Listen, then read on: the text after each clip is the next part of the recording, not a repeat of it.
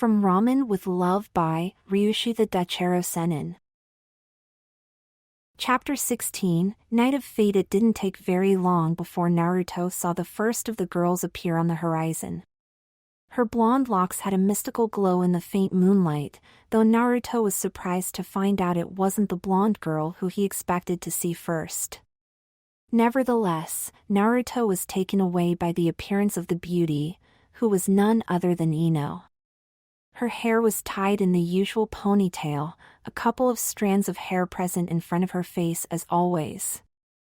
Ino wore silk blue garments, a skirt that reached till just over her kneecaps, its ends headed in a smooth diagonal line down.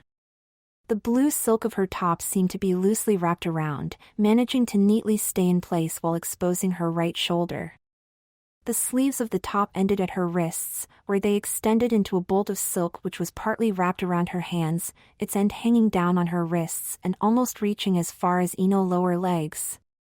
The smile she threw at Naruto completed the picture, and Naruto couldn't help but let out a slight gasp. "Nimur-kun, good evening," Ino said when she was close enough to Naruto. I didn't expect to find you here. Well, you see." Naruto sheepishly grinned. "Tsunade-sama asked me to come here and attend to her party. I don't know why, but it was an order." So Ino smiled at him. "Well, I'm glad you're here though." Naruto blinked at Ino as she shyly looked away and smiled at him with a blush on her face. "You look great, oi. Don't steal my line now." Naruto sheepishly grinned and Ino blushed even more. It seems like we're the first to get here." Ino looked up at Naruto and straightened herself up a bit. "Yeah," Naruto replied as Ino leaned with her upper arm against Naruto. "Hope you don't mind if I take a bit of advantage of the situation." Ino smiled at him, her blush still present on her face. Well," Naruto gulped, "I guess she expects me to do at least something." Naruto said, causing the blonde kunoichi to look up at him in surprise. Naruto wrapped his arm around her and held her close. "Just to let you know, I think you looking absolutely amazing tonight." Steam vented from Ino's ears as his face shot bright red and she started to move in Naruto's arms like she was made out of jelly. "Kia. Nimur-kun, you. Saying such embarrassing things. We can't. We're in public, so there's no way we could. Is she imagining something weird?" Naruto sheepishly grinned for a moment and then looked like he usually did. Ino froze and looked hopeful at Naruto. "Hi? I know that there will definitely be sake at this party." So Naruto leaned closer towards Ino's ear, causing the blonde to blush a bit as her mind flushed with various ideas of what Naruto might say. However, she didn't quite expect what he was going to say. "Could you please make sure I don't get any? I don't want to do anything I'd regret or something." Oh. Well, Ino smirked slyly. "I'll promise you that on one condition." "Eh? Condition? What is it?" Naruto blinked at Ino for a moment. What is she planning to ask? "Don't hate me if I get drunk and want to get wild with you, alright?" Ino winked at Naruto, though she couldn't hide the blush on her face. Naruto laughed sheepishly. "Don't worry, I won't hate you. Just try to restrain yourself at least." Ino gave Naruto a wide smile. "Alright then. We'll see if you want that last part though." Naruto blushed, rubbing the back of his head as he looked away, and Ino leaned into his arms again. "Now where were we again with just the two of us?" Well, Naruto looked into Ino's eyes as he felt the warmth of her body slowly flow over to him. "Ino!" A voice called out, causing the two blondes to almost instantly jump apart as they heard the yell. Sakura came running towards them with a smile on her face when she reached them. "Geez, I thought you'd wait for me." "Ah, sorry." Ino sheepishly grinned. "I thought you said I should wait for you in front of the Hokage's tower." Naruto blinked at Sakura, who was wearing a bit more traditional outfit compared to her blonde best friend. Sakura wore a beautiful red kimono with a pattern of cherry blossoms across it, each of them sparkling in the faint light present. HM? Sakura let out as she noticed Naruto standing beside Ino. Nanimur-kun? You're here too? Why? Yeah, Naruto let out and sheepishly grinned. That's just perfect. Sakura smiled sweetly at Naruto. Can I have a word with you for a moment? Alone? Naruto threw a brief glance towards Ino. I guess that's alright. Naruto walked with Sakura away from Ino for a moment and the two of them slightly bent over. Naruto, what are you doing here? Sakura whispered. What? I thought I told you about that. Tsunade Abakan invited me to come over to her party. Naruto whispered in return. Oh, yeah, did you and Ino just? Sakura asked as she looked at Naruto. Naruto partly blushed and waved dismissively, and no, we didn't do anything really. Oh, okay. Sakura smiled at Naruto. I would have found it funny to see Ino kiss you without knowing that you're really you. Naruto sighed. I thought you took all of this for why serious, Sakura-chan. I do. Sakura said as she straightened up and smiled at Naruto. I'm going to give it my best shot tonight and I'll be sure that I hit right now the mark. Sakura made the gun sign with her right hand and shot Naruto with it before she turned around and headed back towards Ino. Naruto, however, stood still on the spot for a few moments, dazed by Sakura's comment. Sakura-chan's best shot, eh? I wonder what it's like. What did you just tell him? Ino asked out of curiosity as she looked at Naruto, who was still partly staring off into space. Just that I'll give it my best shot tonight and won't be holding back. Sakura winked at Ino. Perhaps you should try it too. You know, Sakura, Ino said as her eyes softened. HM? What's wrong, Ino? Sakura asked as she blinked at the blonde. Do you really have to go after Nimur-kun as well? Ino asked as she looked at her pink-haired friend. I mean, you're quite popular. I on the other hand don't have guys lining up for me or anything, Ino. Even if I'd give up on him, it wouldn't guarantee that he'd choose you.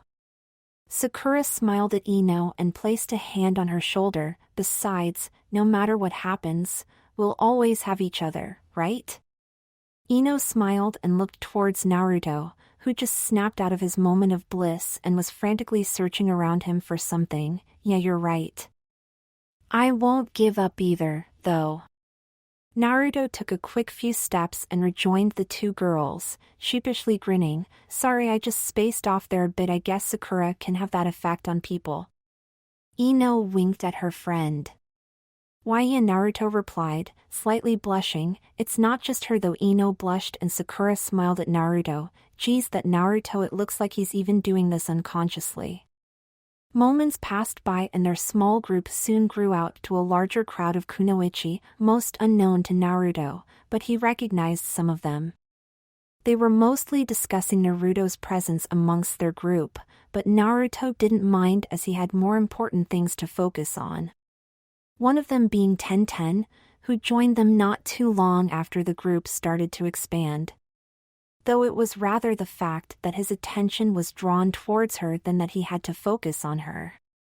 She wore a tight, sleeveless black top with red edges and a pattern of two red dragons going up from her waist, around her back and their heads resting just above her chest. Along with the black skirt she wore, which revealed her well-trained and refined thighs, Naruto had to mentally smack himself awake when she casually greeted him.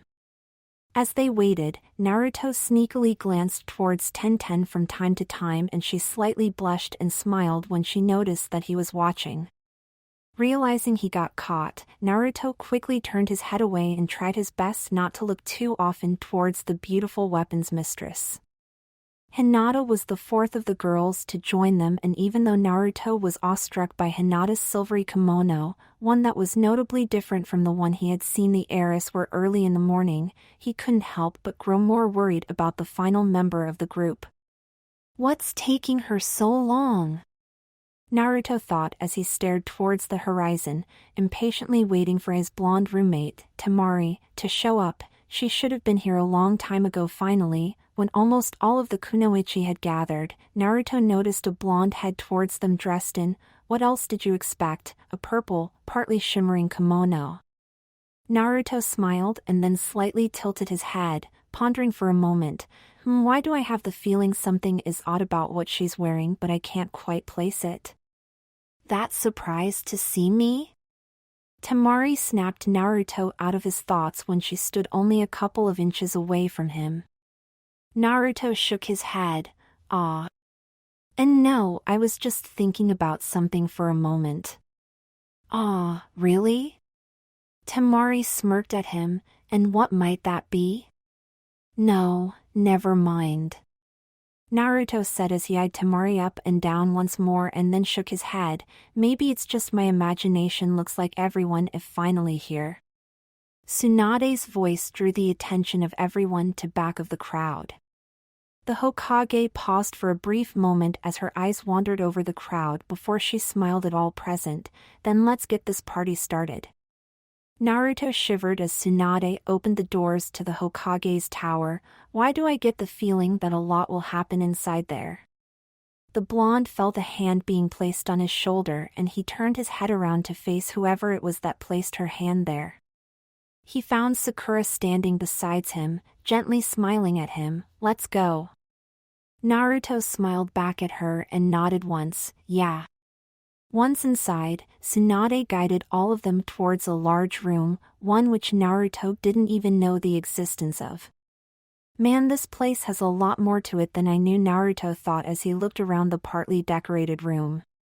Naruto sat down in front of the Hokage as the other kunoichi placed their jackets, if they had any with them that is, away while others sat down as well. He felt quite uneasy, being the only male human being present in the room.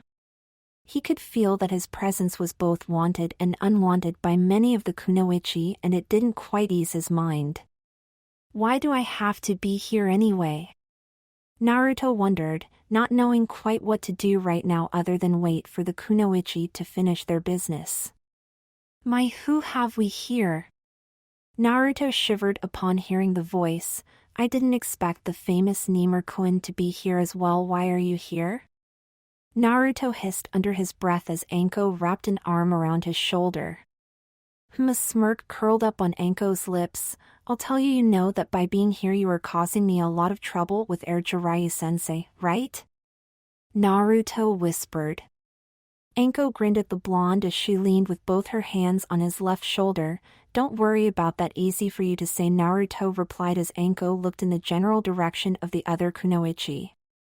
She could tell that many of them were jealous or silently cursing her, but she paid little heed to it. Rest assured, I found a replacement to take the job for me while looking exactly like me, Anko whispered and then moved closer towards Naruto's ear. A snake can be as cunning and deceiving as a fox. You know, Naruto sighed and rubbed the back of his head. Replacement, she says. Huh? Why do I get the feeling that it's worse than it sounds? Ahem. Sakura coughed as she stood towering above Anko and Naruto. Anko-sensei, I believe you are sitting on my spot. Anko tilted her head and grinned at Sakura. Sorry, I didn't know that you can go sit on Nimur-kun's other side, though I don't think so, Sakura said as she closed her eyes and placed her fist against her side. As Tsunade-sama's apprentice, I have to sit exactly where you are sitting right now, so move. Anko slightly pouted and then grinned widely again. All right. Then the purple-headed kunoichi moved around Naruto's front in order to sit by his other side, but stopped when Temari obscured her way on the other side, pointing behind her. This spot is taken as well. Anko frowned and moved to the spot behind Naruto, only to be pushed away by Ino. Oh, no you won't. I deserve a place near Nimur-kun more than you do. Sorry, sensei, I've beaten you to it. Ten, who sat beside Ino and got the purple-headed kunoichi thrown into her lap, grinned sheepishly. But Anko moved to the other seat, which was already taken as well. One seat at a time, Anko was driven to the single seat that was the furthest away from Naruto. The blonde looked over his shoulder towards her and part of him felt sorry for the purple-headed kunoichi, but he couldn't help but snicker for a moment. With everyone here I have like my own personal guard to keep her away from here, Naruto thought as he kept looking towards Anko for a few moments before his eyes fell upon the seat next to Anko's. He smiled at the heiress of the Hyuga clan, who sat there beside the disappointed Jounin. Hinata noticed his gaze upon her and blinked for a moment before giving him a casual smile. Naruto turned back around, his smile still on his face. That's right, Hinata is the only one who doesn't want to be with my alter ego and only sees him as a friend. I wonder if she wanted to be sitting close to me as well if I had told her about it earlier today. Naruto quickly looked around at the girls that did sit near him and wondered if he should do something already. He pondered for a moment and didn't hear a tiny Ayame voice in his mind, nor did he hear Jiraiya suggest perverted things, so he shrugged. My own choice this time, eh? Naruto grinned widely and wrapped an arm around Temari's waist, receiving a rather surprised look from her. Come on, Naruto, think next, as Naruto thought as he looked back into Temari's eyes before slightly pulling her closer towards him. The wind mistress seemed to get the hint and smiled softly at him before leaning against him. Hee hee. Mission complete now. Next up, Naruto thought as he looked towards his other side, where his female teammate and first crush sat, casually looking towards the Hokage. Naruto softly tugged Sakura's kimono, drawing the attention of the girl towards him. He held onto her kimono for a moment and stared at Sakura. The medicine tilted her head and looked at Temari, though the kunoichi from Suna didn't even notice, before nodding and slightly blushing as she leaned against Naruto. They both knew that this time was different, though it was of course a bigger difference for Sakura than it was for Naruto. After all, he wasn't the one who recently found out that the person he was intimate with was in fact a close friend in disguise. Naruto inwardly grinned as he slightly turned his head. So far, so good. Can't leave Ino and Tenten out though. He leaned back sideways until he rested his back against the two other girls, who didn't seem to mind it one bit. Now I could get used to sitting like this. Are we comfortable? Tsunade's eyes pierced right through Naruto's soul, and the poor blonde shot up out of surprise, causing the two girls who was by his side to fall back and land on the laps of Ino and Tenten. I was Naruto blushed brightly and sheepishly grinned. Damn you, Oba-chan. Why did you go and do that? Good. Now then, Tsunade straightened up and coughed once. Before we start to party, I believe there are a few things I have to tell everyone here. Naruto looked around him, glad to find that the girls were doing fine, and he hoped that he wasn't going to hate Tsunade for what she had done. First of all, about this guy over there, Tsunade started and motioned with her head towards Naruto. Naruto's eyes went wide for a moment, as did Sakura's, as he stared in disbelief at the Hokage. Oi. Just what do you plan on telling everyone about me? He is one of us girls tonight, well, more or less. So don't worry. Tsunade stated and nodded once towards the crowd. What the hell do you mean I'm one of the girls tonight? You see this? Naruto jumped up, pointed for a moment at Tsunade and then spun around once. I'm entirely male. All went silent for a moment and Naruto started to sweat. Nimer-kun, it's a figure of speech, Sakura said almost in a whisper as she looked pleadingly at Naruto. Proof it! Anko yelled from the back of the room, and Naruto didn't even have to bother looking around to know that the Jounin had a wicked grin pasted all over her face. Anko, it is by far too early for that kind of talk. We haven't even opened our first bottle of sake yet, Tsunade stated and nodded wisely. As for you, sit down already. Naruto sat down, leaned towards Sakura and whispered, I knew that I just needed to react to it. Sakura giggled and Naruto blinked at her. She thinks I'm joking? Oh well, I guess it makes sense to think that. Second of all, Tsunade stated and momentarily closed her eyes. This is the last night I'll be a bachelorette. So a various amount of os came from the group of gathered kunoichi, and Tsunade waved with her hands. I know they aren't glad she's getting married? Naruto whispered, clearly not understanding the reply from most kunoichi. Idiot, it's not they're not glad that she's going to get married, they're not glad about her no longer being able to live as a single woman. Temari explained to the blonde. Isn't that the exact same th? Naruto got cut off by Temari, who bonked him on his head as Tsunade glared at Naruto for not getting the moment of silence she wanted. So I guess there's not much left that I can do, Tsunade said, almost sounding depressed in Naruto's ears. Then all of a sudden the Hokage jumped up and threw her fist in the air, other than to party. As cheers erupted from the crowd, Naruto was taken aback by the Hokage's sudden burst out. To make matters worse, he pretty much got the scare of his life when suddenly a bottle dropped down on his lap. Naruto looked around and noticed a bottle had fallen onto the laps of every single person present, and then Naruto realized what the bottles contained. Let's party! Tsunade cheered as she raised her bottle up in the sky. Sake? You're going to let us drink sake? Naruto pointed accusingly at Tsunade, who already opened the bottle and took a big chunk of alcoholic liquor into her mouth. Are you out of your mind? We aren't even old enough yet. Oh, shut up. If you want lemonade, go get some lemons and make it yourself, Tsunade said as she wiped off a bit of alcohol away from the corner of her mouth with the back of her hand. Naruto groaned and sat back down, looking for a moment at the bottle before turning towards Temari, who seemed to be examining her own bottle for a while.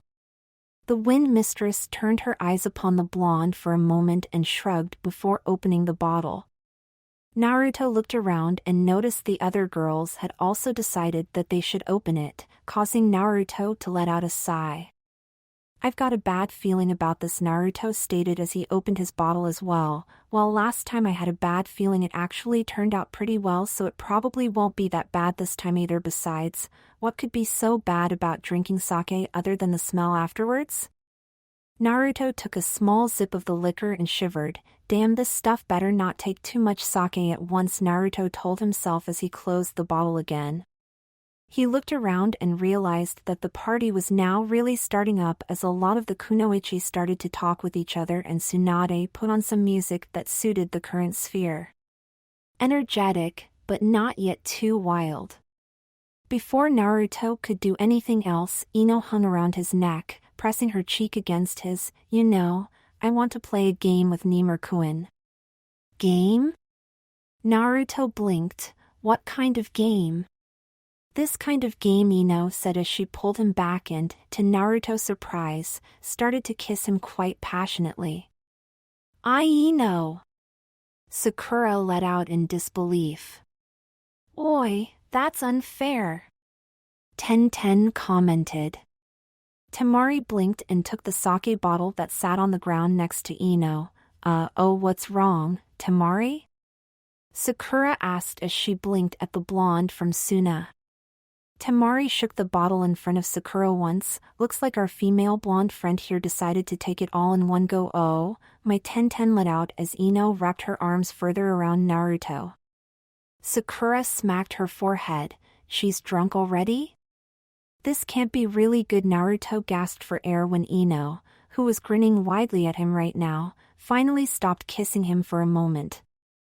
That was a surprise, Naruto let out as he still tried to regain his breath. Though I can't say that it wasn't nice. Well, Ino crawled on top of Naruto and pressed him against the ground. I'm full of surprises, so don't worry. Hold it right there, Blondie. Temari grabbed onto Ino's shoulders and pulled her back. You're forgetting that he isn't exactly yours. Don't worry, Ino said with a sly smirk on her face as she licked her lips. I didn't forget about you. Excuse me? Temari got cut off as Ino pounced on top of her and forced her tongue into her mouth. Naruto blushed and shivered for a moment at seeing the two blondes kiss, only to be disturbed from his short moment of bliss by Ino's body being dropped on top of his. What the hell? Temari let out and wiped with the back of her hand over her mouth. Ino giggled. Don't act like you didn't like it. Ino! Calm down a bit. You had too much sake at once, so just stay put for a while. Sakura let out as she helped her friend off Naruto's body. All right, but only with you keeping me company. Ino said as she pulled Sakura into her arms and started to kiss her. The two of them fell down and roll over once, making Ino the one who was lying on top, and Naruto gasped, "Holy Mother of the Fourth Hoe!" Before Naruto could finish his sentence, Ino was launched up into the air and Sakura's fist was raised up in the air. Shinaro. Sakura quickly rolled out of the way and jumped up as Ino fell down again, crashing onto the floor, but in one piece. What are you looking at? Sakura raged at Naruto, who shivered out of fear. And nothing. Naruto let out as he quickly cowered behind Tenten. Sakura sighed and bent over to take a closer look at the amount of damage she had caused to her best friend. Sorry, rage of the moment or something like that. Tsunade-sama, do we have anything to sober up Ino? Sakura asked as she turned her head around to face her sensei. Now, what would the fun be in that? Tsunade smirked at her apprentice, who let out another sigh. Is she all right? Tenten asked as she slightly blushed when Naruto held his hands on her waist and peeked around her to see how mad Sakura still was. She looks like she's out cold, Naruto stated and blinked at Sakura.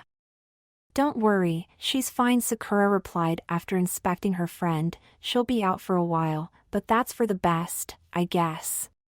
Man. Sake is dangerous stuff. If I had too much of it back then, I would have been the one lying on the ground, I think. Naruto thought as he blinked at Ino, who seemed to be peacefully asleep, but damn, Ino is sensitive to this stuff. She became instantly drunk. Geez, what was she thinking drinking an entire bottle of sake at once? Sakura wondered as she towered above the unconscious Ino. She's going to feel silly and embarrassed when she wakes up. We should watch the amount of alcohol she takes from now on. Tenten said as she carefully leaned back against Naruto with a smile on her face. If she still wants to, that is Ino-san all right? Naruto perked up upon hearing the voice, almost causing Tenten to fall onto his lap. Hey, Hinata. How are you doing? Naruto smiled at Hinata. Hinata slightly jumped and blinked at Naruto. I'm fine, thank you, but shouldn't you be more worried about Ino-san's condition? Hee, don't worry. Sakura said she'll be fine, and if Sakura says so, we don't have to worry that much. Naruto grinned widely at the girl. I see. Hinata replied, well then I'll go again. I was just worried about Ino-san, so why aren't you going to stay with us? Naruto asked as the Hyuga heiress turned around to walk away. Well, I am. It's more fun to be with us, right? Naruto asked and smiled widely at Hinata. That's right, no reason to sit anywhere else, right? Tenten added. Yeah, Naruto is right. It will be more fun when you're with us. Sakura said, smiling as she moved Ino a bit so she wasn't exactly lying in the way. The moment of silence that followed caused both Naruto and Sakura to sweat as all eyes were focused on the pink-haired Metagnin. Did you just say? Tenten tilted her head slightly. That Naruto was right? Temari looked questioningly at Sakura, who sheepishly grinned. Oops, did I say Naruto was right? Sakura asked as she looked at the others. You did. Tenten replied. My bad. Sakura sheepishly grinned. I was wondering how Naruto was doing just now, so I guess I accidentally said his name. Ehehe, well, from what I know he's doing just fine. He headed off early and never seen him since. I guess he and Gaara are having fun with all the guys. Temari stated as she crossed her arms. Sakura, do you have any idea how close that was? Naruto grinned nervously at Sakura until he noticed that Hinata was intently looking at him, like she was studying his face and reaction. Yeah, I wonder how the others are doing. Naruto grinned widely and quickly threw a glance from the corners of his eyes towards Hinata again, who was still looking at him. Meanwhile, over at Jiraiya's bachelor party, man, this party is awesome. Kiba cheered as he chucked down another cup of sake and threw the cup away. Ain't that right, Akamaru? Akamaru barked cheerfully and wiggled his tail as he happily drank from a special bowl that was just for him. Hey Shika! Stop moping near the walls and get yourself on the dance floor with one of the ladies. Kiba yelled at Shikamaru, who let out a sigh and muttered the word troublesome in reply. You know what, Gaara? Kiba wrapped an arm around the Kazekage's shoulder. What? Gaara replied, not even bothering to look at Kiba or to make an attempt to remove Kiba's hand entirely. I wish your sister was here with us tonight. My sister? Yeah, you know. The blonde hottie that's always with you and the other guy. She's your sister, right? Hottie? And yes, she is my sister. Gaara replied, looking at Kiba from the corners of his eyes. Damn, what I wouldn't do in order to see your sister shake her booty. Kiba said and unwrapped his arm from Gaara's shoulder, walking forward. Hey Anko-sensei. That net vest is looking damned sexy on you tonight. Excuse me, what did you just say? Gaara asked and Kiba halted, partly turning around. What? You're going to disagree with the fact that she's looking hotter than hell in that net vest? No, what I meant was I almost forgot. Kiba hurried back to Gaara and pushed a bottle of sake into his arms. Enjoy yourself, Kazekage.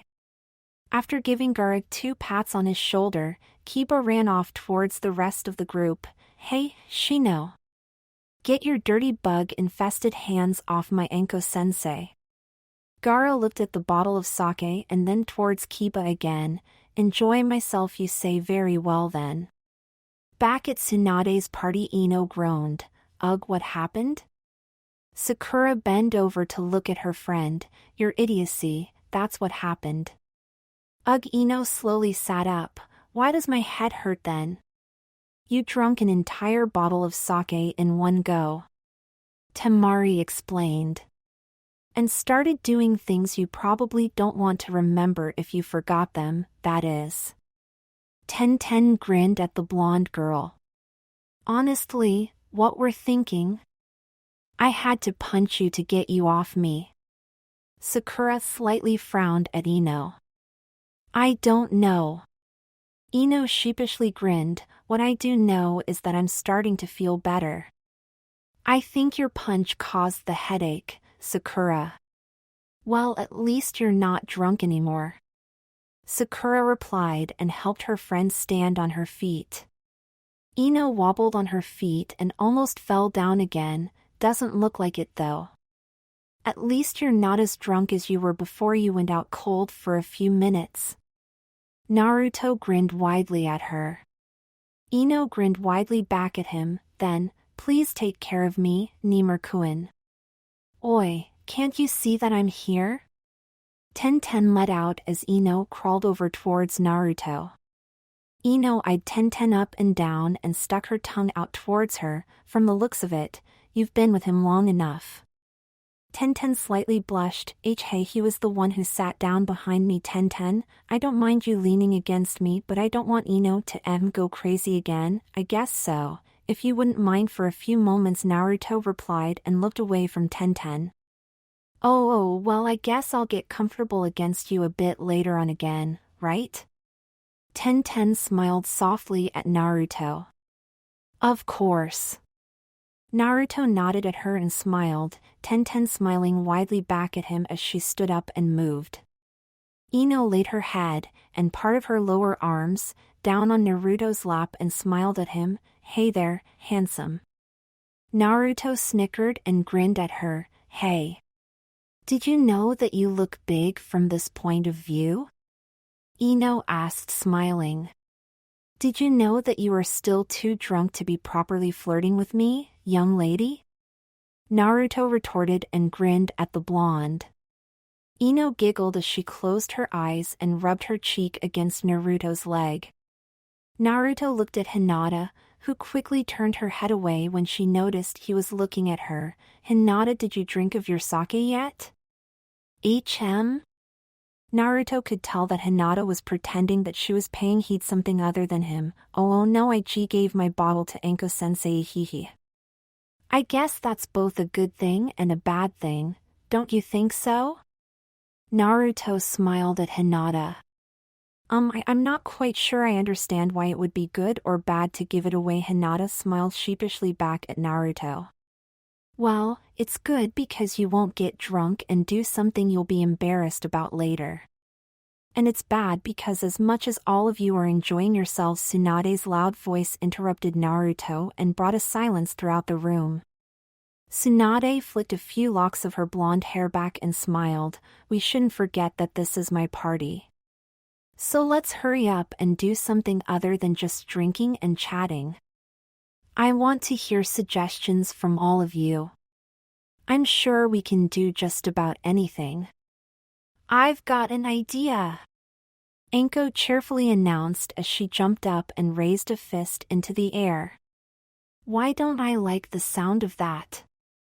Naruto wondered, and he didn't need to wonder about that any further as Anko continued, though I'll need Nimur-kun for it. Why me? Naruto said loud enough for Anko to hear. Because you're the only guy around here, that's why. Don't worry, I promise you that this won't be bad for you. Anko grinned widely at him. With your reputation, I don't trust your promises. Naruto retorted and narrowed his eyes at Anko. Oh, is that so?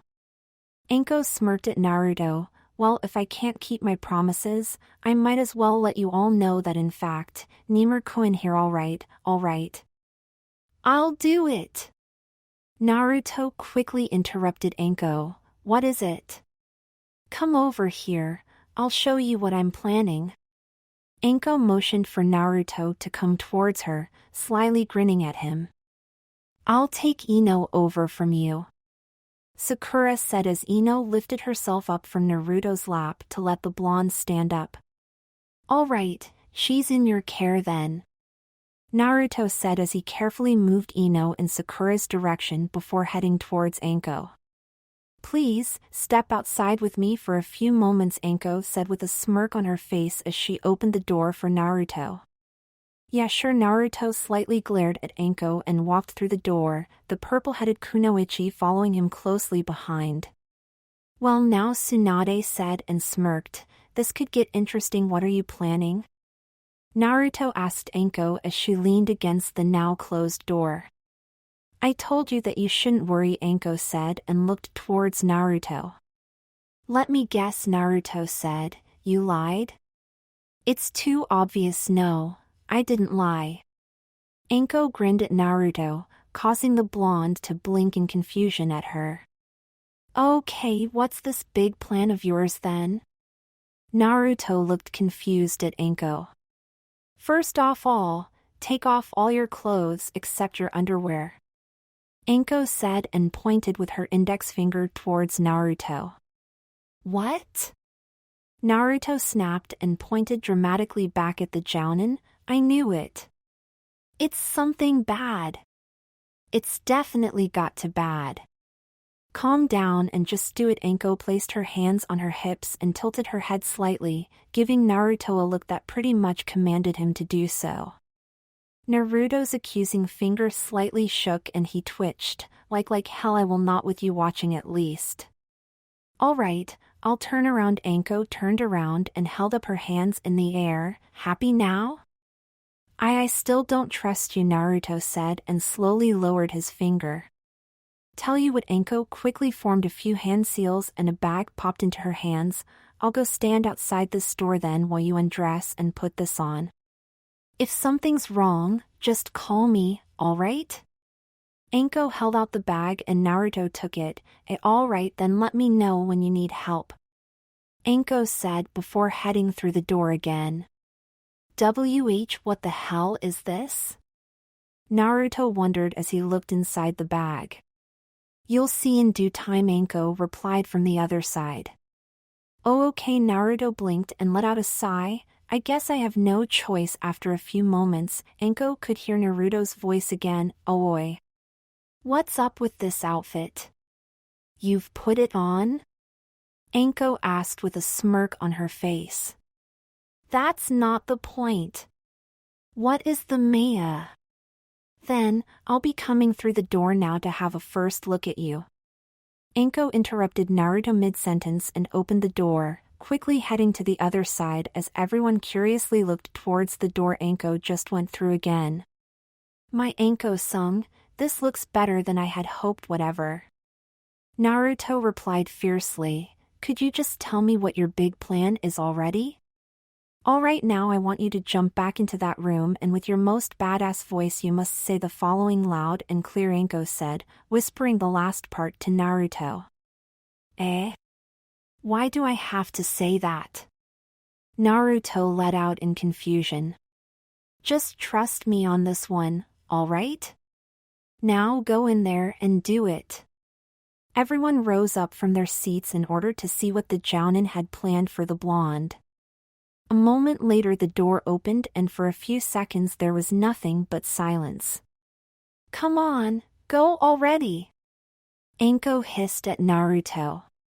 Alright, Naruto whispered back at her and gulped. I don't trust this one bit. Naruto jumped into view, wearing a yellow hood with a single, thick red stripe just above the edge of it and a long yellow coat along with a wide black pants. With the best voice he could muster, Naruto then said, I heard there was a fire here. I came to fuel it. The sound wave that followed nearly caused permanent damage to Naruto's ears as every woman in the room emitted a loud squeal. Oh my god! He's wearing a uniform of the Konoha firefighter squad. He looks so hot. Striptease. Striptease. Yeah. Take it off. Strip. Strip. Strip. They all chanted and Naruto started to sweat, seeing that even the girls he loved, except Hinata, were squealing as loud as they could. Naruto quickly turned around and pointed at Anko. I thought you said that this would not be bad for me. Attention from the ladies is never bad, my boy. Anko winked at him. This is bad, I've got to get out of here. Naruto thought and ran towards the only exit. Oh no, you won't. Anko smirked at him and swiftly kicked him back into the room.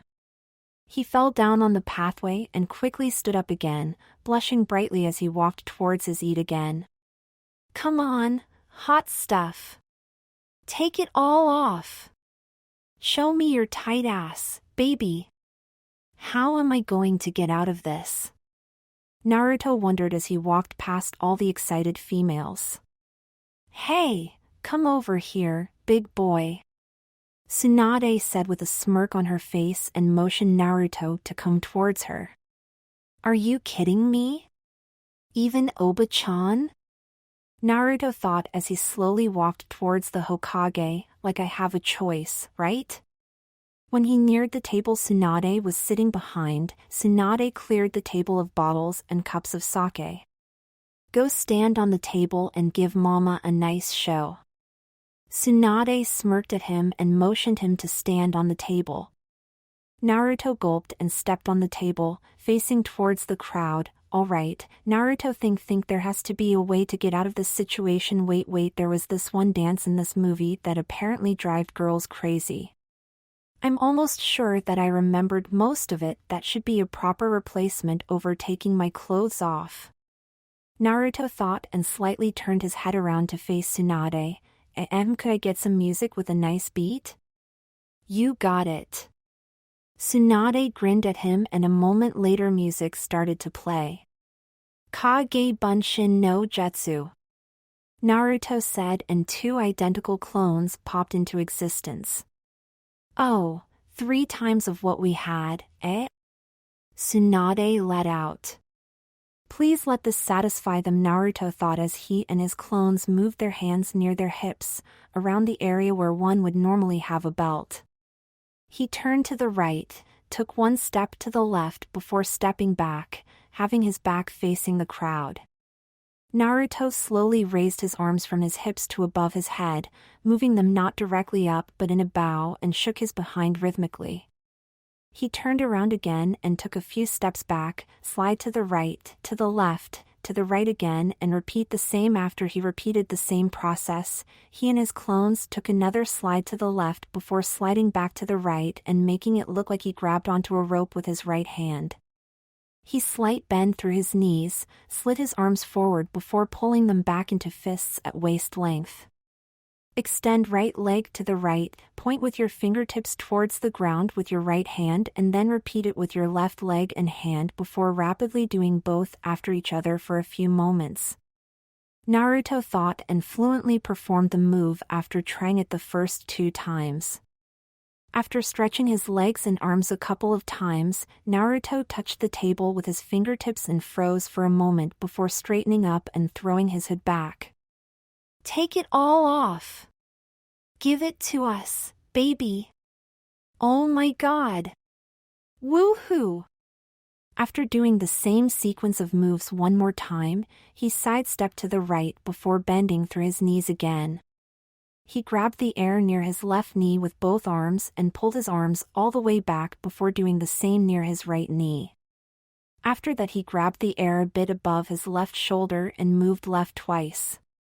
He moved his head to the right once, and when he moved it back to the left, he moved his left arm along with it before heading back to the right, doing the exact same with his right arm. He grabbed the air right of him once, then the air to the left before grabbing to right once again and starting the air grabbing all over again from the part where he started near his knees. After repeating the process a couple of times, bearing the loud squeals of the kunoichi in front of him, Naruto turned sideways once again and sighed. I guess it won't hurt if I take this stand jacket off as well, Naruto mused for a moment and then quickly took the jacket off and tossed it aside. The kunoichi in the crowd squealing louder than ever before, and a couple of them even fainted. He placed his left leg a bit ahead of him and slightly bent through his knees. He moved his body forward and reeled his arm in such a way that it appeared he was swatting against something, abruptly stopping, moving it back to its original position and repeating the process of moving his body forward and back again. Yeah. Shake it, boy! Tsunade exclaimed as she jumped on top of the table as well. She raised her hand up in the air, and when she brought it down again, Naruto stopped his dance and turned red in his face. Oh my god, did Tsunade-sama just? Sakura said as she blinked in disbelief. Oh yeah, she did. Temari replied and couldn't help but grin and snicker. Unfair. I want to do that too. Ino pointed towards the Hokage. Me too. Let me onto that table right now. Tenten added and moved forward. Hey! If the Hokage gets to smack his perfect behind, then so do I. Me too. Me too. Hey! Leave some for me. Oi, oi, oi. Naruto cried out and silenced the crowd for a moment and halted their movement. He looked at all of them with a serious look on his face for a moment, before sheepishly grinning and rubbing the back of his head. If you start smacking me, I'll stop dancing, then keep dancing, Nimur-kun. Ino cheered and grinned widely at him. Naruto grinned widely and continued dancing for a while, though he couldn't help but shiver for a moment, God please kill Abakan the next time she tries to do that. It's just 2 after the song finished. Naruto's clones popped off and he stepped off the table, practically being engulfed by kunoichi the instant his feet touched the ground. Ihihi, Naruto sheepishly grinned as he made his way through the kunoichi. If you don't mind, I'd like to get back into my normal clothing. The crowd let its disappointment be well known to Naruto, as some random kunoichi clung onto him and they started to look at him with puppy dog eyes, begging him not to do so. Well, I guess I could stay like this for a while. Naruto grinned sheepishly and slightly blushed as almost every kunoichi tried to cling onto him, resulting in various soft female tissues pressing against his body. He made his way through the crowd and eventually ended up falling into Tenten's arms, causing the weapon's mistress to blush brightly as their bodies were pressed against each other. Eh? Who is she? Nimur-kun, is she or you're one of the kunoichi? Rose her pinky. Tenten blushed crimson red and hid her face the best she could as Naruto sheepishly grinned at the other kunoichi. And no, I like Tenten a lot, but the truth is, Ino said as she stood up and grinned wickedly, he likes me and my friends here and is trying to decide who he likes the most out of us. What? It's true, sorry, everyone, but it's hard enough to decide between them. Naruto sheepishly grinned and moved him and Tenten towards the other girls. Well, if you like them, you can like me too. What about me, Nimur-kun? And me? Do you think I'm cute? I'm sorry, but I don't really know most of you. Naruto sheepishly grinned at them as he sat down with Tenten.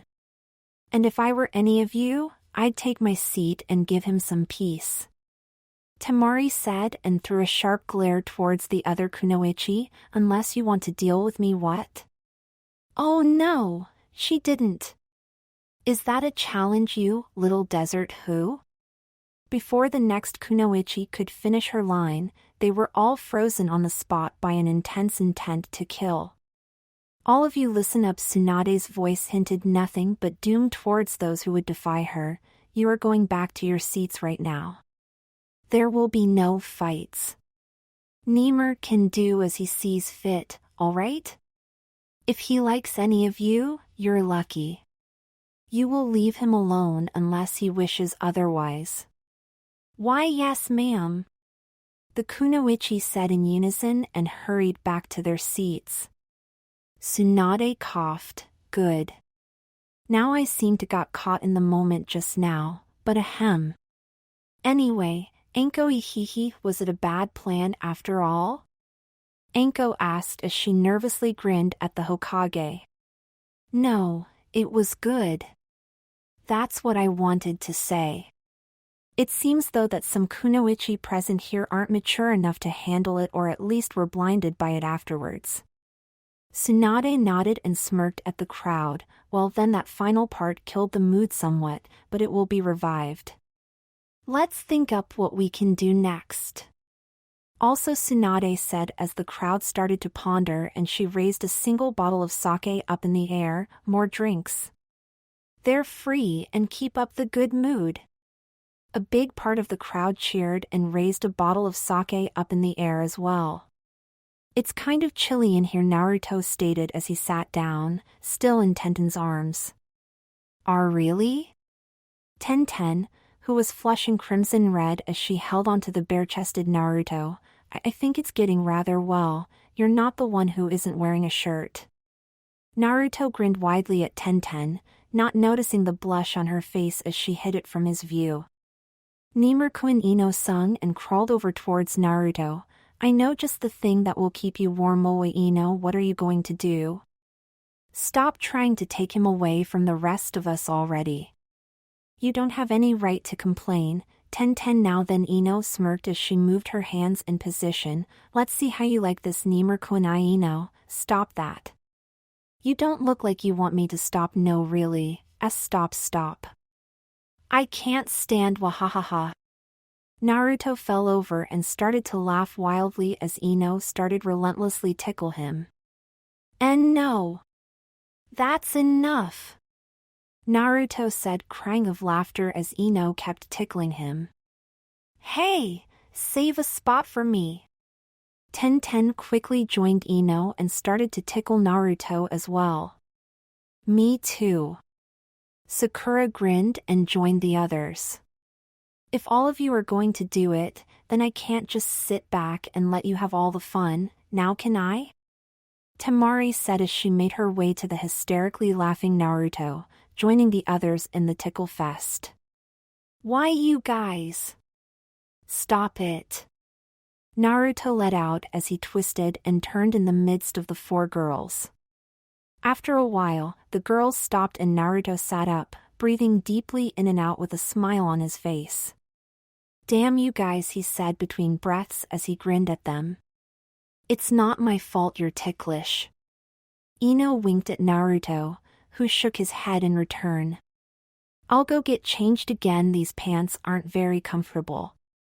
Naruto stated, pointing towards the Konoha firefighter pants he was currently still wearing. We wouldn't mind you taking them off, you know. Temari winked at him and then smirked widely. Oh. Good one, Blondie.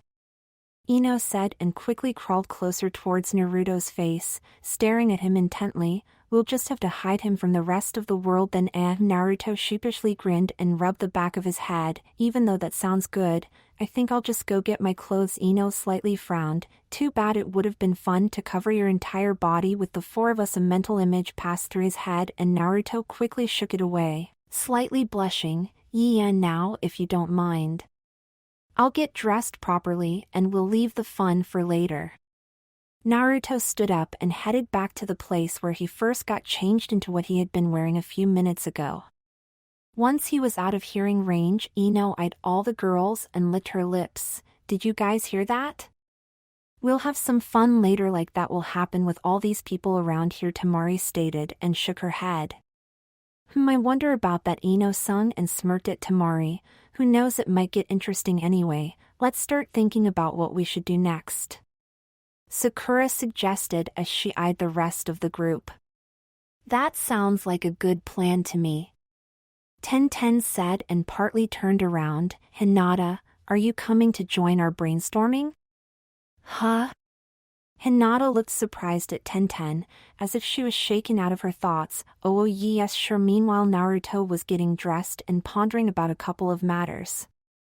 Man, sake can do some strange stuff to people. At least I hope it was the sake that made Tsunade Abuken do that. Naruto shivered as put his shirt on. I'm surprised that no one has revealed me yet. Then again, the kunoichi that were squealing loudly back then were all quite young. Naruto pondered for a moment. I haven't really noticed the older ones yet. I guess they're just relaxing and not going wild over me. Oh well, that's good. Naruto said as he straightened his clothing and headed back inside. He quickly scouted through the room and noticed that all the kunoichi that were at least older than 20 were sitting together and far away from the large group of younger kunoichi, who were probably Naruto's new fan club. Naruto recognized some of them, most notably Kiba's sister, Kiba's mother, Kurenai, Yugugo and, of course, Enko. He shook his head and headed on. Thank goodness that they're sitting all the way over there. I don't want to worry about getting involved with them. When Naruto sat down amongst the group of girls he liked, they greeted him heartily. Sorry to keep you waiting, Naruto said and sheepishly grinned at the girls. Don't worry, we made good use of our time. Temari smirked at Naruto and momentarily leered towards the other girls. Is that so, huh? Naruto asked and then grinned widely at Temari. That's good to hear. Naruto threw a glance at Hinata, who quickly retracted her Byakugan. Hinata Unimer-kun, you have a rather big chakra capacity, don't you? Hinata asked and smiled sweetly at him, slightly tilting her head to the left. My Naruto sheepishly grinned. Why was she looking at me with her Byakugan just now? Hinata, I don't think you should be talking about Nimir-kun's chakra capacity, Sakura replied before Naruto could say anything else. What's the matter, Sakura? Afraid that the ancient Hyuga techniques are superior to yours? Ino smirked at Sakura. Don't talk like you've got the tools that you need in order to take it on, Ino. Ten countered and grinned wickedly at Ino. The same goes for you, Ten. If you couldn't even last very long against me, then what do you think will happen against someone of his size? Temari smirked at Ten and slightly leaned back. Oh, and you think you or Hinata could handle him? Ino retorted. Longer than you at least. Temari leered at Ino, a smirk crawling on her face again. Oh please, I bet you wouldn't last 1 minute with him. Ino waved dismissively with her hand. You wouldn't last 5 seconds, Temari retorted. Excuse me, but Hinata looked slightly worried at the girls. Why are you arguing? I think I don't really get what you were talking about. Yeah, you lost me too. Naruto blinked at the girls. I don't want to fight any of you, but I thought that you were excited about fighting with us? Ino blinked, surprised at Naruto. Okay, Sakura said and looked at the others. I think we're not on the same wavelength right now. Exactly what are we talking about? Naruto sheepishly grinned and rubbed the back of his head. Hinata asked you if your chakra capacity was big, and Ten momentarily pointed at the Hyuga heiress. Teach that I did, but Hinata smiled sheepishly. That's no reason to start arguing, right? What were you guys thinking? Sakura blinked at Ten, Temari and Ino, who smiled nervously but gave no other reply other than just that. All right. The time to think is up. Tsunade announced, I want to hear some suggestions of what we should do next, and I want to hear them now. Tsunade's eyes wandered over the crowd, which remained entirely silent. Nothing at all, huh? Sakura slowly rose her hand up in the air, and Tsunade smiled at her when she saw it. What did you have in mind, Sakura? The Hokage asked. How about we cosplay? Sakura asked, somewhat nervously. Cosplay, I see. Tsunade closed her eyes and nodded twice. Good idea, however just that won't do. We need something else. It would be great if we could have some karaoke with everyone, but Naruto heard Kurenai say from the other side of the room. We don't have a karaoke machine, do we? Kiba's sister, Hana, added. As a matter of fact, we do. Tsunade stated and moved a large panel on the wall away. Behold. The biggest and most expensive karaoke machine out there that I just happened to have in my possession. You were planning on a karaoke night all along, didn't you? Naruto asked as he looked dully towards Tsunade. Now what makes you say that? I just happened to have this karaoke machine. Tsunade shook her head innocently. It's just a coincidence. Coincidence, my ass. Naruto muttered as Tsunade pulled the machine out of the wall and into the room. Well then. Let's cosplay our favorite anime or video game characters by using Henj no Jutsu and then sing the night away. Tsunade cheered and grinned widely. Naruto looked around, wondering who the girls around him were going to cosplay and pondering about what he himself should do as well. Damn, if I'm not sure of what I want, I could seriously screw this up. I need to change immediately after going out of this form or I'll be caught. I think I know who already, Temari stated and stood up. What are you going to do? Ten asked as she blinked at the wind mistress. You'll see. Temari smirked and formed a single hand seal, Henj. Smoke covered Temari for a moment, and when it cleared up, she was wearing a snow-white dress that came down to her knees. The dress revealed some cleavage, but not too much. Most notably was the item attached near Temari's ears, which was triangle-shaped, yet it had smooth curves, and was white at the top half and pink on the lower half. Just one more thing to do.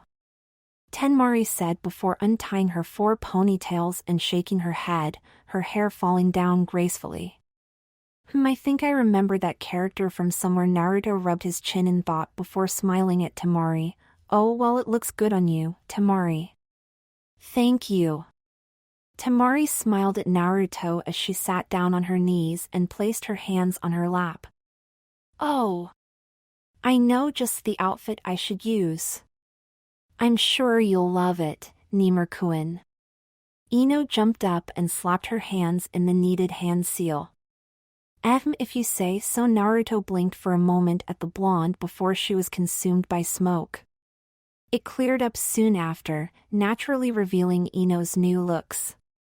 She had a blue headband wrapped around her forehead, her hair running freely behind it. A pair of translucent white sleeves were wrapped around her arms, though the question remained how they stayed on their place. Ino also had a pair of fingerless red hand gloves on. Ino's torso was covered, much to Naruto's dismay and pleasure, only by a single yellow bikini top and a long red scarf, which faded to orange and eventually yellow at the end of it, wrapped around her neck. To make matters worse, or better in some way, Ino wore a skirt that was probably a bit too short for her own good. And? Ino asked as she struck a pose and winked at Naruto. The blonde took his bottle of sake and took a big chug out of it. There, that should keep me from fainting for a while. He he he. Ino grinned widely, struck the V sign out in front of her and winked at Naruto. I'll take that as a compliment. All right, I'm up next. Tenten said and jumped up, quickly transforming before anyone else could say something. The smoke cleared up, revealing Tenten dressed in what could only be described as the sexiest female Santa Claus outfit ever. Ho ho ho. Tenten tried the Santa laugh as she slowly and gracefully walked around in a circle to let Naruto admire her well-formed legs. Though that wasn't all that Naruto noticed about her. Tenten's top was low-cut, revealing enough cleavage and skin to make the Hokage feel partly jealous. Jingle bells, jingle all the way. Naruto muttered as he admired Tenten's own set of jingle bells, a bit of saliva dripping down from the corner of his mouth. He quickly wiped it away with the back of his hand and shook his head. He didn't know if it was just the sake, the girls, or a combination of the two, but Naruto could feel his body heat up. Damn, if I didn't know any better, I'd say you are plotting to kill me and send me to heaven. Naruto said as he looked at Temari, Tenten and Ino. Who knows? Tenten leaned slightly towards Naruto, though enough to make the blonde blush. I for one prefer to keep you alive, very, very alive. Rar, even I feel my heart racing a bit faster after hearing you say that, Tenten. Ino commented and stuck her tongue out towards Tenten. Naruto tried not to grin like a perverted idiot, but he couldn't help himself. The blonde practically melted away when Tenten pulled him against her, allowing him to rest his head only an inch or two above her chest. Calm down a bit. If you pass out, I'll be forced to give you mouth to mouth from Tenten. Oh man, Naruto thought as he stared at Tenten's face, which seemed a million times more alluring right now. That bliss was abruptly ended as he was pulled out of Tenten's arms and into Ino, who stroked through his hair with her hands. Don't worry, I'll take better care of you than Tenten. I'll let you enjoy my kiss while you're conscious. Ino said as she slowly moved her lips to meet his. Just when Naruto got his blissful tunnel vision back again, this time focusing on Ino's lips, he was pulled away again and this time ended up lying in Temari's arms. Geez, they're so greedy, Temari said as she caressed Naruto's cheeks. I'll give it to you nice and slow. I've really died and gone to heaven. If I knew this was heaven, I would have died a long time ago, Naruto thought as he smiled at Temari. Nimur-dano. Oof. Naruto let out and shook his head, looking into Sakura's green orbs. Sakura? Wait, why are you calling me Nimur-dano? Nimur-dano, you mustn't. Mustn't what? Naruto looked confused at his teammate. Nimur-dano, you shouldn't make these girls fight over you. It would. Sakura gave Naruto the biggest teary puppy dog eyes ever. Make me very sad. Too cute. A shiver ran down his back and he then tightly hugged Sakura, rubbing his cheek against hers. Nimur-dano. Sakura let out as Naruto happily hugged her. What? Naruto blinked and looked around him. Oh, the sake must have gotten to me, ehehe. Sorry about that, don't worry about it. Tenten closed her eyes and smiled at Naruto. Yeah, it was worth a shot.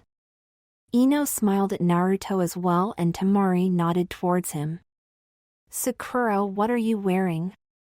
Naruto blinked at Sakura, who was apparently wearing nothing more than a very long white shirt that came down over her knees. Nimerdano, this is my cosplay outfit. Do you like it? Sakura smiled sweetly at Naruto. Well, I guess so. More importantly, what's with the personality change? Naruto leaned slightly away from Sakura. This is how the character I'm cosplaying is in her show. I thought it would be fun to call Nimerdano, so I decided to act like her as well. I see, it's somewhat scary, yet cute somehow. Naruto sheepishly grinned at Sakura. Sakura slightly blushed. If you don't like it then no, you can call me Nimerdano if you want to and all that, it's just that I'm used to you. Naruto rubbed the back of his head. Nimer-kun? As who are you going to cosplay? Ino asked, smiling at the blonde. I don't know yet. Naruto blinked and pondered for a moment before turning towards the only untransformed girl in the group, Hinata. Who are you going to cosplay? Me? Hinata asked and looked towards her lap. I don't know. I guess we'll have to help you out then. Sakura said and nodded once. It's not like we have a choice. Temari stated. How about going as a schoolgirl? Ino suggested and tilted her head slightly. No, that's too cliché. Tenten commented and started to ponder as well. I was going to suggest a nurse or maid uniform, but that's too standard as well, I guess. Hey. How about Sakura crawled over towards Hinata and whispered something in her ear. That person, eh? Hinata looked with wide eyes at the pink-haired Kunoichi. Do you know any that is better suited for you? Sakura raised an eyebrow at the Hyuga heiress. Hinata softly shook her head, and no, though I don't know if she suits me. Just try it and ask Nimerdano, if it looks cute on you. Sakura smiled at Hinata, who threw a quick glance towards Naruto before turning back to Sakura and nodding once. Good. Try it then. Sakura smiled and moved back towards Naruto. Hinata stood up, cleared her throat and slightly blushed as she looked at the others for a moment before forming the hand seal, henge. When the smoke cleared up, Hinata stood there with a bright blush on her face. She wore blue boots, a short pinkish skirt that covered up her front and behind just enough to not show anything else. On top of that, she wore a blue top that pressed her chest up, which revealed way more of her chest than Hinata liked to reveal. On her head sat a large blue hat, which curved in a weird way and had a few slim pink circles around it, and in her hand she held a small staff. Naruto pointed with a shaking finger towards the blushing Hyuga heiress and blinked. Mahu Shaojo? Something like that, I think Hinata replied as she inspected her new looks with a blush on her face. Well, it looks cute. Naruto sheepishly grinned and rubbed the back of his head, not to mention that it's showing a lot of Hinata's body. Well then, Nimerdano is up next, right? Ino asked and smiled at Naruto. Yeah, I guess so. Let's see. Naruto pondered for a moment and then stood up. How about this? I've got to do this as fast as possible. Both Naruto and Hinata thought as Naruto formed the seal formation. Henge. Naruto called out and Hinata instantly activated her Byakugan. Hinata gasped as the blonde was covered in smoke. What is going on? Why can't I see anything? When the smoke cleared up, Naruto was standing in a red and blue outfit, a black web pattern flowing over his costume. He also wore a mask with 2 large white eyes on it, and his spiky hair made odd spikes on the top of his mask. "So what do you think?" Naruto asked no one in particular, but got a thumbs down from everyone but Hinata. "Eh? It's no good? Why?" Naruto let out as he looked at all of the girls. "Because what good is it if we can't see your face?" Ten asked and slightly tilted her head. "Yeah, even though we can see your muscles, we can't see anything else. That's no fun," Ino added. "Yeah, I see. Then, I'll try something else," Naruto said and formed the hand seal again. "Damn it, I thought I could get away with this. Better try something entirely different now. Another chance. I must have been unfocused when I tried to do it the first time. I can do this," Hinata told herself as she prepared herself to look at Naruto again with her Byakugan. Why do I lose sight of him when he uses Henge no Jutsu?" Hinata blinked after she retracted her Byakugan again when Naruto's cloud of smoke cleared up again. This time, Naruto wore a green tunic, a pair of brown boots, a green cap, and had a large shield along with an even larger sword strapped onto his back. "How about this then?" "It looks nice, but I think it doesn't suit you," Temari stated as she eyed Naruto up and down. "Yeah, there has to be something else that suits you more than this," Sakura added with a nod. I'm really running out of ideas here," Naruto stated and pondered for a moment. "Then how about this one?" Naruto formed the hand seal once more and Hinata activated her Byakugan one last time as well. "See, could it be that something is blocking my Byakugan from us seeing it?" The smoke cleared up and this time Naruto was wearing a red jacket with a rather large collar, which rather resembled a cape more than a real jacket, red pants, boots and gloves. A white mask covered half of his face and long white lens hung from the top of the mask over his head. Naruto took the mask off and smiled at the girls. "Well? Nimur-kun, I have to say it has something to it," Ino replied. "Exactly who it looks kind of mysterious." "I like it," Sakura replied and smiled sweetly at Naruto. "In the world I like it too," Temari replied as she eyed Naruto up and down. "Are you? It's somewhat cool, isn't it?" Ten smiled at Naruto. Sakura said that she accidentally called Nimur-kun na Naruto-kun, but it's hard to believe. However, Naruto-kun can't block out my Byakugan, right? Yet somehow is something wrong, Hinata? Naruto asked, smiling at the Hyuga heiress. "You were looking kind of scary just now, eh?" Hinata let out, shaken out of her thoughts. And never mind. What do you think of this outfit?" Naruto asked and rubbed the back of his head. "She was looking quite serious at me just now. What is she thinking about?" I think it's." Hinata paused and eyed Naruto up and down. "Nice, I guess." Hee. Naruto grinned widely. "I guess with that our group is complete." "So what do we do now?" Ten wondered out loud. "Wait until everyone else is done so we can start the karaoke," Sakura replied. "Hey, everyone," Temari said and looked at the other girls before smirking. "I have an idea to make this whole karaoke thing more interesting." "What did you have in mind?" Naruto blinked at Temari. "I'm glad you asked." The Wind Mistress grinned at the blonde shinobi.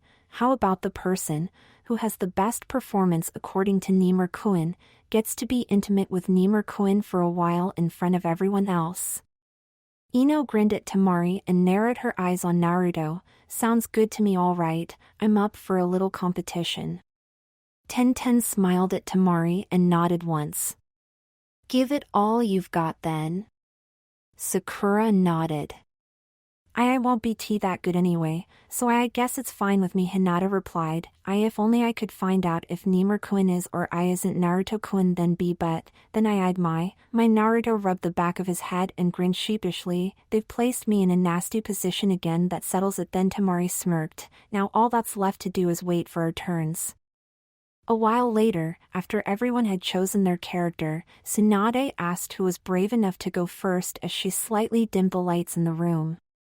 Quite surprisingly, Enko volunteered to be the first one to go, having drunk more than just a tiny bit of sake while waiting for the others. Naruto knew that this would either be fun to see or quite disastrous for him, and it turned out to be a bit of both. Seeing Enko sing and dance when she's drunk was something that Naruto indeed found entertaining. After tripping over her own feet and almost falling on top of Tsunade, Naruto couldn't help but snicker. The disastrous, or rather, as Shikamaru would call it, troublesome part came when Naruto realized she was singing to him, about him and for him. The blonde tried his best to ignore the drunken jounin. However, it's hard to ignore a woman when she suddenly grabs you and presses you against her chest, before starting to give you something that could only be described as an innocent version of a lap dance. Naruto sheepishly grinned and blushed as Enko danced with him, hoping that the ominous intent to kill radiating from the crowd didn't obtain in a physical form sooner or later. After the song Enko had been singing and dancing to ended, she asked the Hokage if she could go another round. Luckily for Naruto, the blonde Hokage didn't like seeing Enko dance with him like that either and thus declined her offer. A few more people had their turns before Naruto and the others, most notably Kiba's sister and mother doing a duet for the song Who Let the Dogs Out and caused Naruto a far bigger headache than the sake he had slowly but surely been drinking during the other performances. Man, if this keeps up, I'll be drunk and singing there too, Naruto thought as he took another small sip of sake. I'm already starting to feel like Erosennin by drinking this stuff. Wonder how long it will be before the side effects will kick in. Who wants to go next? Tsunade smiled widely and took another sip of sake as well, being on her second bottle already and obviously being a bit more than just tipsy. I'll go next, Temari said quickly and raised her hand up in the air. Do your best, Temari, Naruto said cheerful and smiled at Temari as she stood up. Go get them, girl, Tenten shouted before grinning at the wind mistress. Temari went through a couple of songs on the karaoke machine before stopping at one, selecting it with a smile. She turned towards the crowd, smiling at Naruto as a violin along with a couple of instruments started playing. This is for someone I've grown to love over a short amount of time. Temari raised the microphone up to her mouth and closed her eyes before singing with a pure and soft voice, Let Me Be With You. A few seconds later, the violin faded out and Temari continued singing, Futari Gie Kido Diru Yuna Mahu wa Kikit. Ryu was Sato Kasani Thora Hohomyukura. She smiled sweetly at Naruto, Honto no Kamochi Kitsukanai Furushite. Tatsuzan Futari Koi Enai Akutano. Yeah, let me be with you. Temari sung the chorus 3 times, Dakishimateno. Temari's eyes softened and reached out with one arm towards Naruto, Imamade Zudo Ayanimama Kakushidatano. Tsuyugataru Sortakanano Mitsukita Makia ways made Adago fun matit. Sano ado futari koi enai akutano. Temari pulled her hand back and held it close to her chest and kept it there as she sung the chorus again. At the end of the chorus she turned around, Naruto's head perked up and he could have sworn that he saw something fall down and sparkle near Temari. Tsunade was Sato Hanasu Toki. Temari sung as she turned back around again, Fuan enai Naruno. Fuan enai Naruno, let me with you. Temari sung the chorus again and at the next line she threw her head back and sung in a pure voice, Dakishimen noni. She repeated that last chorus a few more times before the song ended and looked straight into Naruto's eyes with her own soft eyes as she sung the final line of the song, Let me be with you. More than just a few people applauded Temari's performance and Naruto just gasped. Wow. Temari took a small bow, walked back to the others and looked at them. Temari quickly turned her head away and blushed as she noticed Naruto was staring at her with wide eyes and blushing. I didn't think it would make you blush, eh? What? Naruto said and placed his hands on his cheeks. Oh, well you were. Temari turned her head towards him and grinned widely, trying to hide her blush. No need to say anything else. Hoof, Ino let out as she stood up and stamped towards the karaoke machine. I'll go next. Meow, looks like someone's jealous, Sakura whispered. Not that I'm not or anything. That was amazing, Temari. I wonder if I can compete with that. Can't think of any song right now that would be more impressive. Tenten crossed her arms and pondered. We'll see. For now let's enjoy seeing Ino sing. Naruto smiled and looked at Ino, who had just finished selecting her song. This song doesn't describe all of my feelings, but it's the song that comes closest to it. I also know all the dance moves to it, so Ino stated and took a deep breath as she looked at Naruto. This one is for you, Nimur-kun. Naruto smiled at her and nodded once at her, causing the blonde to smile back at her. Then all I've left to say is, Ino said as she threw a glance towards Tsunade, who nodded and hit the karaoke machine's play button, and Ino then raised the microphone to her mouth. What can I do for you? The music started to play, the sound of an electric guitar leading the intro, and was followed by the drums. What can I do for you? What can I do for you? I can hear you. What can I do for you? Ino sung the same line 2 more times as she started to dance and followed with, naturally, the first verse. Ano hai kokoro no kanata anayagetita basho niiru. Ino sung and pointed towards the heavens. Tohu anai kuridatari suru. Ino pointed to the back of the room before pulling her arm back, holding her hand against her chest and shaking her head. Kurito mamadarinai. Yumanai mita katachi tawa. Ino looked at Naruto and smiled. Nanamakamo jie shigo. Jinjitsu anai wa memai sai suru. Ino sung and slowly tilted her head back when she said the last part. The blonde raised her hand up towards the ceiling and brought it down again a moment later as she sung, Ryaru na sekai na yureteru kanju. She pointed towards the general direction of the other girls as she sung, Makadakunai. Mao tada hashira shikanai kono myun enai kikoeta kuru. Ino placed her free hand over her heart and closed her eyes, looking at Naruto a moment later with soft eyes. Kimi wa hitori jayanai. During the guitar solo that followed, Ino just danced away, patiently awaiting the next part of the song she needed to sing. Ino's good too. Naruto stated and nodded once. I didn't think any of us would sound good up there. I have to say Blondie has some nice moves. Temari stated as she leaned back and supported herself on her arms. Yeah, she sure can dance. Naruto said as he was slowly being hypnotized by the movements of Ino's hips. I wouldn't call it dancing, Temari replied. Sounds like someone's feeling regret for not dancing more than she did. Tenten winked at Temari and playful stuck her tongue out at the wind mistress. Humph, Temari let out and closed her eyes. What can I do for you? What can I do for you? Ino sung the chorus as she pointed at Naruto and kept dancing. I can hear you. Keshite furamuki wa shernaya nada anai wa. Ino followed up with the next verse, Nanaka jie ariba kanarazu saguni kite kiraru kara. I'm a boku and I dikairu koto sor wa shinjuru koto. Ino sung, pressing her hand against her chest once more as she looked at Naruto. Shinjitsu nara kono myun enairu. Ryaru na sekai enai yureteru kanju. Sasiru no wa. So anada jie ashita kirita sabit. I'm a no watashi. Dakara, hitori jayanai. Ino's singing and dancing had the audience moving along with the beat of the music and Naruto grinning widely at the blonde. Ryaru na sekai enai yureteru kanju. Ino turned her head to the right in one rapid movement, moving it back the next moment and looking up towards the ceiling as she sung the next part, Kanji Temo. Ino moved her hand over her eyes and closed her eyes as she sung the next part and nodded Ayame o Tojita Nara Soko and Iiru. At the next line, Ino instantly pointed towards Naruto and looked him straight into his eyes, Kazuna Jieru. Dakara, Hitori Jianai. Everything went silent. The music stopped, and Ino stood there with her mouth open. What the?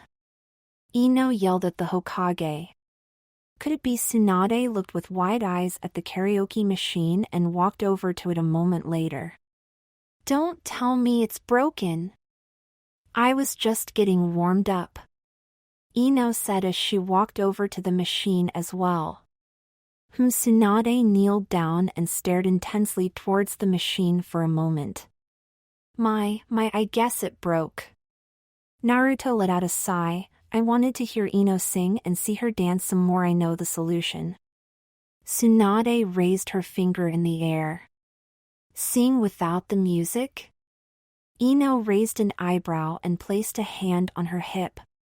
Tsunade took a glance at the blonde, looking at her like she had just asked the most ridiculous question ever before turning back to the machine. No, it's not that. The fifth Hokage stood and flexed her muscles. Alright, stand back now. Ino took a small step back and Tsunade raised her leg up until her foot was nearly above her head. Everyone looked shocked at the Hokage as she roared, hee. Her foot came crashing down onto the karaoke machine, though it miraculously stayed in one piece. The speakers popped to life. What can I do for you? Eh? Ino let out in surprise before slumping her shoulders and looked towards the machine with disappointment. It's at the beginning again. While Tsunade grinned widely and patted Ino on the back. Then you can sing it again. Ino looked towards the blonde Hokage with a frown on her face. I don't want to do that. Then Tsunade pondered for a moment before nodding. It's someone else's turn, I guess. That's fine with me, Ino said as she put down the microphone and headed back to the others. Then who wants to go next? Tsunade wondered out loud as her eyes wandered over everyone present. Nimur-kun here wants to go next, Temari said and raised Naruto's hand up in the air. Oi! Naruto let out, looking with wide eyes at Temari. What are you doing? Come on, Nimur-dano, Sakura said, we want to see you sing. But hurry up and get on there already, Ten said as she softly pushed him from behind. You won't do worse than any of us would do. But I really, Naruto protested. Nimur-kun, do your best, Ino said with a smile on her face as she extended her hand to help Naruto up. Alright, Naruto said as he stood up and walked towards the front. Man, what am I getting myself into? I don't even know if I know any of those songs. Have you made your choice yet? Tsunade asked with a smirk on her face, waving the sake bottle in her left hand for a moment before taking a sip of the liquor. Naruto let out and went through the list of songs. Let's see, just as I thought. I don't even know most of these songs, let alone their lyrics. Naruto sighed. I should spend a bit less on training and studying and listen to more music. Really? Naruto then stopped at one song and grinned widely. This song should do, I think. Alright, I found the song I want to sing, Naruto said and pointed towards the karaoke machine. Then start it up and start singing, Tsunade said, taking another sip. Naruto coughed and picked up the microphone as a piano along with a few other instruments started to play in the background. Soon a drum joined the music and Naruto started to sing, You complete my fate. The world unwinds inside of me. You complete my fate. The halo crawls away. Naruto sounded not too bad and he hoped the next part would sound just as good. You repeat fate, rewinding all we can. You refill my place. You refill my place. Place.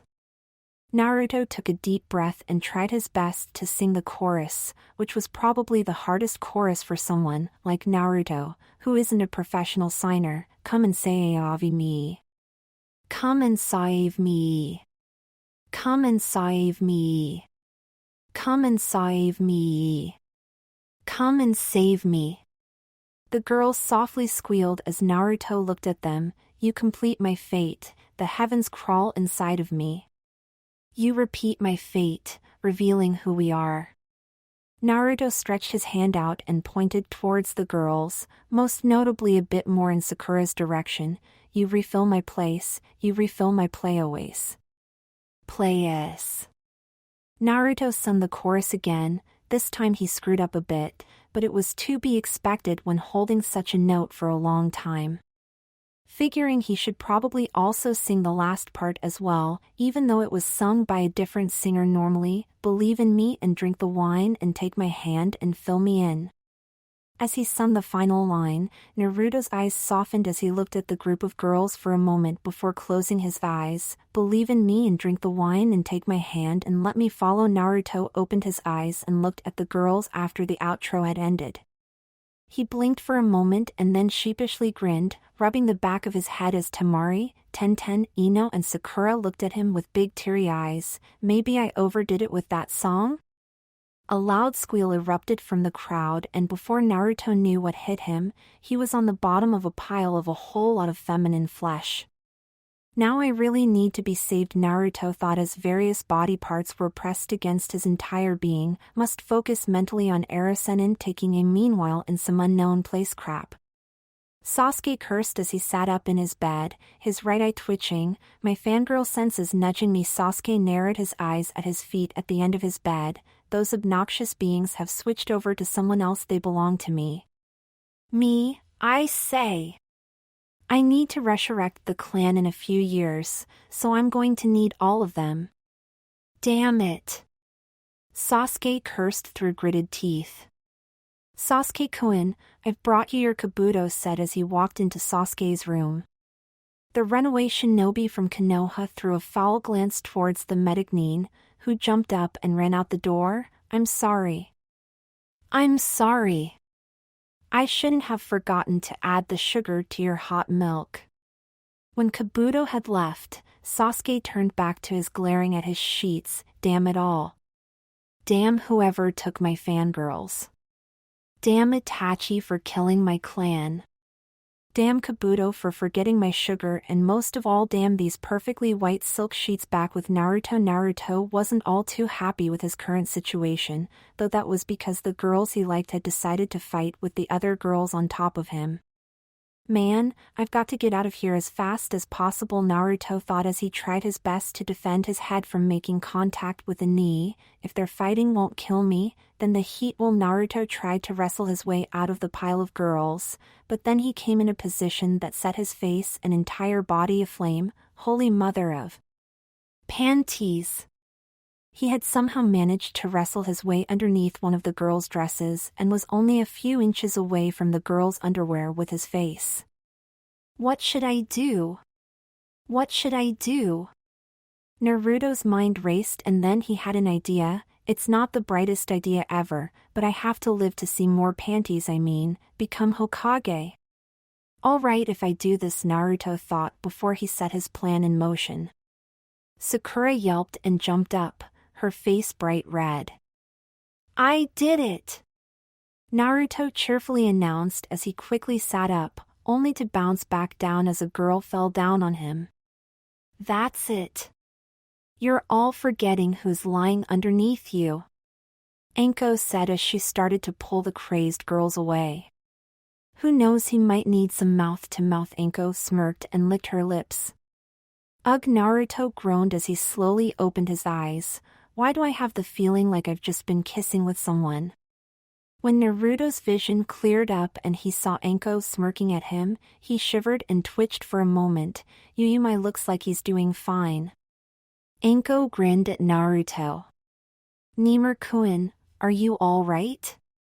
Sakura asked as she bent over Naruto. I'm sorry, we were all caught in a crazy fan mood for a moment. Ino frowned as she looked concerned at Naruto. I guess we should blame your act. Temari smirked at Naruto as she helped him up. Ah, that's all right, Naruto sheepishly grinned, I can endure it. Though that last blow to my head hee, though I wonder what would have happened if I had stayed conscious. Tsunade coughed. I suggest then, if everything's all right, that we continue our karaoke? Yeah, I guess so. Naruto grinned and laughed sheepishly. The blonde shinobi looked around him and noticed that a lot of the kunoichi weren't around anymore. Naruto blinked. What happened to the others? Tsunade-sama and the older Jounin kicked most of them out and threatened the others if they wouldn't behave. Tenten stated as she sat down. Don't worry, things won't be as hectic anymore. Crap, Naruto muttered and looked away. HM?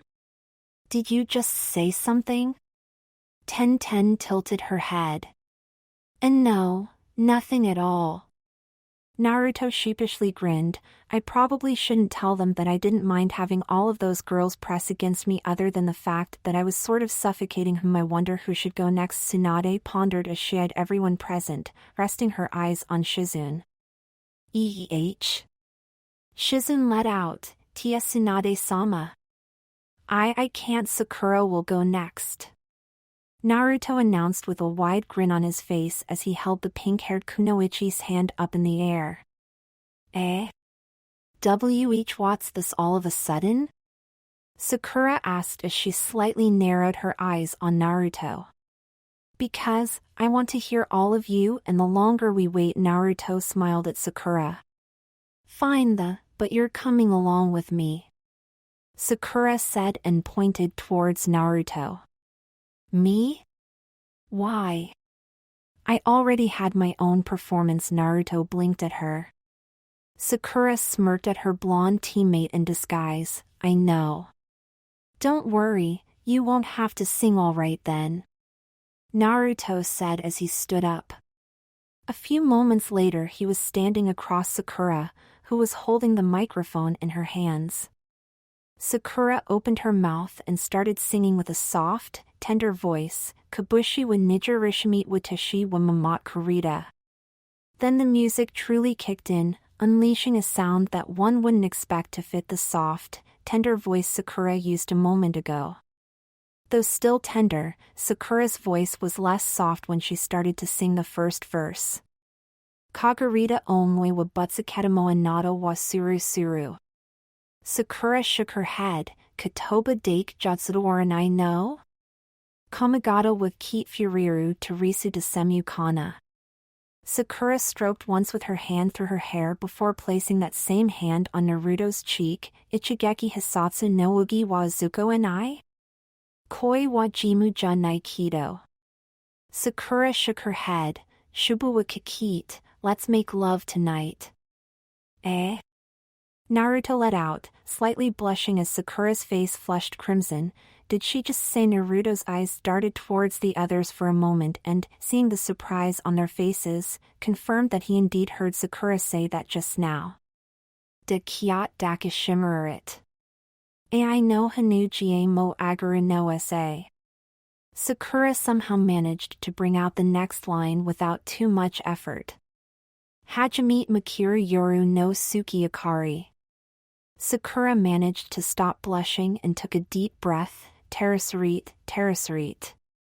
She looked into Naruto's eyes, a slight hint of being worried about him present in her look. Mitsumotoki deshiriba tu no? Guchoki pa de Shinkinshibu eni. Sakura sung and raised a fist up in the air. Hunky dashimesu. Karada emo kokoro emo ayashai tai to omukido. Sakura shook her head again. Mata shugyu ga teranai no? Kanya no minu wa. Sakura sung, trying her best to stay calm. Sudamina recipe desemu kana. Ichigeki hisatsu no ugi wa zuko and I? The medic Nin glanced towards her friends, who seemed partly amused by what she was singing. Sway emo on my no jinsei. Wakachi Ariba very happy tonight. After singing that line, Sakura dropped her microphone and blushed a shade of red that even Hinata would have trouble to obtain. Saw Sakura? Naruto let out as he too felt his cheeks burning, though not nearly as much as Sakura's. I can't, Sakura said before turning around and ran off. Yeah? Sakura? Naruto reached out for her with one hand and tilted his head slightly. What the? Shouldn't you go after her? Tsunade asked as she stopped the music. Yeah. Naruto said and followed Sakura's path. Then, who wants to go next? Tsunade asked with a big smile on her face as she let out a hearty chuckle. After heading around a few corners and running for a short while, Naruto found Sakura leaning against a wall near a window. Geez, what was I thinking? Picking a song like that, Sakura muttered as Naruto came closer. Sakura, Naruto started. I knew the lyrics, I just forgot about those lines. Really, it's not like me. Well, don't worry, it's not like you were, and now everyone will think I want to do that, and that's all I'm thinking about, Sakura continued. Oi, you're completely ignoring me, aren't you? Naruto asked as he looked dully at Sakura. I'm not ignoring you. Sakura replied and sighed, just telling you my thoughts right now. All well. Naruto looked around, not sure where to look at the moment, and we should head back now, right? Yeah, I suppose so. Sakura replied and sighed softly. Naruto turned around and took one step before pausing and slightly turning his head around. Ano, Sakura-chan HM? Sakura tilted her head up and flashed a smile at Naruto. Something wrong? I don't think this is like you, Naruto said as he looked straight into Sakura's eyes. I mean, the whole running off thing and such. It's not like you. Naruto smiled at Sakura. The Sakura-chan I like would probably just grin wickedly at everyone else after singing a song like that instead of running away. Sakura blinked at Naruto as the blonde shinobi turned his head back around and rubbed the back of his head. Well, that's just what I imagined you'd do. Naruto. HM? Naruto slightly turned his head again, and before he knew it, Sakura kissed him on his cheek. Thank you. Naruto grinned widely as Sakura headed on ahead of him. Hee. You're welcome. Not long after that, the two of them were back with the others. Hey, everyone. Look who's back with us. Naruto announced with a wide grin on his face. Oh, quit it, Sakura replied as she looked at Naruto. What? Embarrassed again? Naruto smirked at Sakura. TSCH Sakura smirked back at Naruto. You'd wish. All right. Tsunade cheerfully raised a bottle of sake up in the air. Drama's over, everyone. Let's continue the party. As expected from the Hokage. Naruto replied equally cheerful. Next up for karaoke is Ten. Ten yelped in surprise. Sorry to disappoint you, but that's not going to happen, Tsunade said and took a sip of her sake. Before Naruto could even protest with a single word, Tsunade firmly placed her foot down on the table and pointed towards Naruto. You and your girlfriends-to-be have been hogging spots for a bit too long now. Time for a real pro at karaoke. And who might that be? Naruto asked with a smirk on his face. You? Tsunade took another sip of her sake. Exactly. Naruto's mouth dropped open. This can't go good for too long. A while later, after Tsunade's singing had abruptly come to an end as she fell into the crowd due to her drunken stupor, and after much debating, Hinata had her chance to shine. The Hyuga heiress was quite reluctant about it, however in the end she managed to do it. Yura to Uganda Sora Kimi no Moto Itonda Yuka. Hinata sung the last few parts of the song she had picked out, Kana and I emo chikaku and I kanjitaru. Futatsu no omoi. Kira kira to kagayaku hoshi ga itsumo futari utsushidaru. Diata hito kawaranu sora no shika. Hitatsu no chikai. As the outro of the song played, the Hyuga heiress was loudly cheered on, and even though it was with a bright blush on her face, she took a few bows in front of the audience. That was amazing, Hinata. Naruto commented as Hinata joined their little group again. Temari took a sip of her sake and placed her bottle down on the ground. You're only saying that because you're drunk. I'm not drunk. Naruto retorted. Oh, but you are drunk. You're the one who's drunk. Naruto narrowed his eyes on Temari. Oh yeah? Yeah. Yeah? Yeah. Let's see how drunk I am then. Temari smirked as she placed her hands on Naruto's cheeks and moved closer towards his lips with her own. Seconds before she kissed him or the other girls could interrupt them, the entire foundations of the building shook. What the? Tsunade yelled, the quake having shaken her out of her drunken state. Temari fell on top of Naruto and everyone else braced themselves as well. A second later, the doors to the bachelorette party were broken open. An immense mass of sand and a loud roar entered the room, yet managed to avoid hitting anyone on its way into the room. Apologize. Naruto's eyes went wide, partly out of fear and partly out of pure shock and surprise, as the sand seemed to be heading towards him.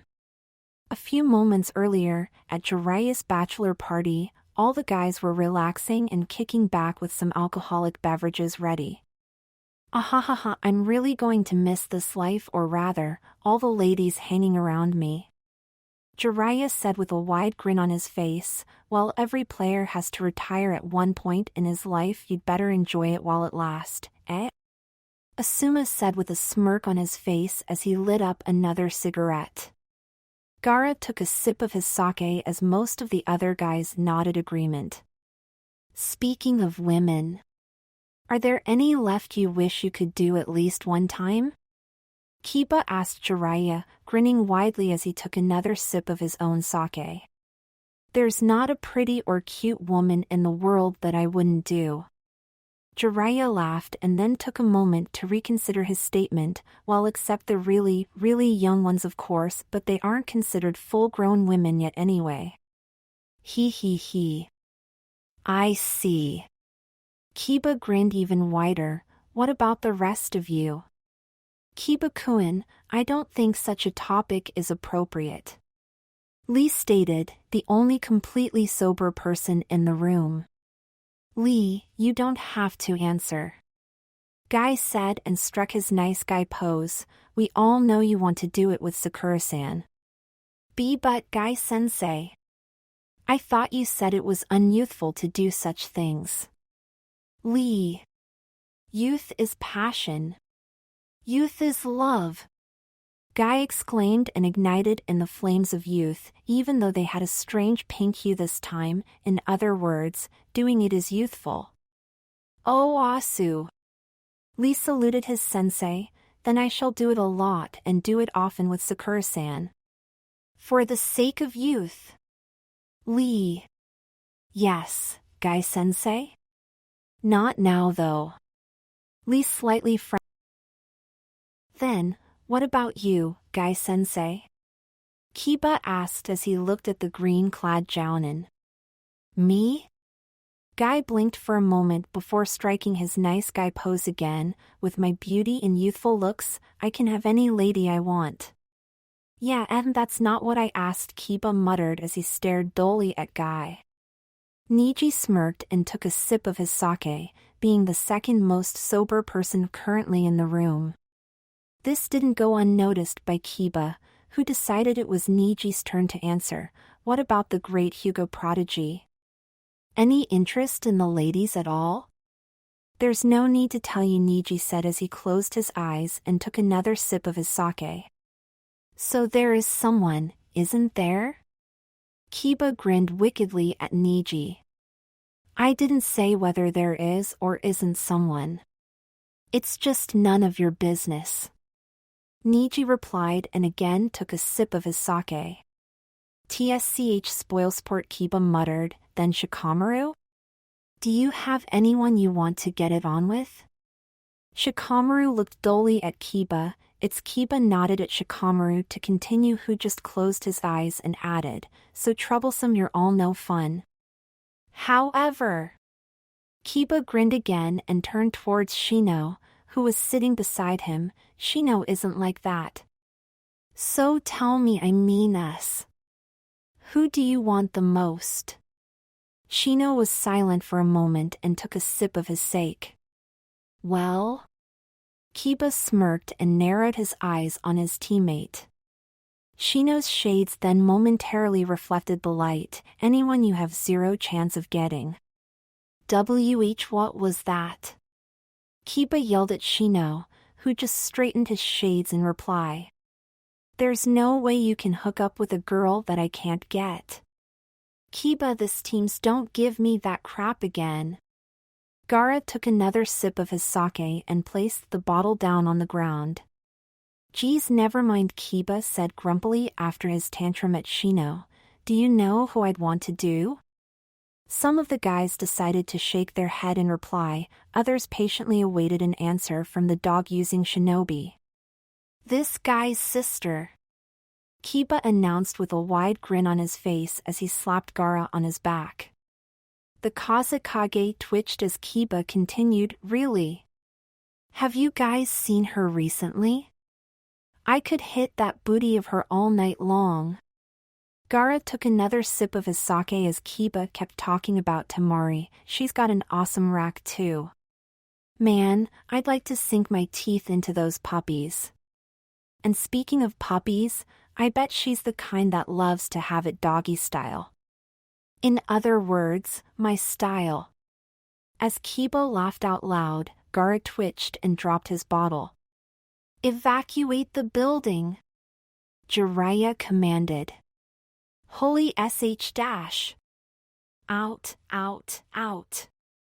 Wah! What are you doing?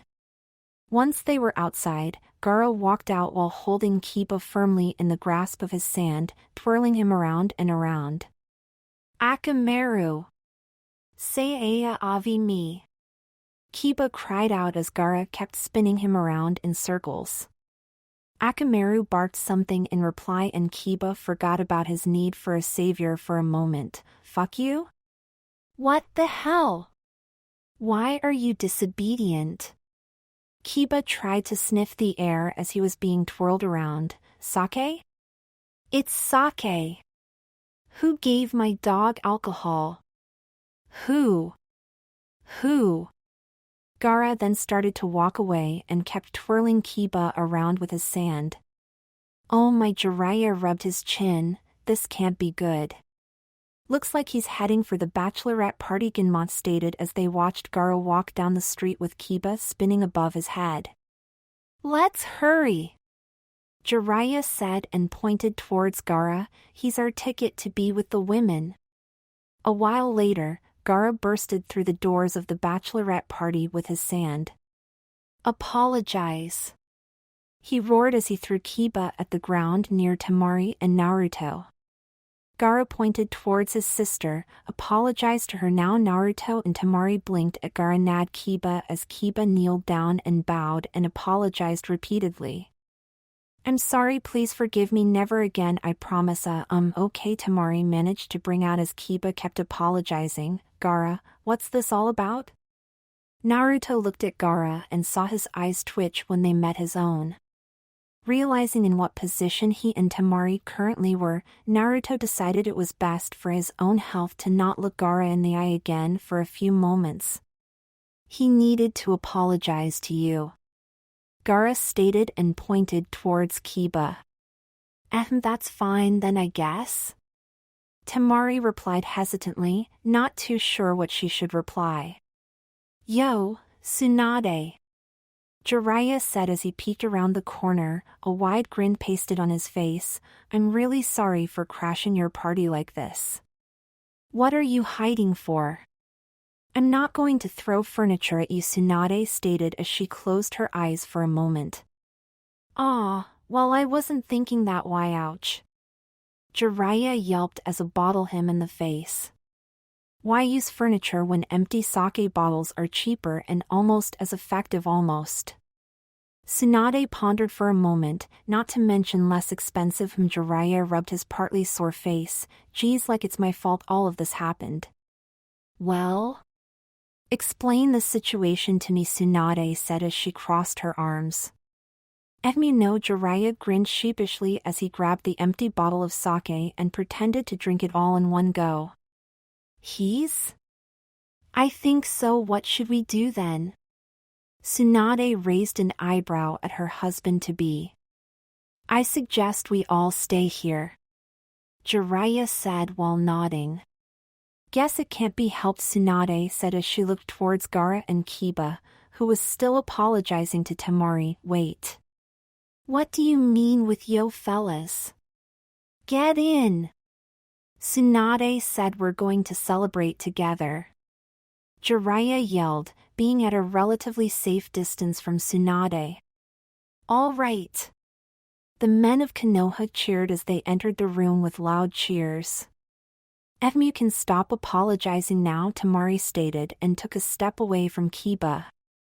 Really? Kiba asked as he slightly looked up towards Temari. Why, yeah, Temari slightly twitched as she stepped half away behind Naruto. Do I honestly want to know why he was apologizing like that? Looks like you've repented for your crimes, Kiba, Shino stated as he joined his comrade and adjusted the position of his shades.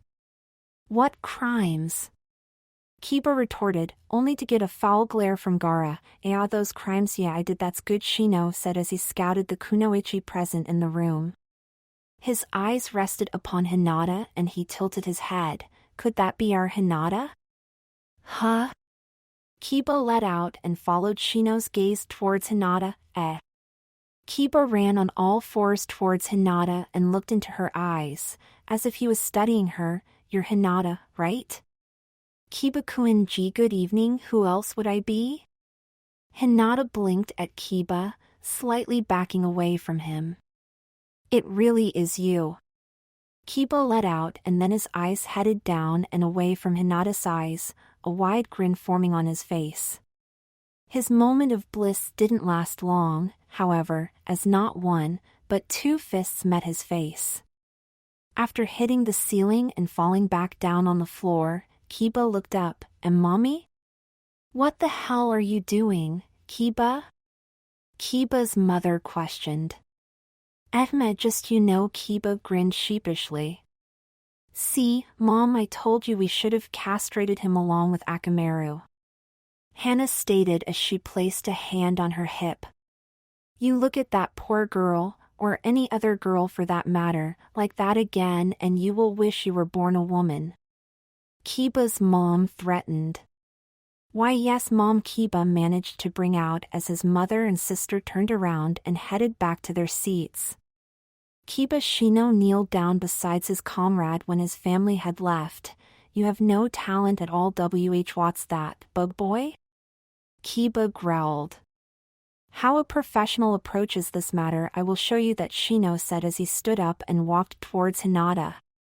Shino-kun, is Kiba-kun all right? Hinata asked as she looked slightly worried at her teammate. It looked like his mother and sister hit him pretty hard. Don't worry about Kiba. Shino's shades sparkled. More importantly, you should worry about yourself. Hinata tilted her head. After all, your Shino's shades sparkled again. Boobs make me want to go hump all through the night. Oh crap. Next thing Shino knew was that he was lying beside Kiba on the floor, even more beaten up than Kiba. Great work, Mr. Professional, Kiba commented as he sat up. I wonder why that came out, Shino replied as he slowly sat up as well.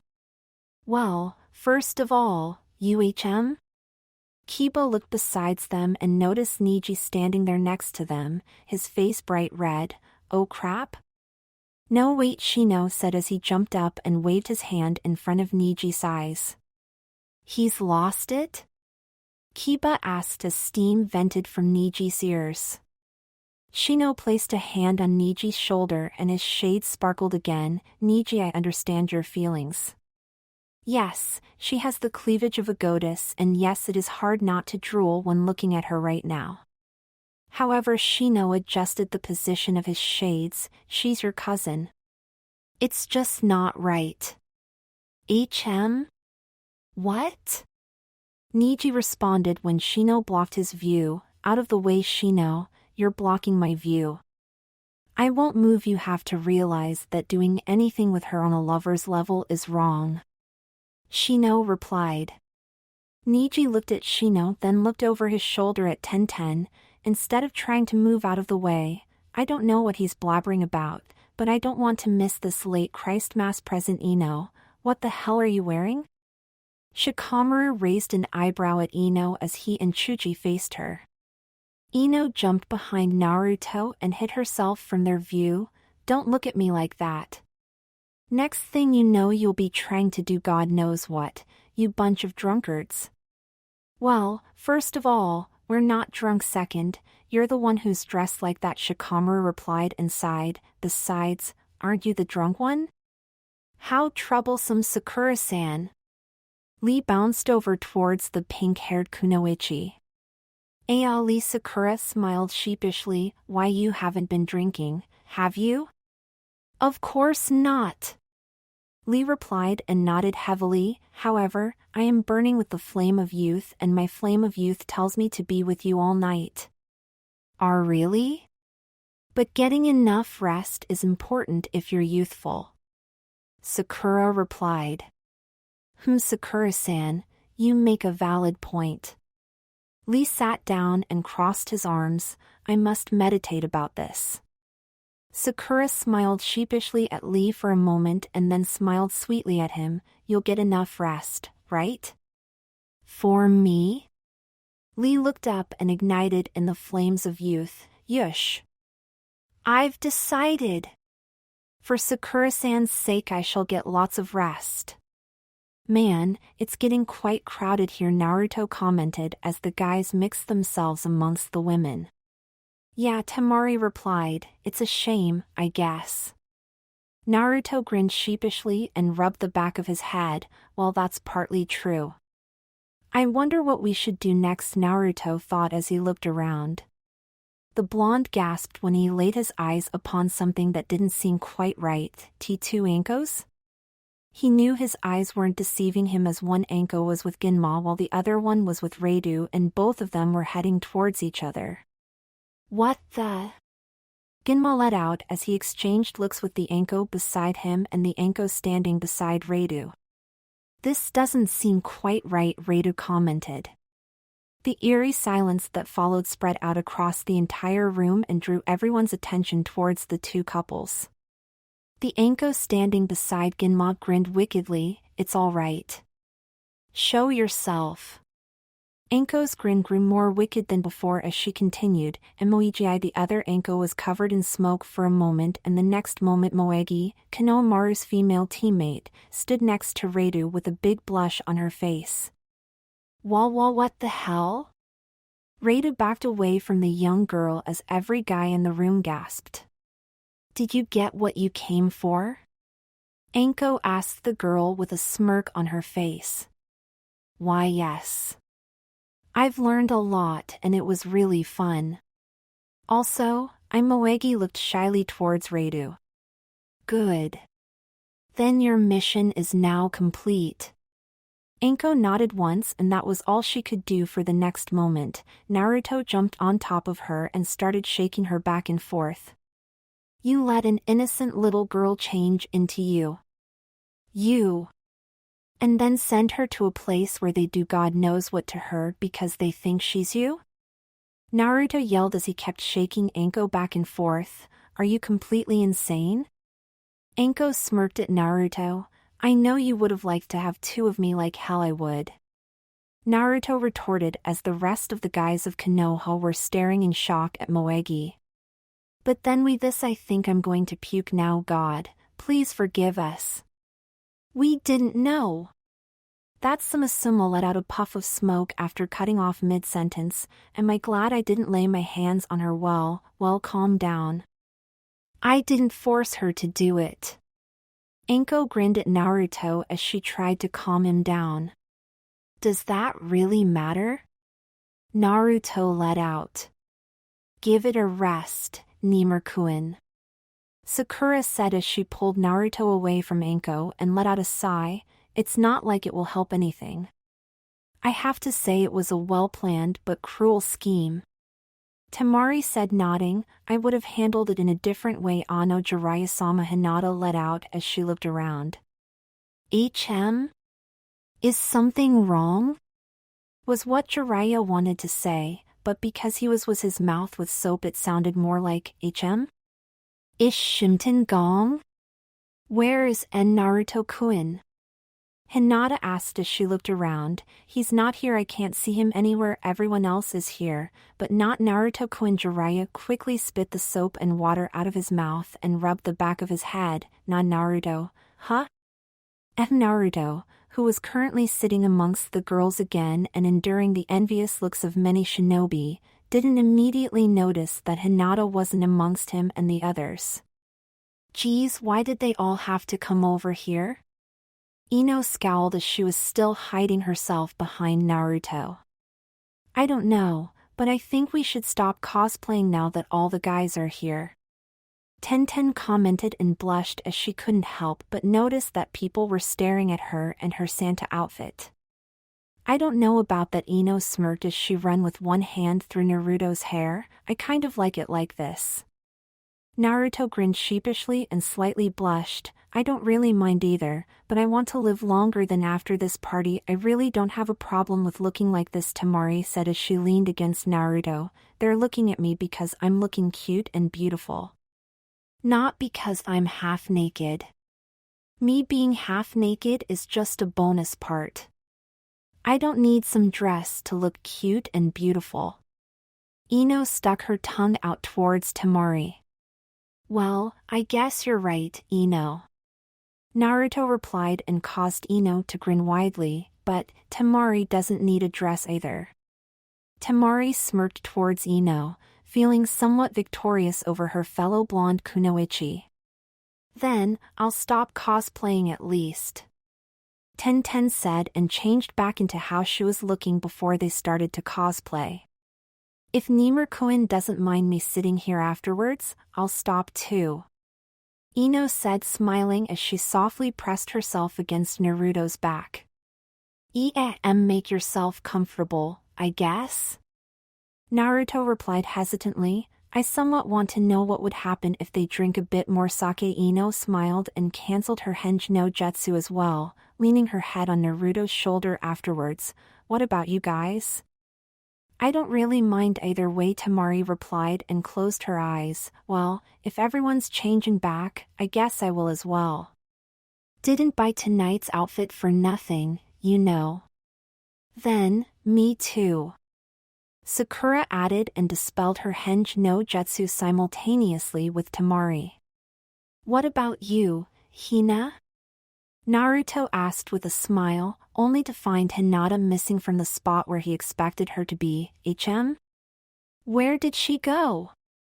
Sakura wondered, speaking Naruto's thoughts out loud. Naruto looked around and found the Hyuga heiress taking a slight bow in front of his sensei before turning around and making haste to get back to Naruto and the others. Oi, can it be that? Naruto wondered as Hinata came towards them. There you are, Hinata. What were you doing? Sakura asked the shy girl. Sorry, but I have to go for a moment. Hinata replied and looked straight into Naruto's eyes before taking a slight bow. Please don't worry. IW will return as soon as possible. You don't need our permission to leave, you know. Ino waved dismissively with her hand. Hinata smiled sheepishly and scratched her cheek. Why yes, but I didn't want everyone to worry where I suddenly went, so it's all right. Just go do what you need to do and come back to us then. Ten smiled at Hinata. If you really have to do something, do it. Then Hinata slightly bowed again and ran off. Why yes, see you later, Naruto managed to bring out before she was too far away. I wonder. Well then, Ino smirked. Where were we? Oh yes, I think it's time to decide who won the contest. Ten didn't have the chance to sing yet, you know. Temari raised an eyebrow at Ino. That's fine with me. Ten smiled sheepishly. I wouldn't have one anyway. See, she doesn't mind. So, Nimur-kun, Ino said. Sorry, but there's something I have to do as well. Naruto grinned sheepishly at Ino before standing up. Don't worry, I won't leave the room probably. Nimur-kun? Ino let out as Naruto quickly headed over to Jiraiya. Yo. I figured you'd come over here. Jiraiya said with a grin on his face. Naruto quickly looked around to see if any one of the girls were nearby. Erosennin, what did you tell Hinata? Nothing specifically. Jiraiya took a sip of sake. She asked me where you were, that's all. That's all? How can you call it that's all? Naruto let out in shock. Now calm down. I didn't exactly say you were you. Jiraiya replied with a smirk on his face. Then, what did you tell her? Naruto blinked at his teacher. Jiraiya closed his eyes and smiled. I told her you said something came up and you had to do something else. I think she's gone out looking for you just now, no? Why yeah, if you put it like that, I guess she did. Naruto replied as he looked over his shoulder towards the exit of the room. Well, don't worry, I'm sure she'll come back here soon enough. Yeah, I suppose so, Naruto replied as he turned around. Suppose? Heh, Naruto, you've really grown up, even in manner of speech. Jiraiya commented. Huh? Naruto let out as he paused. Why yeah, I guess I just talk like that every now and then. Enjoy the rest of the party. Jiraiya said as he raised his bottle of sake. Yeah, no problem. Naruto blinked and headed back towards the other girls. Meanwhile, Hinata was running through the streets of Konoha and, with her current outfit, was drawing quite a lot of attention towards her. If anyone can find Naruto-kun right now, it's me, Hinata told herself as she searched every possible location with the help of her Byakugan eyes. If I find him, then it proves that Sakura accidentally called Nimur-kun Naruto-kun B, but if I'm unable to find him, then that doesn't necessarily mean Nimur-kun is Naruto-kun. Hinata pondered as the lights of many inns and houses flashed past her eyes, yet no sign of her crush to be found. I can do this. I probably know Naruto-kun better than anyone else. I know almost all of his favorite places to go to. Hinata's thoughts were cut off as she bumped into someone. I am sorry. I was being distracted by my thoughts as I ran, and Hinata apologized. Miss, it's not safe for you to wander about like that. Hinata looked up and found herself looking at a member of the ANBU. ANBU? And my apologies, I didn't know, it's nothing. What is something, however, is that a young lady shouldn't run around in something like that at night. This? I completely forgot about it, Hinata said as she looked at her cosplay outfit. This town may not look like it, but there are creeps about. I suggest you cancel that technique of yours. Why, you know? Hinata blinked at the man and he let out a hearty laugh. This man's voice, something's weird about it. Yes, I can tell. It isn't that hard to recognize for me, at least. I see. Hinata let out and popped back into her normal outfit. Teach then, if you'll excuse me.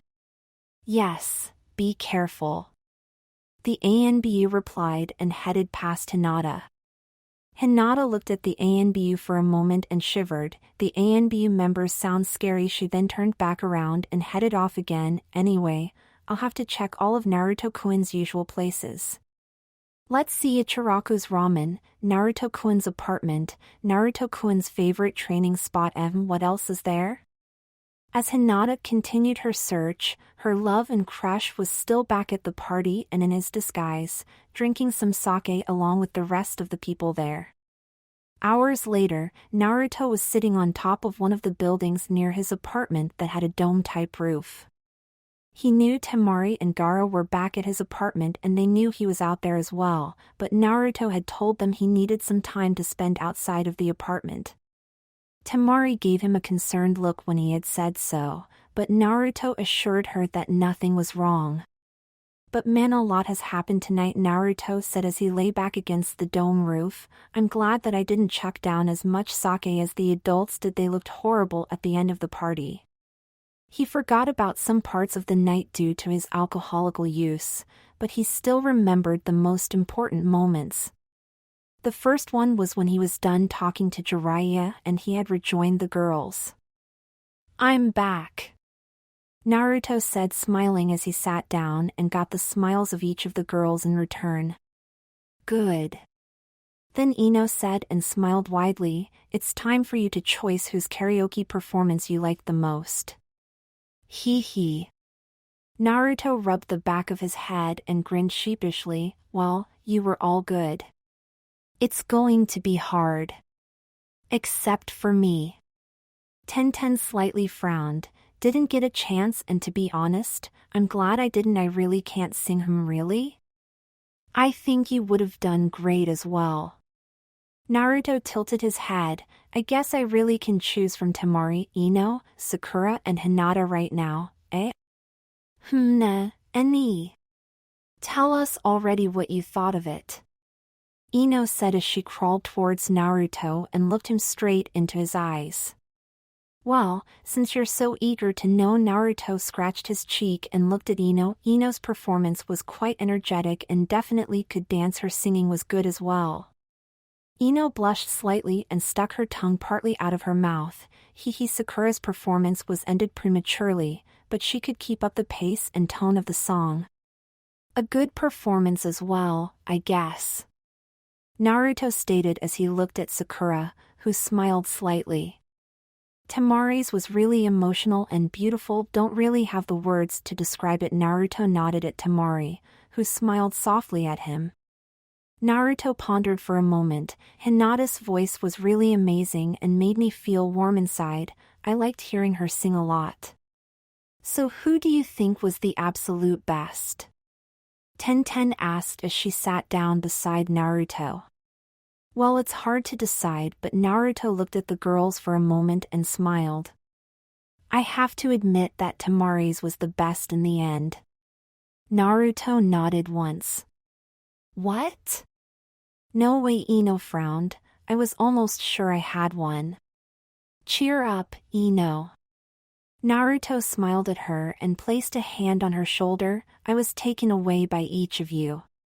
It's just that I liked Temari's performance a little bit more. That little bit did give me the grand prize, though.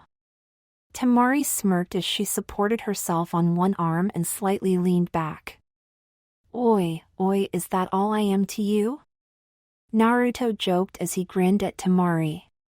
Alright, have fun with him. Temari, let me know when you guys are done. Ino said as she stood up. I'm going to find Shikamaru and Chuji. Ino? Naruto let out and blinked at her. Ino turned around and winked at Naruto. Don't worry, I'm not pissed off. I just hate losing and watching the winner take everything. I see, Naruto replied and sheepishly grinned, but what the hell did you mean with when you guys are done? I'll go too, Sakura said. Won't take that long, right? I'll join you guys too, no need to disturb them, Tenten said. Everyone? Naruto tilted his head. Don't worry, we'll be back before you know it. Tenten winked at Naruto before the three girls headed off into the crowd. Looks like they decided to give us some privacy, Temari whispered to Naruto as she crawled over towards him. Like it really matters with this many people around. Naruto rubbed the back of his head and grinned sheepishly. Well, you're right. Don't worry though, Temari smirked and leered at Naruto. Privacy has no effect on the kisses I'm about to give you. Only kisses, huh? Naruto asked. If you want to cuddle me, then what are you waiting for? Temari smirked at him. Anything else can't really be done with this crowd here. Naruto felt his face slightly flare up. Why yeah, well, we could move somewhere more private, but I don't think that's a good idea yet. Temari's smirk grew wider. Naruto smiled at her and then cuddled up against the wind mistress, wrapping an arm around her waist before passionately kissing her. Naruto smiled again and closed his eyes for a moment as he relived that moment. That was really nice for as long as it lasted. He then grinned and softly laughed. I still feel bad for Shikamaru. He tried to save me from getting killed by other men, and he ended up getting partly beat up by Temari because she said she'd be able to protect me. Oh well, he wasn't really heavily injured anyway. Naruto tilted his head back and stared at the nightly sky above Konoha. Then next was geez, what was he thinking? Temari frowned as she walked through the room along with Naruto, pulling you away from me with his Kage no Jutsu while we were kissing. Well, I don't think he meant it in a bad way. Naruto sheepishly grinned and rubbed the back of his head. Even so, Temari replied and then let out a sigh. Damn it, that Shikamaru ruined the mood. It would have been worse if a bunch of drunks tried to attack me. Naruto smirked at Temari. Temari looked with slightly worried eyes at him. That's not the point. It's not like you'd get hurt by anyone with me around. Oi, I'm perfectly capable of protecting myself. Naruto grinned widely at the wind mistress. I know, but I'm not the kind of girl that would just sit back and let a guy do all the fighting, you know. Well, I guess you're right. Naruto rubbed the back of his head. After a moment of silence, Temari frowned. Damn it, Naruto pulled Temari into his arms and gave her a kiss. Please stop doing that. You and I both knew that it wouldn't last forever tonight. Besides, it will still be a while before the party's over. Yeah, Temari replied and faintly smiled. Shall we find the others then? Ah yeah, you go ahead and find them, Naruto said as he released Temari. What about you? Temari blinked at him. I want to see if Hinata is coming back yet. It's been a while since she's left, but I thought she said that yeah, but I'm still a bit worried about her. Naruto smiled at Temari. I'll be waiting near the front entrance, so if I'm not back by the time you've found Ino, Sakura and Tenten, please meet me there. Ah sure, Temari let out as Naruto headed off to the front entrance. Sorry, Temari, but I have to be able to talk to Hinata in private when she gets back. A few moments later, Naruto was at the front entrance, patiently waiting for either Hinata to return or Temari to meet up with him there. I wonder how long she's going to search for me throughout all of Konoha Nimurkoin? Naruto heard from behind him and he turned around to find Ino standing there. Ah, Ino. What are you doing here? Naruto smiled at her. That's my question. You didn't get into a fight with Temari, did you? Ino asked. No. Shikamaru accidentally ruined the mood while trying to save me from any possible harm. Naruto smiled at Ino. Apparently some of the drunk people here like Temari a lot and could get envious of me. That still doesn't explain you being here instead of with Temari. Yeah. Naruto turned back around. I was just a bit worried about Hinata. You really are a nice guy, eh? Ino stated as she walked up to Naruto. She crossed her arms and looked towards the ground. Probably a guy that's just too good for me. Don't say that, Ino. Naruto wrapped an arm around Ino. You deserve a good guy. And as Naruto paused, Ino looked up towards him in wonder. HN? I really don't think I'm world's greatest guy when it comes to love, you know. Naruto grinned at Ino. That's not true. Ino replied, sure, you might not be able to pick the girl you like the most right from the start, but thank you, Ino. Naruto smiled at her and pulled her closer. It really is hard to choose, yeah. We're all just great, aren't we? Ino winked at Naruto and then smiled softly, but I'm glad that you exist and love me. Nimur-kun Ino, you see, I don't think I've ever really fallen in love before, or that someone else has fallen in love with me. Sure, I had my crush when I was younger, but Ino smiled faintly. I'm that special to you? Naruto asked Ino. The blonde girl leaned further against Naruto and slightly nodded. Tomorrow's going to be a rough day, definitely, yeah, but I'm glad it's finally here. Naruto replied, these past 2 weeks have been the most fun ever. A lot has happened, and well, if I could go back in time after I know who I want, I wouldn't want to, simply because all of you made me happy in your own way. Nimur-kun HM?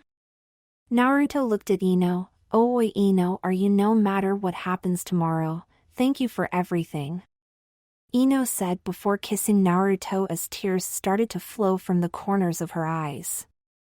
Naruto's eyes softened. Even though I went there to wait for Hinata, I'm glad she didn't come in the end. Seeing Ino like that was just. Naruto shook his head and smiled again. Well, at least things brightened up after that. I still can't believe what Sake can do to people.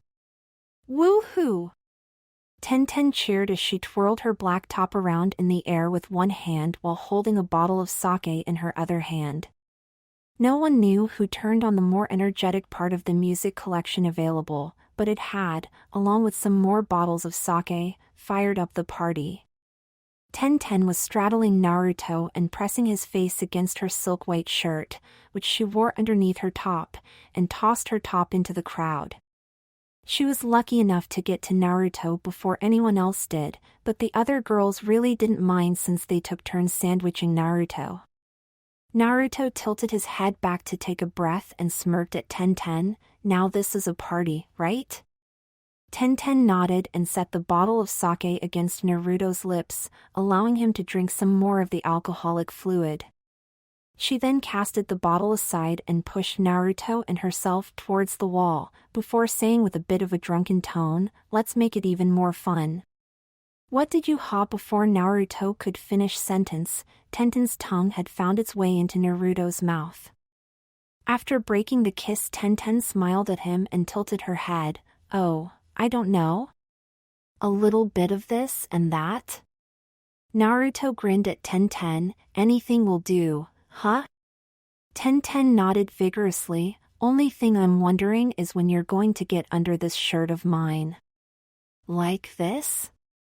Naruto asked as he moved his hands underneath Tenten's shirt. Tenten nodded and pressed herself against Naruto, only to back away and blink at him a moment later. What's wrong? Naruto asked in surprise. Look. Tenten said as she hooked one finger around her collar and pulled it forward. Someone stole my bra. Without a second thought, Naruto looked and instantly pulled away again, trying to restrain a nosebleed. Yeah, I can see that. I bet it was Niji, Tenten said as she looked over her shoulder and started to move her hips to the beat of the music. He's so jealous of you. Well, I'll give him something to be jealous about. What? Naruto asked as he started to move along with Tenten. Tenten laid a finger on Naruto's lips and nodded once. Two things actually. Could you carry me like you did before? Why yeah, no problem. Naruto replied and Tenten jumped up, straddling her legs around Naruto's waist as he moved his hands so that he could carry her. Now I'm going to sucker punch you. In a good way. Tenten nodded once and leaned slightly back. Watch closely now as I won't do this again. Eh? Naruto managed to bring out before Tenten pulled her shirt up and flashed Naruto. There, how do you like that, you bra-stealing bastard?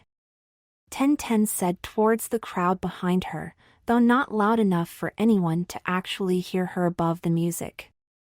Tenten jumped off Naruto and continued dancing with him. Wow, that was Naruto brought out as a small trickle of blood ran out of his nose, the rest of it obviously being held back by his will. Were my breasts, yeah. Ten said nodding, all mine. I know that, it was just unexpected. Naruto blinked at Ten. Well, I'm drunk, so who cares? Ten shook her head. You realize you're drunk yet you do that? Not that I'm complaining, but Ten nodded again, I won't remember most of this anyway. And you know what? What? Naruto repeated. I really want to do you right now. But it would be wrong because I'm drunk. Being drunk is bad for your first time. Ten nodded. Naruto flushed red and sheepishly grinned. WLM, what should I say to that? Just dance with me till I fall asleep. I always do after a while. Thanks for the warning. Naruto smirked at her. I'd freak out if you suddenly fell asleep in my arms and I think you've passed out. Ten stuck her tongue out at Naruto. I wouldn't mind you trying to give me mouth to mouth though.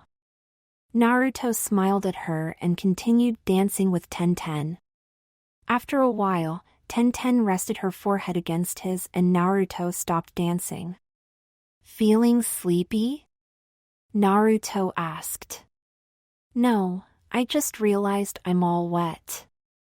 Ten replied and grinned at Naruto. Eh?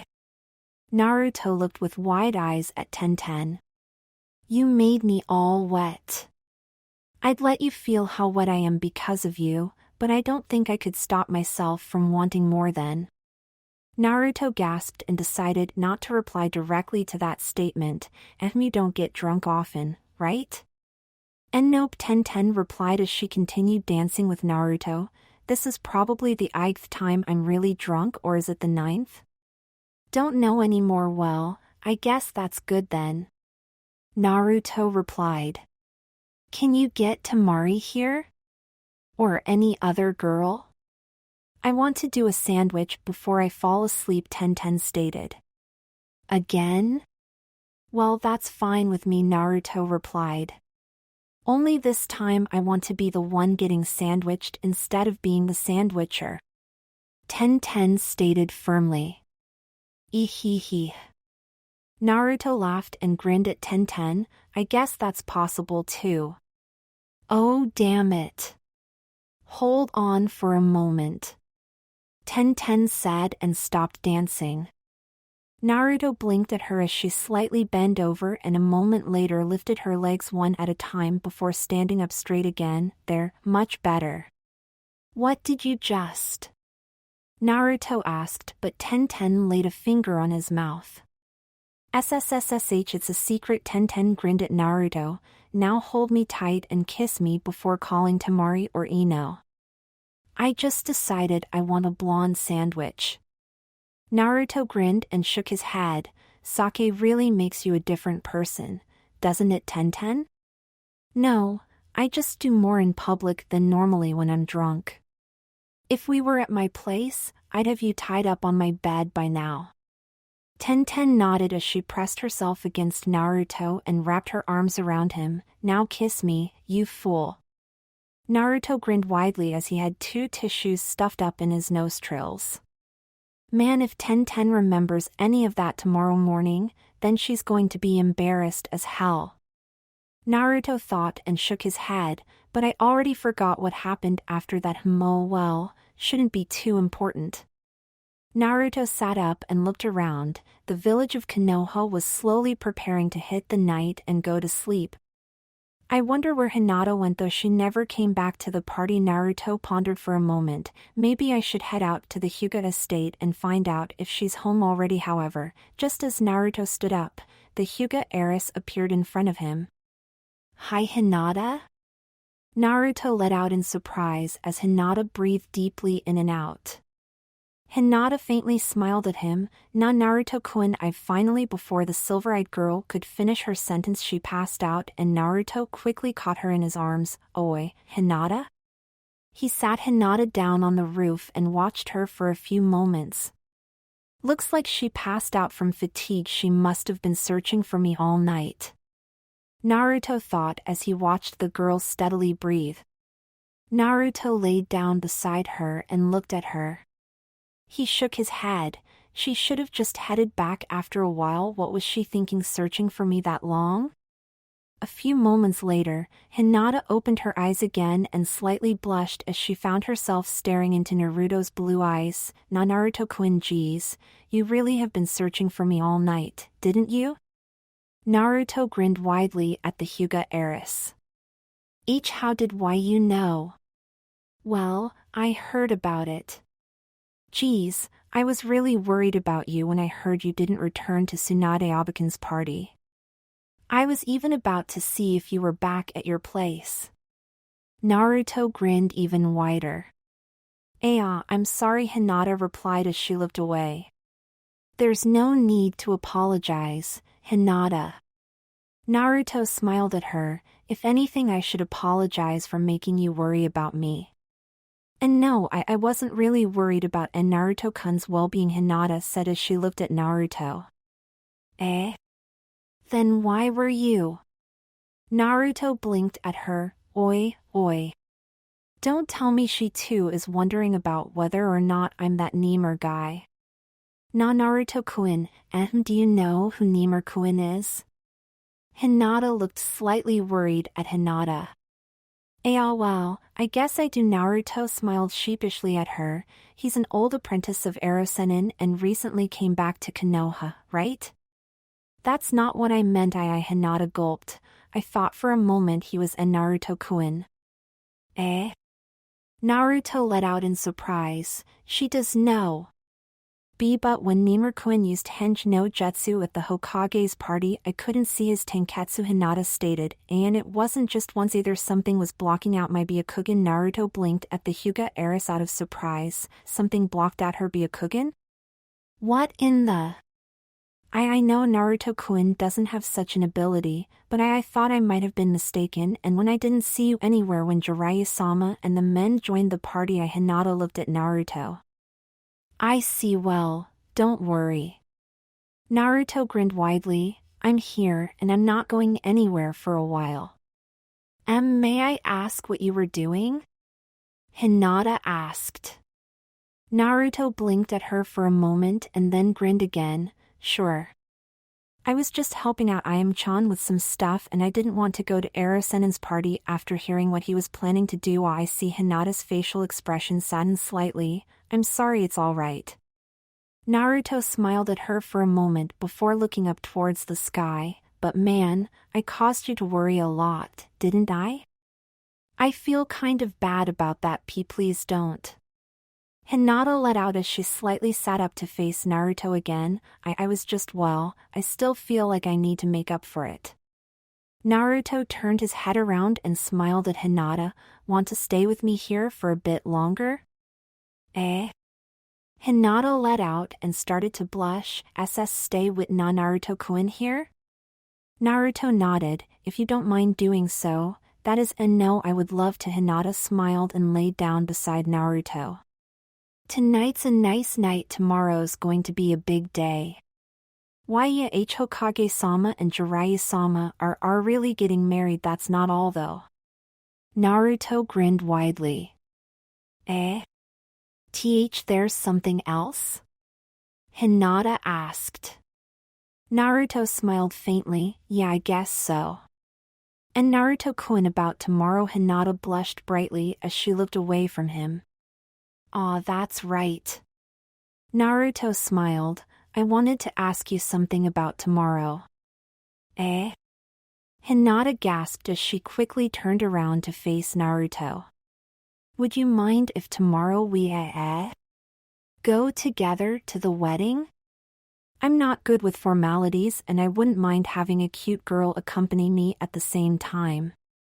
Naruto turned around to face Hinata again and grinned widely. Hinata blinked for a moment and then nodded with a huge smile and blush on her face. I would be honored. Thanks, Hinata. You're a real lifesaver. Naruto smiled and closed his eyes. And no, it's the least I could do for Naruto-kun. Hinata, can you lie a bit closer to me? Ah. Oh, of course, Hinata replied and shyly scooted closer towards Naruto. Before she knew what happened, however, she was lying in Naruto's arms and blushing brightly. Naruto-kun? Tonight's really nice, but it's also quite cold.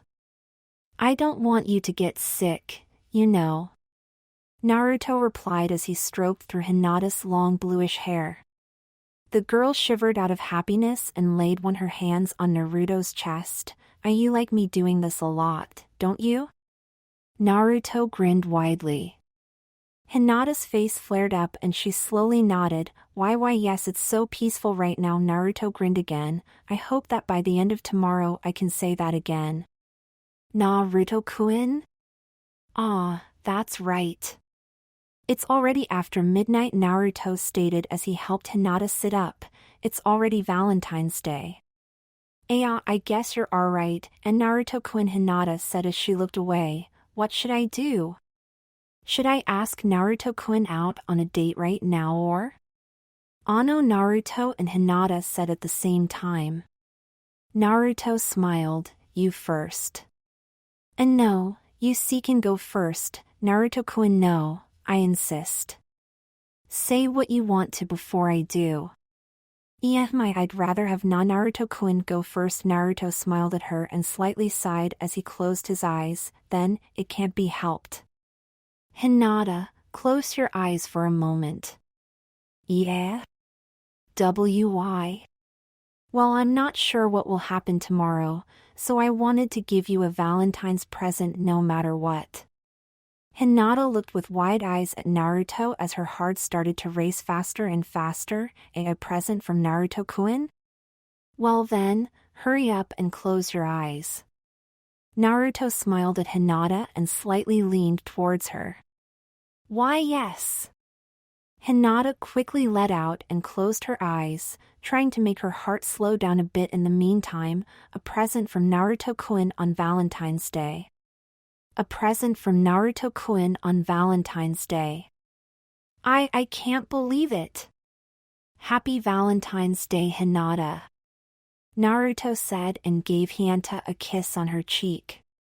Hinata's eyes shot wide open, and as she did, a bright red blush burned on her cheeks. Naruto-kun. Just Naruto sheepishly grinned and rubbed the back of his head. Maybe I shouldn't have done that. The blonde shinobi stopped doing so when he felt Hinata's arms wrap around his neck. He looked at her and found her trembling heavily as she slowly moved her face towards Naruto's. Happy VVVA. Hinata tried to bring the words out of her mouth, but was having a lot of trouble doing so as with each passing moment her face drew closer towards Naruto. A moment later, her trembling stopped entirely as Naruto wrapped his arms around her and planted a kiss on her lips. Not long after that, Naruto was heading back towards his apartment after bringing Hinata back to her room at the Hyuga estate. The Hyuga heiress was far too emotional after the kiss to go home all by herself, so Naruto gladly took her back to her home.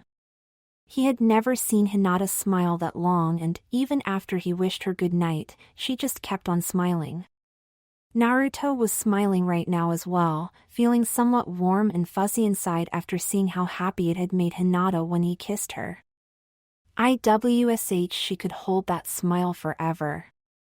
Naruto thought with a smile on his face as Hinata's happy smile ran through his mind again. The blonde shinobi then landed on the rooftop of his apartment, heading for the easiest way back into his apartment and into his bed, through the balcony door. However, just as Naruto reached the edge of the rooftop, he froze and a chill ran down his spine and into the very essence of his being. Up until now, he hadn't noticed its presence. After all, who would notice something like that when reflecting their own thoughts? Right now, however, Naruto noticed it all too well and clenched his fists. Up in the nightly sky was a blood-red moon shining ominously above Konoha. aka Suki. Naruto was only able to bring out that single word upon sight of the moon. Naruto clenched his fists tighter and gritted his teeth as the hairs on the back of his neck slowly rose up. Right now, huh? Naruto said to himself as he forced some power into his legs before jumping off the building and towards the next. He raced as fast as he could from building to building, heading to the one place he knew he should go immediately after such a sign. Dashing from the left to the right, Naruto kept an ever-close watch on whether someone was following him. Good, looks like they're not here just yet, Naruto thought as he made haste towards one of the forests in Konoha. After racing through the forest, Naruto ended up in front of a door and knocked with all his might on it. Erosennin! Erosennin! Open up! Now! Naruto yelled. A few moments later, Jiraiya opened the door and yawned sleepily. What's wrong, Naruto? Do you have any idea what time it is? I don't care. Naruto turned around and pointed towards the sky. Just look at that. Jiraiya let out as he squinted his eyes. Yes, a red moon, very interesting. Now go to bed. Did you forget about that assassin's tale? She said they would be coming when there's a red moon shining in the sky. Naruto pointed out. Naruto, red moons occur every now and then. It's because the sun and the moon are in a certain position. Then Jiraiya explained to the blonde, there's no way that anyone would use something as unpredictable like that as a signal to attack a village. But... No buts, Naruto, tomorrow is a long day and I need some rest. Jiraiya replied, if it makes you feel any better, I'll quickly arrange some extra guards to keep a lookout on anything suspicious tonight, but I'm not going to do anything else. Fine then, suit yourself. I'll watch over Konoha by myself. Naruto said as he turned around and started to walk away. Jiraiya momentarily narrowed his eyes upon Naruto. Naruto, if there really is something going on, fire up some chakra. I'll be there to help you before you know it then. If something happens to anyone in the village, I'll blame it on you, sensei. Naruto said before heading off again. Geez, what is he thinking? Jiraiya wondered out loud as he yawned and headed back inside. Tsunade, be sure to order reinforcements to the guards, though yeah, leave it to me. Tsunade replied as Jiraiya closed the door behind him. An hour or so later, Naruto was still keeping a watchful eye on the village of Konoha from his balcony. Damn it, where are those bastards? The balcony door behind Naruto opened up and Naruto turned around to find Temari standing there, wrapped in the blankets of his bed. Naruto, please come back inside. No, Naruto turned back around. I won't endanger your life or those of anyone else by sleeping tonight. You really think someone's planning to attack Konoha right now? Temari asked him as she rubbed the sleep out of her eyes. Yeah, I do. Temari wrapped her arms around Naruto and held him tightly against her. Then, I'm going to stay here with you. Naruto blinked at the wind mistress. Why? It's safer for you to sleep inside. As it is for you, but I can't sleep while knowing that you're out here and I might be too late to rescue you from any harm, Temari replied as she rested her head against his back. Temari, this might be my last night here, Naruto. Temari reminded him, I really want to spend the night with you at least one more time. Naruto's eyes scouted over the village of Konoha as much as he could from his balcony. Everything is quiet. Maybe I was wrong. Temari softly nodded and pulled him back into the apartment. Come, you need to be well rested for tomorrow. Yeah, I guess so, Naruto replied as he headed inside.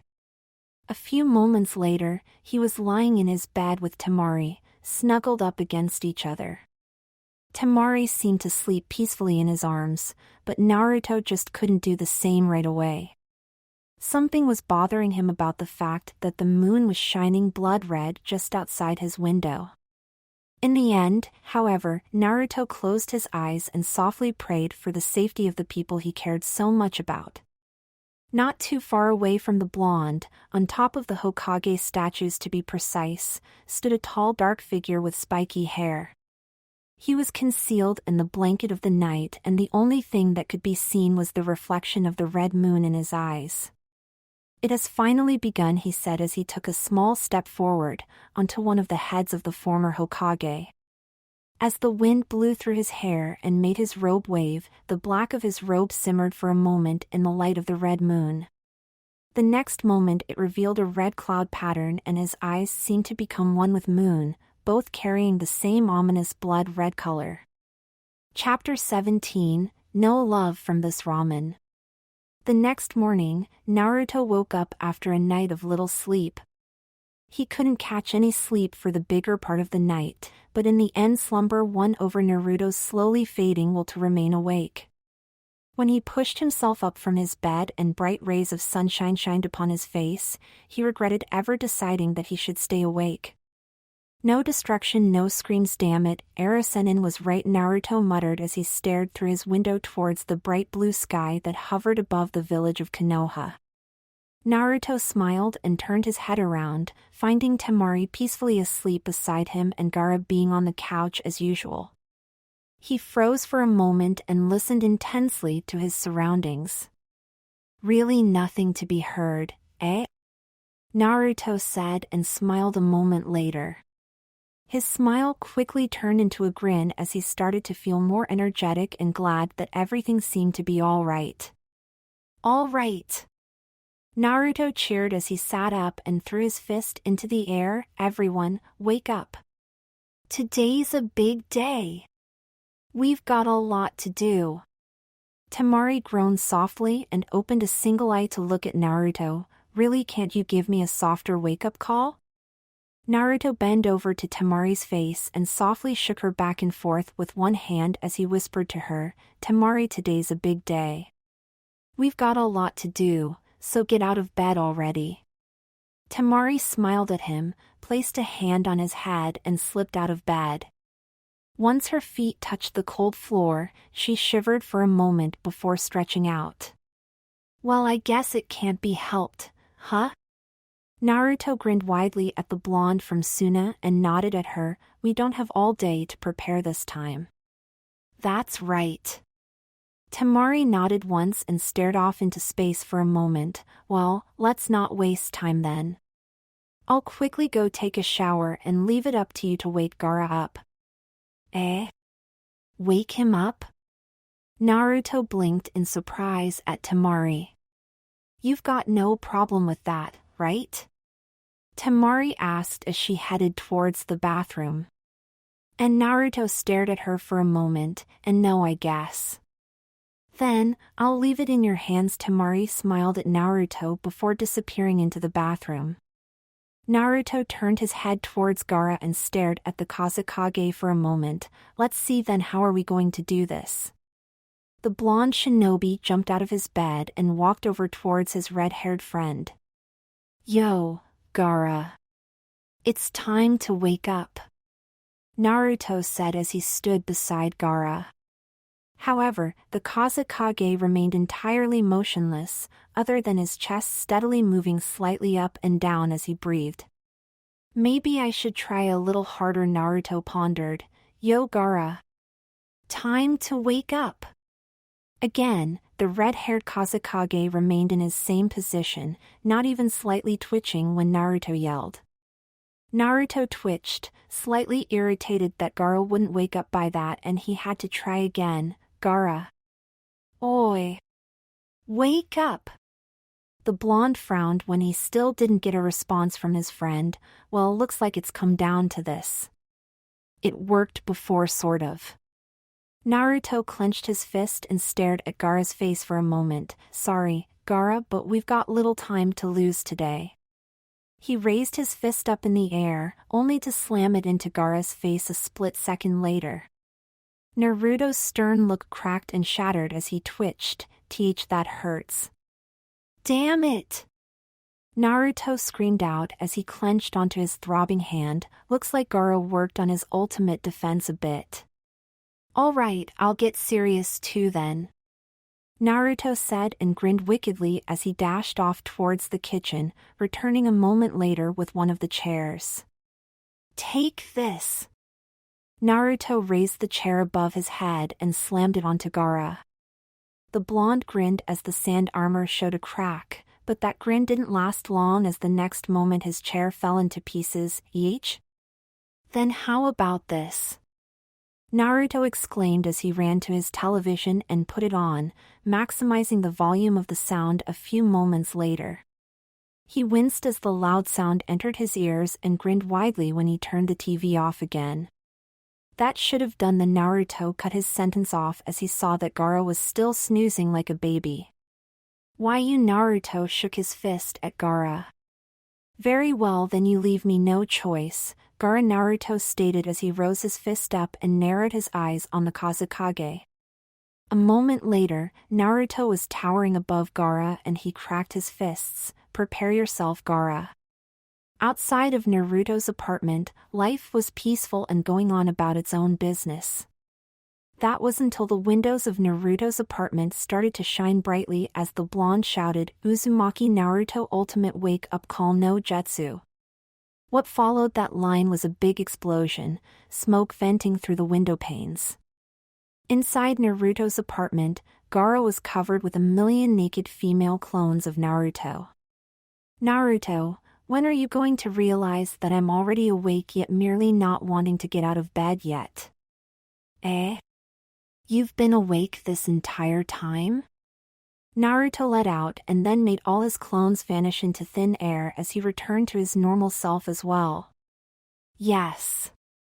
However, I felt the need to lie down and rest some more. Even now, I have not changed my mind about. Gaara, get ready to head out. Temari said as she walked into the living room with a towel wrapped around her. Yes. Gaara replied and stood up. What the hell? She just tells you one time and you obey? Naruto pointed dramatically towards Gaara. Why did I go through all that trouble to try and wake you up then? Gaara shrugged. I fear what Temari might do more than what you do. Naruto shook his fists and found himself speechless for a moment, only to let his fists drop down a moment later and let out a sigh.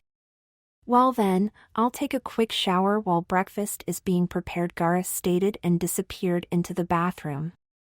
Oi! Come back here and helps us prepare breakfast first.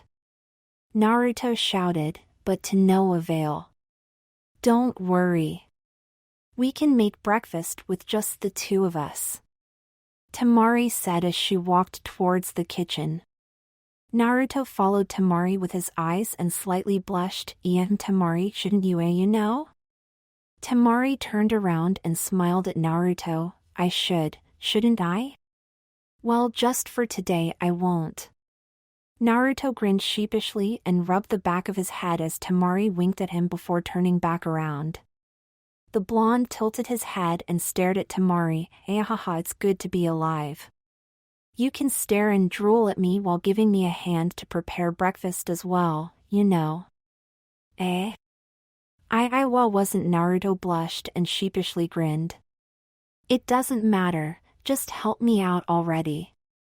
Temari looked over her shoulder towards Naruto and smirked at him. All right. Naruto said as he hurried over to Temari's side. Naruto blinked when he looked at what Temari had decided to make breakfast with. Hey, I didn't know we had eggs. Well, they're part of the secret ingredients for my soup and we had more than enough left, so I decided we should have tamagoyaki as breakfast today. Temari smiled as she broke one of the eggs and poured its contents into a pan. There are eggs in your soup? Naruto asked in surprise. Temari nodded. I guess this is one of those cases where you don't want to know the ingredients of something that you find really delicious, eh? And no, that's not it. Naruto replied and rubbed the back of his head. I'm just surprised that there are eggs in your soup. You'd be even more surprised if you knew every single ingredient. Temari smirked. Well, either way, let's make some tamagoyaki. /n, it's an egg recipe in case you didn't get it XD.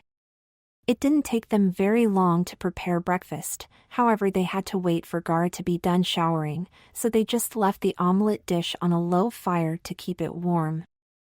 Temari hopped onto the dining table and looked around the room. You know I'm going to miss this place. It seems so long ago since the two of you got here, Naruto stated as he sat down beside Temari. The wind mistress slightly adjusted the position of her towel, since it was starting to slip off, and smiled at Naruto. I'm really glad that Nimur-kun sent me that letter. HM? Really? Why? Naruto blinked at Temari. Do you even have to ask? Temari slightly leaned back and leered towards Naruto. If it wasn't for him, I wouldn't have someone to really like and care about. You don't really like Gara and that other guy then? Naruto blinked at the wind mistress. Temari smiled and shook her head. That's different. Then? No matter what today might happen, I'm glad that I have been able to spend all this time with someone like you, Naruto. Naruto sheepishly grinned and rubbed the back of his head. Yeah, these past days sure have been something, haven't they? Temari nodded once and stared off into space for a few moments. Naruto grabbed onto the back of his neck and looked away from Temari for a moment. And what should I do now? You know, Naruto. HM? Naruto blinked at Temari. Since this is probably one of the last private moments we'll have for a long while, I was just wondering, Temari said and looked away from Naruto. Wondering about what? Naruto slightly tilted his head and looked questioningly towards Temari. Did you have any last request in this last moment of privacy? Temari asked and threw a quick glance towards Naruto. Naruto blinked at the blonde girl and pondered for a moment. I don't think so. Ah, I see. Why? Do you have anything in mind, Temari? And no, nothing in specific. After a short moment of silence, Naruto jumped off the table and walked over to the frying pan. I guess we should take these off the fire now or they'll get burned. Why, yeah. Temari replied as she jumped off the table as well. Naruto? HM? Naruto managed to let out as he turned around and was embraced by Temari into a passionate kiss. Thanks for everything. Naruto felt a blush crawl onto his face, but he managed to partly hide it behind a smile. Yeah, you're welcome. Just promise me that, no matter what happens, we'll see each other again. Temari smirked and looked with gentle eyes at Naruto. Don't worry. I won't die until I have at least seen you again someday. Man, this is already sounding like a goodbye. Naruto smiled faintly as he rubbed the back of his head. Except that I won't leave just yet and that I'm standing in front of you in just a towel instead of being fully dressed and carrying my bags. Temari winked at Naruto. Naruto grinned widely and laughed. Yeah, seeing you leave while just wearing a towel would be unbearable. Well, it's not like you need any more fond memories of me, right? Temari grinned and leaned back onto the table. Naruto coughed and looked away, and no, I guess not. Temari looked around again, though I'd like to take a souvenir with me. Eh? I don't think I really have anything to give to you though. Well, we'll see about that later on. Temari smiled at Naruto as she walked back towards their breakfast. All right, I'm done. Gara stated as he walked into the living room and, unlike Temari, was fully dressed. Naruto, I suggest you hurry up after breakfast because we need to meet Kankuro at the gates of Konoha. Eh? That guy is coming here too? Naruto let out in surprise. Don't worry, it's only for today.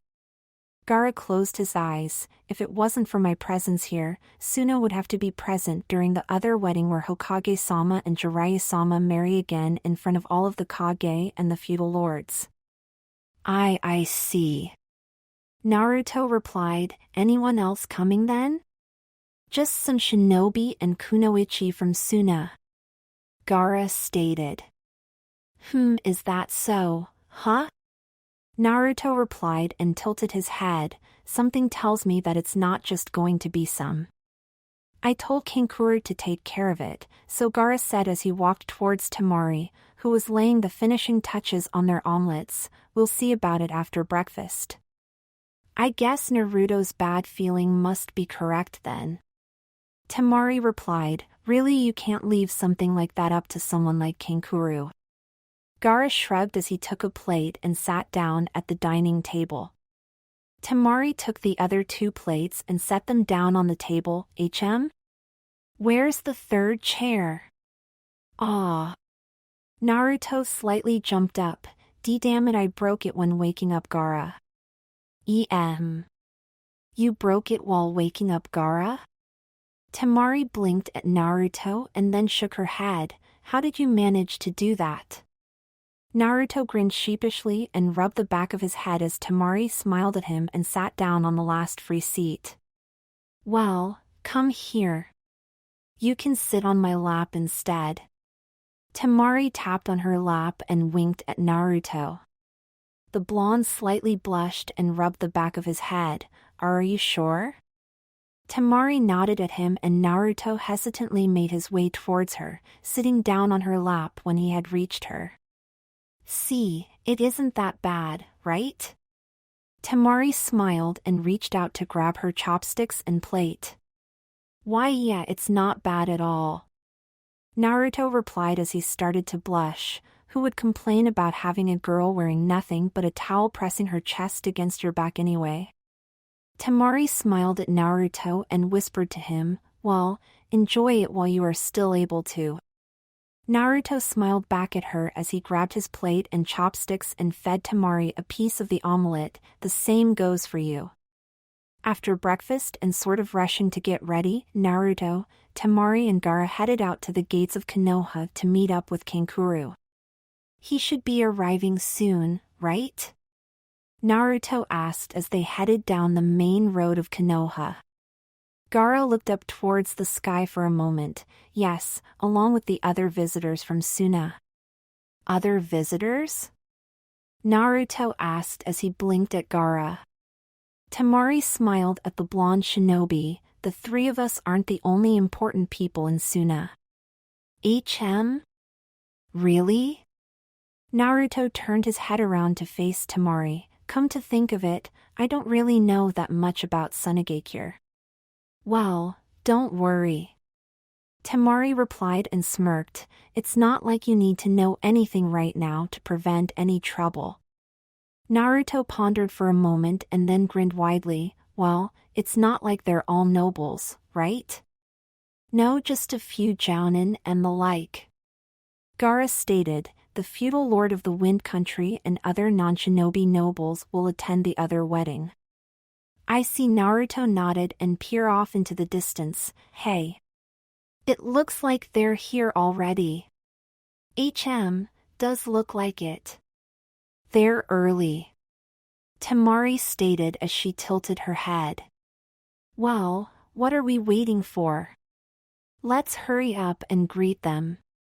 Naruto smiled widely and ran off. Oi, Naruto. Wait up. Temari called after him. Temari, let's make haste as well. Gaara stated as he accelerated as well, though decided not to run at full speed. What? Why, yeah. Temari blinked and quickly followed her brother. By the time they stood in front of the caravan, it had come to a stop. A moment later, the cabin's door opened and 2 pointy ears of a hood along with a paint-covered face emerged. Yo, Kankuro. It's been a while. Gaara stated as he took a few more steps towards his brother. Yo, Gaara. How have you been doing? Kankuro grinned widely. Oi, aren't you forgetting about someone? Temari asked with a smirk on her face. Yo, Temari. Kankuro waved at his sister. Catman. Naruto pointed towards Kankuro.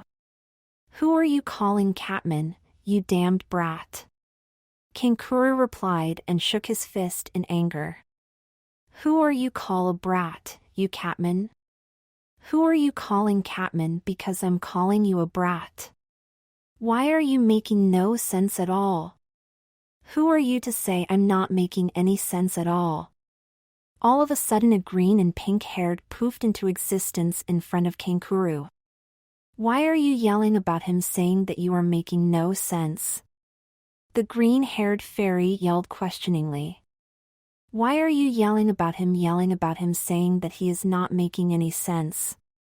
The pink-haired fairy yelled in reply. Why are you two yelling about him saying that he isn't making sense? Kankuro retorted. Why are you wait. Wrong stage. The green-haired fairy said as he raised his wand to make the two of them pop off. Kankuro blinked at the location of where the fairies just were. Kankuro, are you feeling all right? Gaara raised an eyebrow at his brother. Why yeah, this was starting to make less and less sense, but to who did you just yell? Naruto slightly moved away from Kankuro as his eyes twitched. The puppet master headed inside the cabin and reappeared with a small plastic bag a moment later. That's the last time I'm taking this shit. Seeing fairies is just way too tripping, man. Kankuro muttered as he threw away the plastic bag, damned new dealer. Temari coughed and looked questioningly at her brother, ahem, you're a bit early. What? Kankuro turned towards his siblings and Naruto, oh yeah. For a reason though. I was kind of bribed to get here as fast as possible. May I inquire by who? Gaara asked. Well, you see Kankuro and scratched his cheek, well, just see for yourself. Gaara raised an eyebrow as Kankuro turned around and yelled, Oi. Gaara's here. Get out already. Kaya awaya. Gaara's eyes grew wide as a stampede of young ladies came out of the transportation meant for the extra guests. Kankuro was knocked into the air as the girls rushed towards the red-haired Kazekage. Gaara's sand latched out and grabbed a hold of Kankuro, and a moment later, Gaara picked up both Temari and Naruto as well. We're going to run. Gaara stated and started to run away. Eh? Why? Naruto asked in wonder as Gaara dashed off. Take a good look at them, Gaara said as he turned Naruto around so he could see the girls that chased them. So? They seem to like you a lot. Naruto replied and blinked. If they catch me, it will be over for me. Also, I can't hurt them since they're all from Sunagakure. Gaara stated as he kept on running. Looks like Gaara gained a whole lot popular when I was training with Erosennin. There were some when we last met, but this is ridiculous. Naruto thought as he blinked, well, head over to my apartment then. We can't unless we ditch them. Gaara stated as they turned around the corner. Gaara, just put me down and I'll take care of them. Temari stated calmly as she held onto her fan with one hand. You know, Gaara, I'd love to be your Kawarimi right now. Kankuro stated with a wide grin on his face. No and no, tell me, Kankuro. Are they any others from Suna that came along with you? Gaara asked his brother. Of course. They were less demanding to see you though. Kankuro scowled, you damned lucky bastard. Temari, do you think you can send them far out of Konohagakure with a single attack? Head Temari smirked, if the wind is set right I could probably send them all the way back to Suna. Then, I have a plan. Gaara stated. You do? What is it? Naruto asked, and why didn't you just think it up before picking us all up and running away? Temari, prepare yourself to send them out of the village. Roger that. Shouldn't be too hard at all. Naruto, make as many Kage Bunshin as needed to make a thick barricade in the street here. All right, leave it to me. Kankuro. Yeah? You get to do absolutely nothing in this cool plan to get rid of the fangirls you brought upon me. Grrrr, Kankuro softly growled, you unworthy brat, you know I'd be cooler than you if I get to have some action. You have a problem with that? Gaara looked coldly towards his brother. And no, not at all. Naruto, barricade time. Gaara said as he stopped running and dropped his two siblings and Naruto onto the ground. All right. Naruto slapped his hands in the infamous seal formation, Kage Bunshin no Jutsu. As a wall of Naruto clones appeared, Gaara nodded, good. Operation Uzumaki Naruto Shield has begun. Huh? What's that supposed to mean? Naruto asked as he looked over his shoulder. The next moment Naruto got his answer when the horde of fangirls ran over him. It hurts Naruto managed to bring out as the marks of footprints were all over his body. Operation Uzumaki Naruto Shield complete. Stage 2, Scary Sabaku no Gaara engaged. Gaara stated and took a step forward, staring icily towards the fangirls. The fangirls froze in their movement and stared at Gaara for a moment. The Kazekage then raised both his arms and pointed the palms of his hands towards the ladies, his fingers in their usual claw-like position. Panic didn't hit the girls until a bunch of hands made out of sand started racing towards them. Oi! Gaara! You aren't going to? Kankuro let out, afraid of what his brother might do. Exactly, there is no other way, Gaara said in an ice-cold tone. Gaara! Stop it! Temari called out. Gaara-sama! Please don't kill us. The girls cried as the hands of sand came frighteningly close to them as they tried to crawl away, stumbling into each other along the way. Take this, Gaara said, half growling, and the girls screamed as the hands of sand grabbed onto them. Gaara! Naruto called out as he could see what was going on. What are you doing? Desert perversion. Gaara called out and Naruto, Temari and Kankuro's jaw dropped on the floor. Kaiowea! Gaara-sama! The girls squealed as Gaara's hands of sand started to grope them. Boobies, don't forget about the boobies, Gaara told his hands as his left eye twitched. What the hell are you doing, you perverted brat? Temari yelled at Gaara as she smacked him in the face with the back of her fan, knocking the red-haired Kazekage back. The Wind Mistress roared as she snapped her fan open and waved it with all her might once, creating a huge whirlwind. Ah! Naruto let out as he crawled over the ground and quickly clutched onto the nearest pole before the wind swept him away as well. Gaara-sama! Daisuki-ai! The girls squealed before disappearing from the sky like a shooting star. You had a better idea of stopping them? Gaara asked as he rubbed over the crack Temari made in his sand armor. I could have just sent them flying without you doing something like that. Temari yelled at Gaara. D-damn you, Gaara, groping that many girls with your multiple hands of sand, unforgivable. One day I'll grope those girls too with my puppets, Kankuro muttered as he shook his fist in anger. No, I think they would have gotten to us before you would be able to do that, Gaara nodded. Temari raised her fist and twitched, but ended up sighing and putting away her fan. Men. Naruto let out as he walked back to the group, like, shouldn't we do something right now? Gaara blinked at Naruto for a moment. Yes, escorting the other visitors from Suna and get ready to head for the wedding. I see. Naruto nodded, then mind if I leave that up to you guys and go on ahead? HM? You have something to do? Temari raised an eyebrow at Naruto. Well, I need to meet up with Erosennin, you see, so Naruto grinned sheepishly and rubbed the back of his head.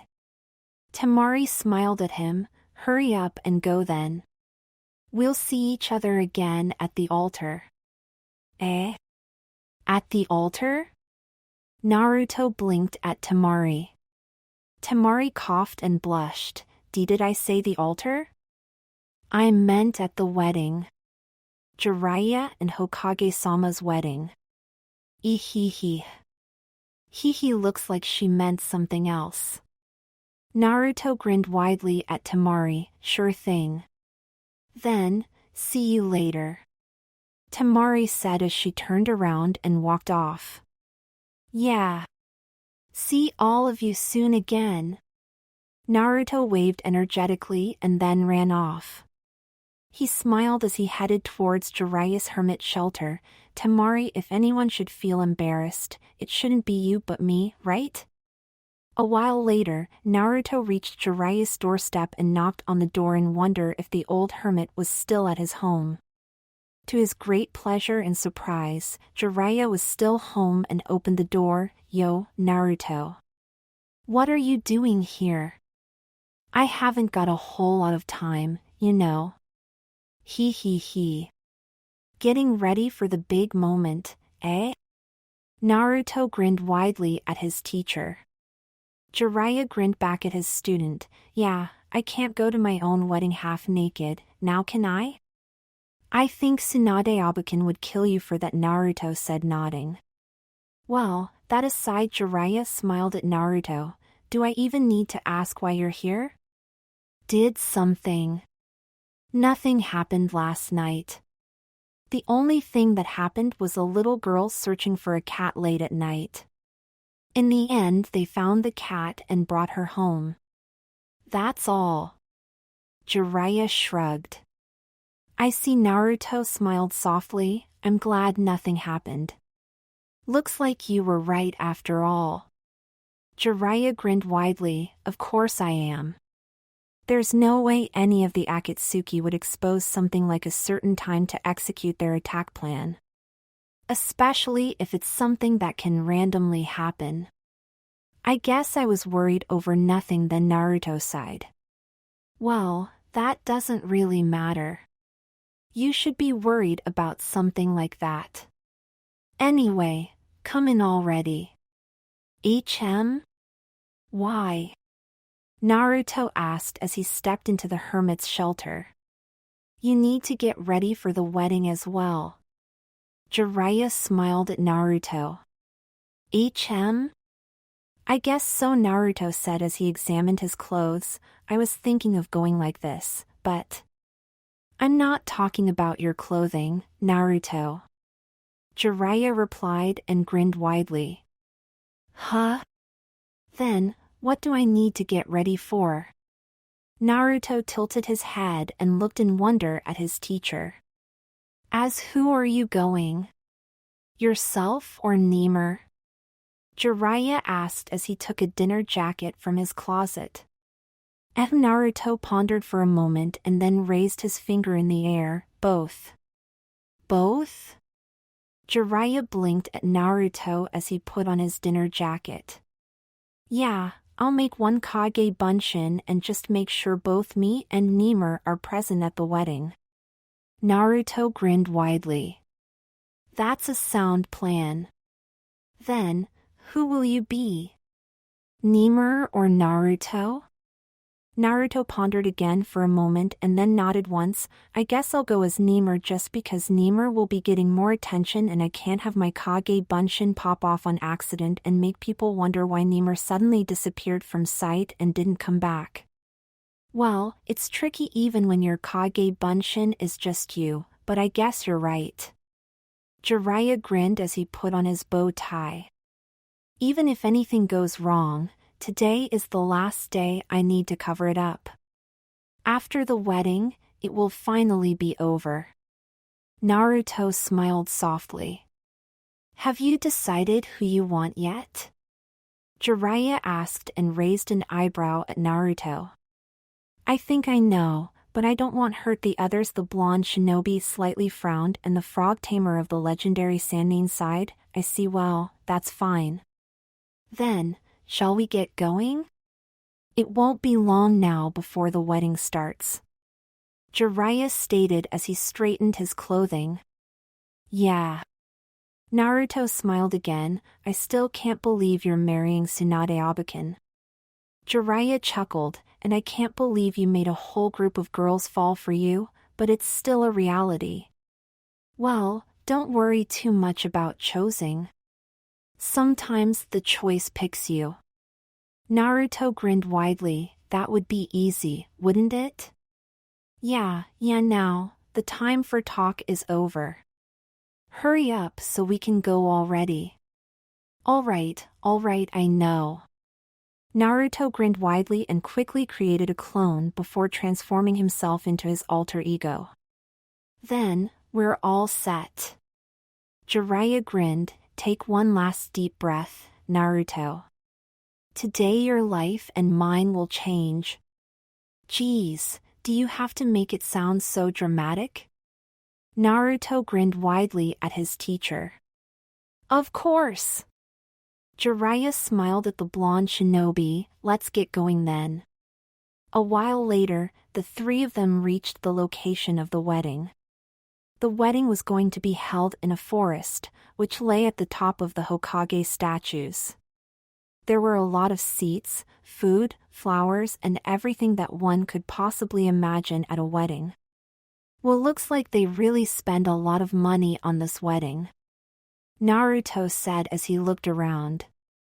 The priest that was going to do the ceremony was already present as well, but Naruto found the guy looking way too creepy looking with that combed back long platinum blonde hair of his. Nanimur-kun? Tenten stuttered as she shyly approached Naruto and his Kage Bunshin. Ten. Hey! How's it going? Naruto smiled at the weapon's mistress. Yo, Ten. Good to see you again. Naruto's Kage Bunshin grinned widely at the girl.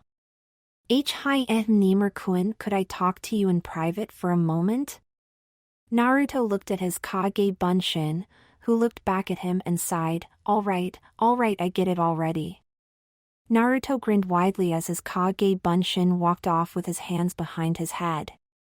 What's wrong, Ten? Naruto asked, smiling. You know about last night? Ten blushed. I am sorry. Did you do anything wrong? Naruto tilted his head and blinked at the girl. Yes. And no. Well, maybe Ten looked away and gulped. Don't you remember? Well, I remember some stuff, but nothing that would make me hate you or anything. Naruto grinned widely and rubbed the back of his head. Ten smiled slightly and let out a sigh of relief. I see, thank goodness I remember doing some embarrassing stuff and... That's all right, it was because you drank too much sake. Naruto smiled at Ten. I remember when Jiraiya-sensei was drunk he'd do all kinds of crazy stuff. Well, even so I feel kind of, Ten replied as she looked away from Naruto. Don't worry. I can't say I didn't have a good time last night. Naruto chuckled slightly and Ten blushed brighter. So did I, but waking up this morning and remembering a whole lot of stuff made me worry about how you were thinking about me now, Ten said as she looked at Naruto. The blonde shinobi smiled at her in return. Ten, I still think of you like I did before last night. I don't like you any less because of anything that happened last night. Ten smiled at Naruto and wrapped her arms around Naruto's right arm. Then, mind if we sit together during the wedding? Well, Sorry, Ten, but you won't be able to sit near Nimur-kun. Sakura said with a smirk on her face as she stepped in front of Naruto and Ten. Why not? Did he promise to sit with you or something, Sakura? Tenten scowled at the pink-haired medic Nin. No, it's just that Nimur-kun is Jiraiya-sama's apprentice and thus he gets to sit on the first row. You, however, are just a ordinary kunoichi that has no special status at all. Sakura explained, in other words, you won't be able to sit close to Nimur-kun. Geez, that's why I hate formal events like these, always discriminating the more common folk, Tenten said as she placed her fists at her waist and walked off. I'll be still watching you though, Nimur-kun. Tenten smiled and winked at Naruto as she looked over her shoulder at him, and I'll definitely see you after the wedding again. Sakura watched Tenten leave for a moment and then turned towards Naruto, whispering to the blonde shinobi, well? Are you the real one or the Kage Bunshin? I'm the real one. Naruto replied in a whisper, I figured that would be for the best. Well, it doesn't really matter since both Naruto and Nimur-kun get to sit closer to the front because both of you are Jiraiya-sama's apprentices. Sakura smiled at Naruto, but at least now I know who I want to sit next to. Naruto smiled softly at Sakura, Sakura-chan. Well, let's hurry up and get to our seats. Sakura said as she walked towards the front, it shouldn't be long before it starts. What about Naruto? Naruto asked, man, that sounds weird. It looks like Naruto will be sitting next to Hinata. Sakura winked at Naruto and headed on towards the front row. Naruto looked at the fourth row and saw his clone sitting next to Hinata, the two of them joking and laughing together. Geez, being my clone must be fun as well. Naruto thought, smiling as he walked towards the front row. Hey, Sakura-chan, why is Hinata sitting on the fourth row anyway? Isn't she like the Hyuga clan's next leader or something? Naruto whispered to Sakura. I think she doesn't like being treated like a noble, though. Her father is sitting not too far to the left of us. Sakura replied. Naruto turned his head towards the left and indeed found Hayashi sitting on the first row as well, even though it was on the other side of the path that lead between the two sides with seats. He's looking scary as usual, Naruto whispered to Sakura as he looked Hayashi from the corners of his eyes. He's been sitting like that for over an hour now. Ino and I placed bets on when he'd move again. Naruto grinned sheepishly and rubbed the back of head, that could take a while, I guess. Sakura giggled a bit and nodded, we both placed our bets on more than just a few hours from now. Where's Ino anyway? Naruto asked as he looked around. Didn't you see her yet? She's taking care of the flowers her family provided for the wedding. Look, she's over there. Sakura said and pointed towards the southeast of them. Naruto turned around and found Ino indeed arranging more flowers along with some other shinobi. Hey, Ino! Naruto called out and smiled towards the girl. The blonde kunoichi slightly jumped up and quickly turned her head around. She slightly blushed upon seeing Naruto, but that moment quickly faded and she waved energetically at Naruto with a smile on her face. A while later, everyone was taking their seats as the wedding was about to start. Temari sat down next to Naruto and didn't say a lot, but did hook her arm with his and smiled at him. Naruto quickly looked around as the priest made his way to the center of the altar and found out just how many people were attending this wedding. Other than Konoha and Suna's shinobi, there were several shinobi from other villages along with almost all of the villagers of Konoha. Naruto's eyes met those of Ayame, who was sitting near the path on which Tsunade would walk down a few moments later. Ayame looked at Naruto for a while and then smiled softly at him. The blonde shinobi grinned widely at her and turned back around, hee, so many people were able to come. I can see a whole lot of people that I know from here already. After the priest had reached his designated spot, Jiraiya made his way to the front of the altar as well.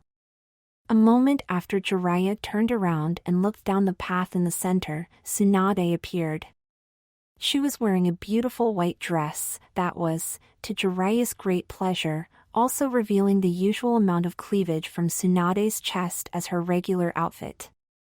The end of her dress was being held up by Hanabi and Moegi, who quickly hurried to their seats when Tsunade stood next to Jiraiya with a smile on her face. "Dearly beloved, we are gathered here today to unite these two in holy matrimony," the priest began and commenced the wedding ceremony. Tsunade and Jiraiya exchanged their vows and kept smiling the entire time, causing Naruto to smile as well. Somehow they look really happy. "Then if anyone has anything against the marriage for any reason, let him speak now or forever remain silent," the priest said and eyed the crowd, who all remained silent. Jiraiya coughed, actually. A gasp escaped the crowd and Tsunade and Jiraiya looked at them. "We have something to let you all know before we seal this deal. This is something that might make a certain someone object to our marriage, but Tsunade and I found it fair to let that person know before the marriage," Jiraiya said and turned his head towards Naruto, or rather his Kage Bunshin. "The truth is, you see Naruto, after Jiraiya and I are married we want to take you in as our ass. Sorry, but you have no right to do so, he's still mine." The crowd gasped and turned his head around to face the one who just spoke up out of nothing. A man with a black robe, which was covered in a red cloud pattern, stood in the middle of the path towards the altar. His hat concealed his face and the small bells ringed as he slowly headed more towards the altar. "Long time no see, sensei," the man said as he slightly lifted his hat up to reveal his eyes to Jiraiya and Tsunade. "Why you are," Jiraiya managed to let out as his eyes grew wide. "You didn't know? Shame you knew ways to get information about my organization, yet I remained a complete mystery to you?" the man asked as he took another step forward. "Not what I expected from someone like you." The shinobi present stood up and held themselves ready to attack, however they held back when 7 more black-robed men joined his side. "I wouldn't try anything funny," the Akatsuki leader said and motioned towards the trees, "unless you want all of your villagers dead at once." The shinobi looked towards the trees and found multiple shinobi aiming arrows with explosive tags at the crowd. "How did you?" Tsunade asked as she narrowed her eyes at the leader. "A simple question with a hard answer. Honestly, I've got more important things to attend to." "Hoof, looks like I don't have to ask why you came here," however Jiraiya smirked at the leader. "To give presents, of course," the Akatsuki leader said as he and the other 7 Akatsuki members presented gifts. What the?" Jiraiya let out and then pointed dramatically towards the gift the Akatsuki leader was holding in his hands. "Ah. I bet those are bombs that will explode once opened." "Actually, it's a blender," the Akatsuki leader said as he took the blender out of the gift paper wrapped box. "I guess it could explode though." "Do you guys really have to wreck this wedding?" the priest scowled. "Haiden, what are you doing here anyway?" the Akatsuki leader asked. "It's not like you to perform good ceremonies." "Just once I wanted to do a wedding instead of a funeral." "Just once?" Haiden replied and shook his fist. "Is that too much to be asked?" "Well, since our plan from the beginning was to stop this wedding," the Akatsuki leader replied and tilted his head. "Yes? I have to say, it's quite dumb to try and complete the wedding when you have to end it a while later," Itachi said as he took his hat off and casted it aside. "Yo, long time no see, people of Konoha. How's it going?" "Itachi-san, it looks like they still hate you," Kisame replied when he noticed the scornful looks Itachi was getting from multiple shinobi. "Some things will never change." Itachi shook his head and raised his hands up in the air. "Haiden, I told you that your ceremonies were a waste of time," Kakuzu said as he held onto his forehead. "Gah." Screw you all. Yasin-sama likes slaughter more than weddings anyway. Haiden yelled and somersaulted towards the other Akatsuki members, changing into his Akatsuki robe midair. And man, what's with those bastards? They're even crazier than normal. Naruto thought. The Akatsuki leader searched the crowd and rested his eyes upon Naruto's Kage Bunshin. Looks like I've found you, the Akatsuki leader said and smirked at Naruto's Kage Bunshin. The Kage Bunshin clenched his fists and glared at the Akatsuki leader. I won't let you take Naruto with you, Jiraiya stated and took a step forward. Unfortunately, there's nothing you can do about it. The leader stated, Naruto-kun, you're coming with me. I refuse. Naruto growled at the leader. Oh. The leader replied, and then next moment he was holding a kunai against Hinata's throat. Perhaps spilling the blood of your friends will change your mind. Naruto's and his Kage Bunshin's eyes went wide and the Kage Bunshin lowered his head after looking at the startled Hinata. That's more like it. The leader said as he withdrew his kunai from Hinata's neck, come with me. Tsunade took a step forward, but Jiraiya held her back and shook his head after staring into her eyes for a moment. Zetsu, take the civilians to the underground sanctum in the Hokage's statues. I don't want to lose any future laborers due to the foolishness of shinobi. Start killing them when they cause trouble, though. The leader ordered and Zetsu nodded in reply. Naruto Temari growled as she glared at the back of the Akatsuki leader, who was slowly taking his leave with Naruto's Kage Bunshin. Naruto's Kage Bunshin looked over his shoulder towards the real Naruto for a moment and smirked. Then, all of a sudden, the leader stopped walking and Naruto's Kage Bunshin bumped into him. Though the clone remained intact, that became the least of Naruto's worries when the Akatsuki leader turned his head to his right. Do you think you can betray me? The leader roared as he grabbed Ayame by her throat and pulled her up from her seat. What are you talking about? Ayame managed to bring out as she clamped her hands onto the leader's wrist. Where is he? His voice thundered through the area. I know you're hiding him. Jiga! Ayame let out as the leader tightened his grip around her throat. Ayame! Naruto called out as Ayame's hands fell down and she closed her eyes. At that moment, Naruto felt as if he was hit by lightning as his entire body started to shake. The leader dropped the now unconscious Ayame and slowly turned his head around until his eyes pierced through Naruto's own. The blonde young man over there, the Akatsuki leader, pointed towards Naruto. You're coming along with us as well. Naruto gritted his teeth and stepped forward onto the path. We'll be taking her with us as well. A hostage makes it that much easier to keep you in line, the Akatsuki leader said as he picked up Ayame and threw her over his shoulder.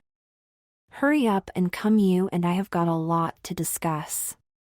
The Akatsuki leader stated as he headed off with Ayame. Naruto and his Kage Bunshin quickly followed him until he stopped for a moment again. What are you doing? I thought you wanted to hurry up. Naruto glared at the leader. The Akatsuki leader looked over his shoulder and past Naruto and his clone. Also, stop hiding already. You're being too obvious, you slithering snake bastard. Naruto looked over his shoulder as he followed the Akatsuki leader and saw an Anbu in a gray robe stand up from the crowd, though he remained silent and motionless afterwards. Naruto then took one last look at everyone and thought, everyone don't worry about me, I'll come back soon and help all of you out. Once Naruto and the Kage Bunshin were out of sight, the Anbu who just stood up started to laugh manically. Kukuku. He laughed before throwing back his hood. It is I, Orochimaru. Orochimaru? Orochimaru? Orochimaru? Yes, Orochimaru sliced as he kept a wicked grin on his face. the true evil genius of this story, Orochimaru. My old friends, all your base are belong to me now. Ha ha ha ha. Unfortunately, that's not true. Itachi stated and closed his eyes. You are vastly outnumbered and thus have no chance of winning. Uchiha Itachi-kun, that's where you are mistaken. Since I've just claimed that all your base are belong to me now, my victory is guaranteed. Orochimaru chuckled. No, you're wrong. Claiming all your base. All your base. Orochimaru corrected. All our base isn't 1337 anymore these days. Itachi's glasses sparkled, therefore, your victory hasn't been current. Itachi-san. Kisame looked confused towards Itachi. When the hell did you get glasses? Amazing, isn't it? Itachi suddenly held a rose in his hand and talked to it as sparkling points surrounded his face. By equipping these glasses, the ability of my Sharingan is amplified and make me more 1337. Well, it does make me look less cool, though. Uchiha Itachi. That's Ino, said as she looked with wide eyes at the ANBU robe-wearing person who stood up beside Orochimaru. Sasuke-kun? Sakura managed to bring out as Sasuke pulled the hood of his ANBU robe down and revealed his face. Oh. Long time no see, Sasuke. Itachi said as he was facing towards the back of his brother's head. Sasuke turned around and pointed at Itachi. You take those glasses off right now, you goddamn son of a bitch. Why should I? Itachi raised an eyebrow at his little brother. How dare you make yourself less of a pretty boy to make it easier for me to gain my revenge? Sasuke let out as he shook his fist in rage. I will surpass your looks on my own without you dragging yourself down. Yeah, for your information, Sasuke, you can't avenge our clan by becoming more beautiful than me. Itachi blinked at his little brother as he paused for a moment. Also, it's impossible for you to surpass my beauty. Even with these glasses on, I'm the more popular Uchiha. Why you? Sasuke growled, and then the ANBU robe-wearing person beside Sasuke stood up. Uchiha Itachi. The person stated calmly, this time you've gone too far. The person pulled down his hood and revealed himself to be none other than Kabuto, Orochimaru's right-hand man. If it wasn't bad enough for you guys to steal my brilliant idea of wearing ANBU masks and clothing to gain entry to this village, but now you're insulting the beauty of glass-wearing people as well? Kabuto pointed dramatically towards Itachi, unforgivable. If it isn't the glass-wearing medic Itachi stated, you have no right to wear an ANBU robe and mask in the first place. After all, I became an ANBU squad leader long before you even entered the Chunin exam for the first time. How pathetic to steal robes instead of making your own. Itachi-san, you didn't make the robes we used either, Kisame stated. Hey! We did! Those robes were my piece of art. Deidara exclaimed. And this morning they exploded in our bathroom, the only female Akatsuki member stated. While you were taking a shower. Kisame grinned widely. Keep grinning like that and I'll give you a new definition of blue balls. While Itachi rubbed his chin, even so, they're pathetic and we made our own robes. Honestly, they have no chance of winning. Let me at him, let me at him.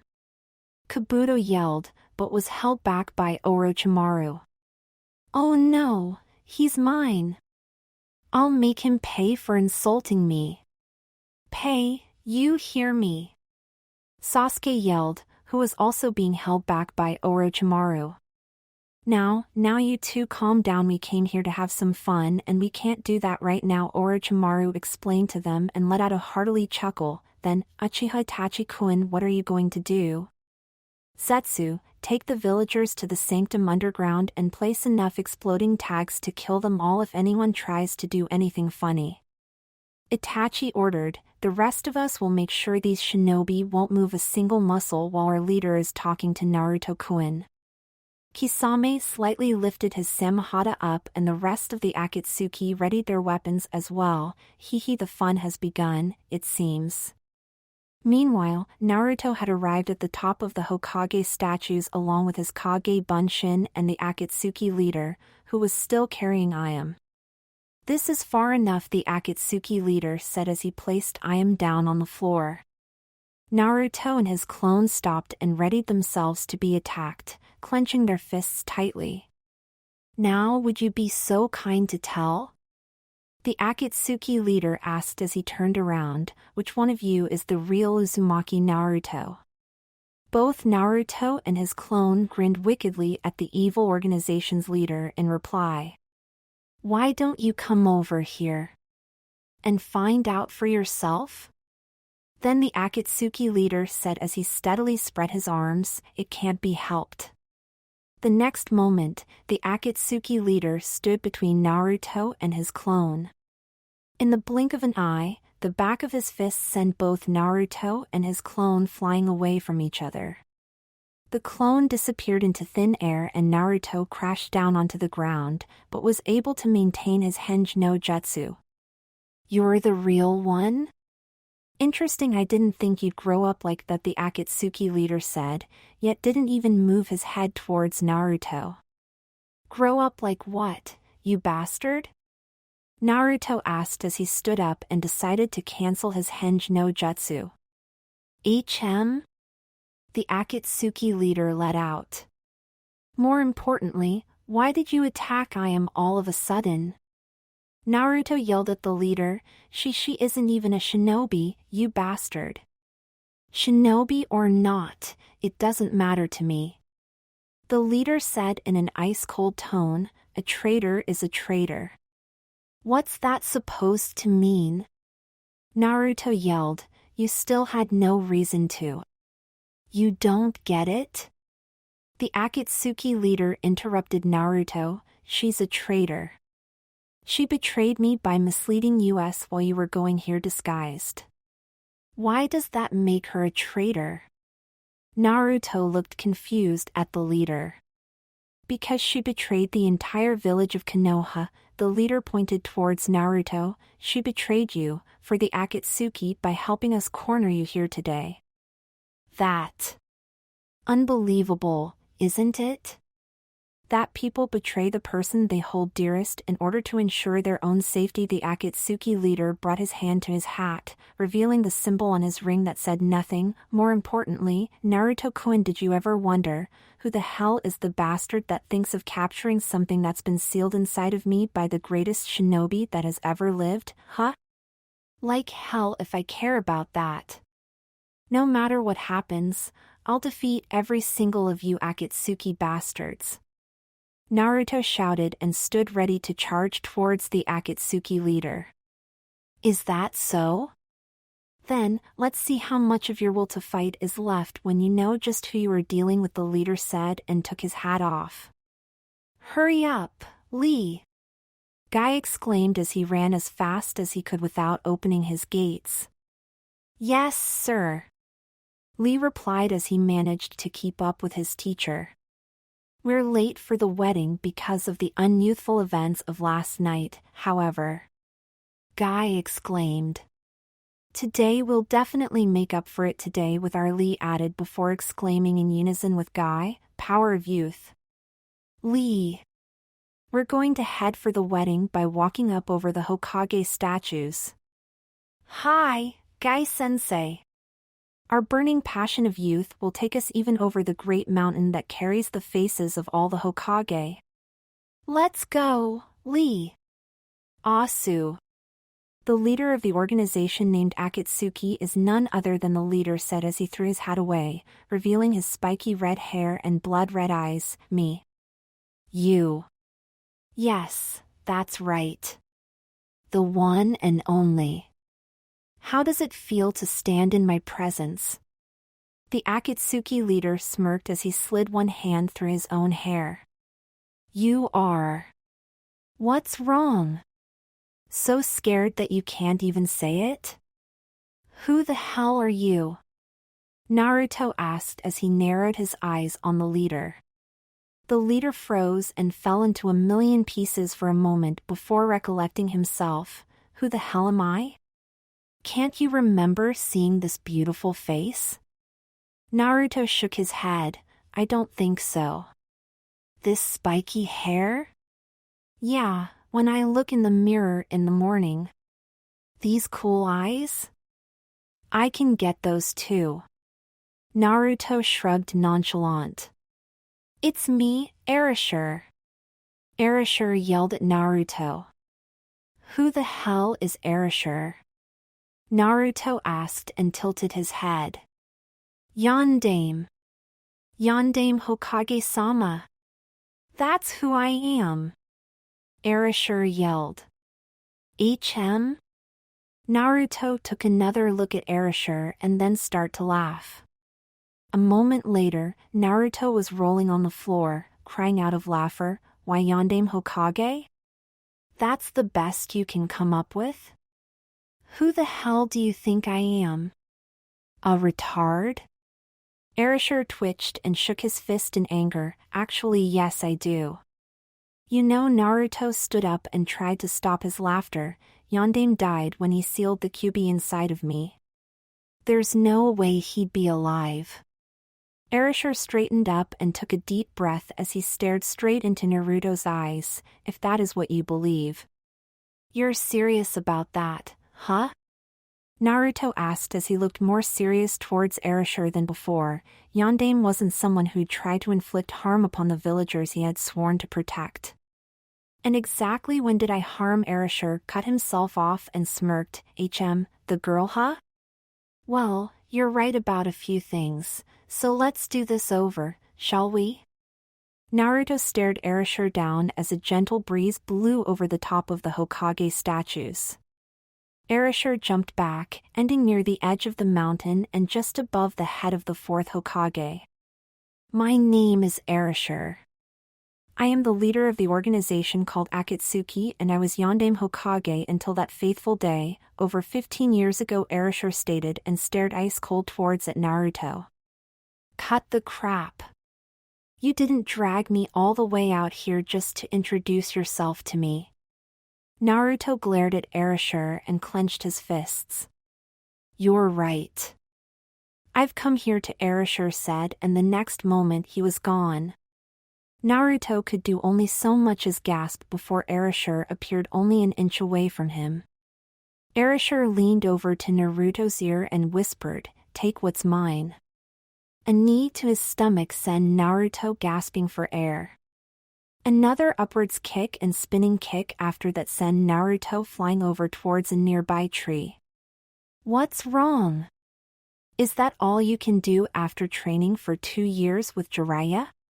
Erasure taunted as he turned around. For someone claiming to be the fourth, you sure as hell hit like an academy student. Naruto retorted as he stood back up. Whether this guy is or isn't Yondaime doesn't matter. I've just got to find a way to distract him and save Ayame. Erasure smirked at Naruto. Then, why don't you try this academy student? Naruto roared as he dashed towards Erasure. The Akatsuki leader shook his head and closed his eyes. I could counter a frontal attack even with my eyes closed. Heh, we'll see about that. Naruto muttered as he slapped his hands in their usual position. Kage Bunshin no Jutsu. 2 clones appeared and dashed to the left and right, assaulting Erasure from his sides. It's useless. Erasure let out just before Naruto reached him. Naruto could only see the blur of a single swift movement before his clones were destroyed and Arashi's heel connected with his head. The blonde shinobi rolled over the ground a couple of times before coming to an halt. Damn, that bastard is fast. Well, at least now I'm close to Ayame and can get her to safety soon. Naruto thought, stood back up and looked over his shoulder. Are you looking for her? Erasure asked, holding Ayame in his arms. You bastard, when the hell did you? Naruto glared at Erasure. I told you. I was the fourth Hokage Konohagakure no Kiroi Haramiki. First and last shinobi to completely master Hiraishin no Jutsu. Erasure said as he placed Ayame on the ground again, my speed is unmatched. You won't save this girl's life simply by running away. Don't worry, though she'll be safe whether you are defeated or not. /N, Kiroi Haramiki means yellow flash, though I don't know the actual words they used in the manga, this should be it according to my dictionary. Too bad I don't trust a single word you say. I'll defeat you and save Ayame. Naruto said as he clenched his fists. We'll see about that, Erasure replied as he stared at Naruto. All of a sudden, the ground started to shake tremendously. Is this your technique? Erasure asked as he looked around, not quite strong, if you ask me. Haha. This is my jutsu. You'll be doomed for sure now. Naruto exclaimed, I have no idea what's causing the shaking, but at least he thinks I'm the cause of it. Eh? Naruto let out when all of a sudden a large dust cloud appeared behind Erasure and was heading towards the forest. For a fraction of a second, Naruto could see two green-clad men rushing towards the forest, eh? The next moment, both Naruto and Erasure were covered by the cloud of dust. When the smoke cleared up, Erasure looked unimpressed at Naruto. Is that all your jutsu can do? Naruto waved dismissively, know that jutsu wasn't mine, why would I cover myself in my own jutsu? Very simple. Erasure lowered his head and closed his eyes.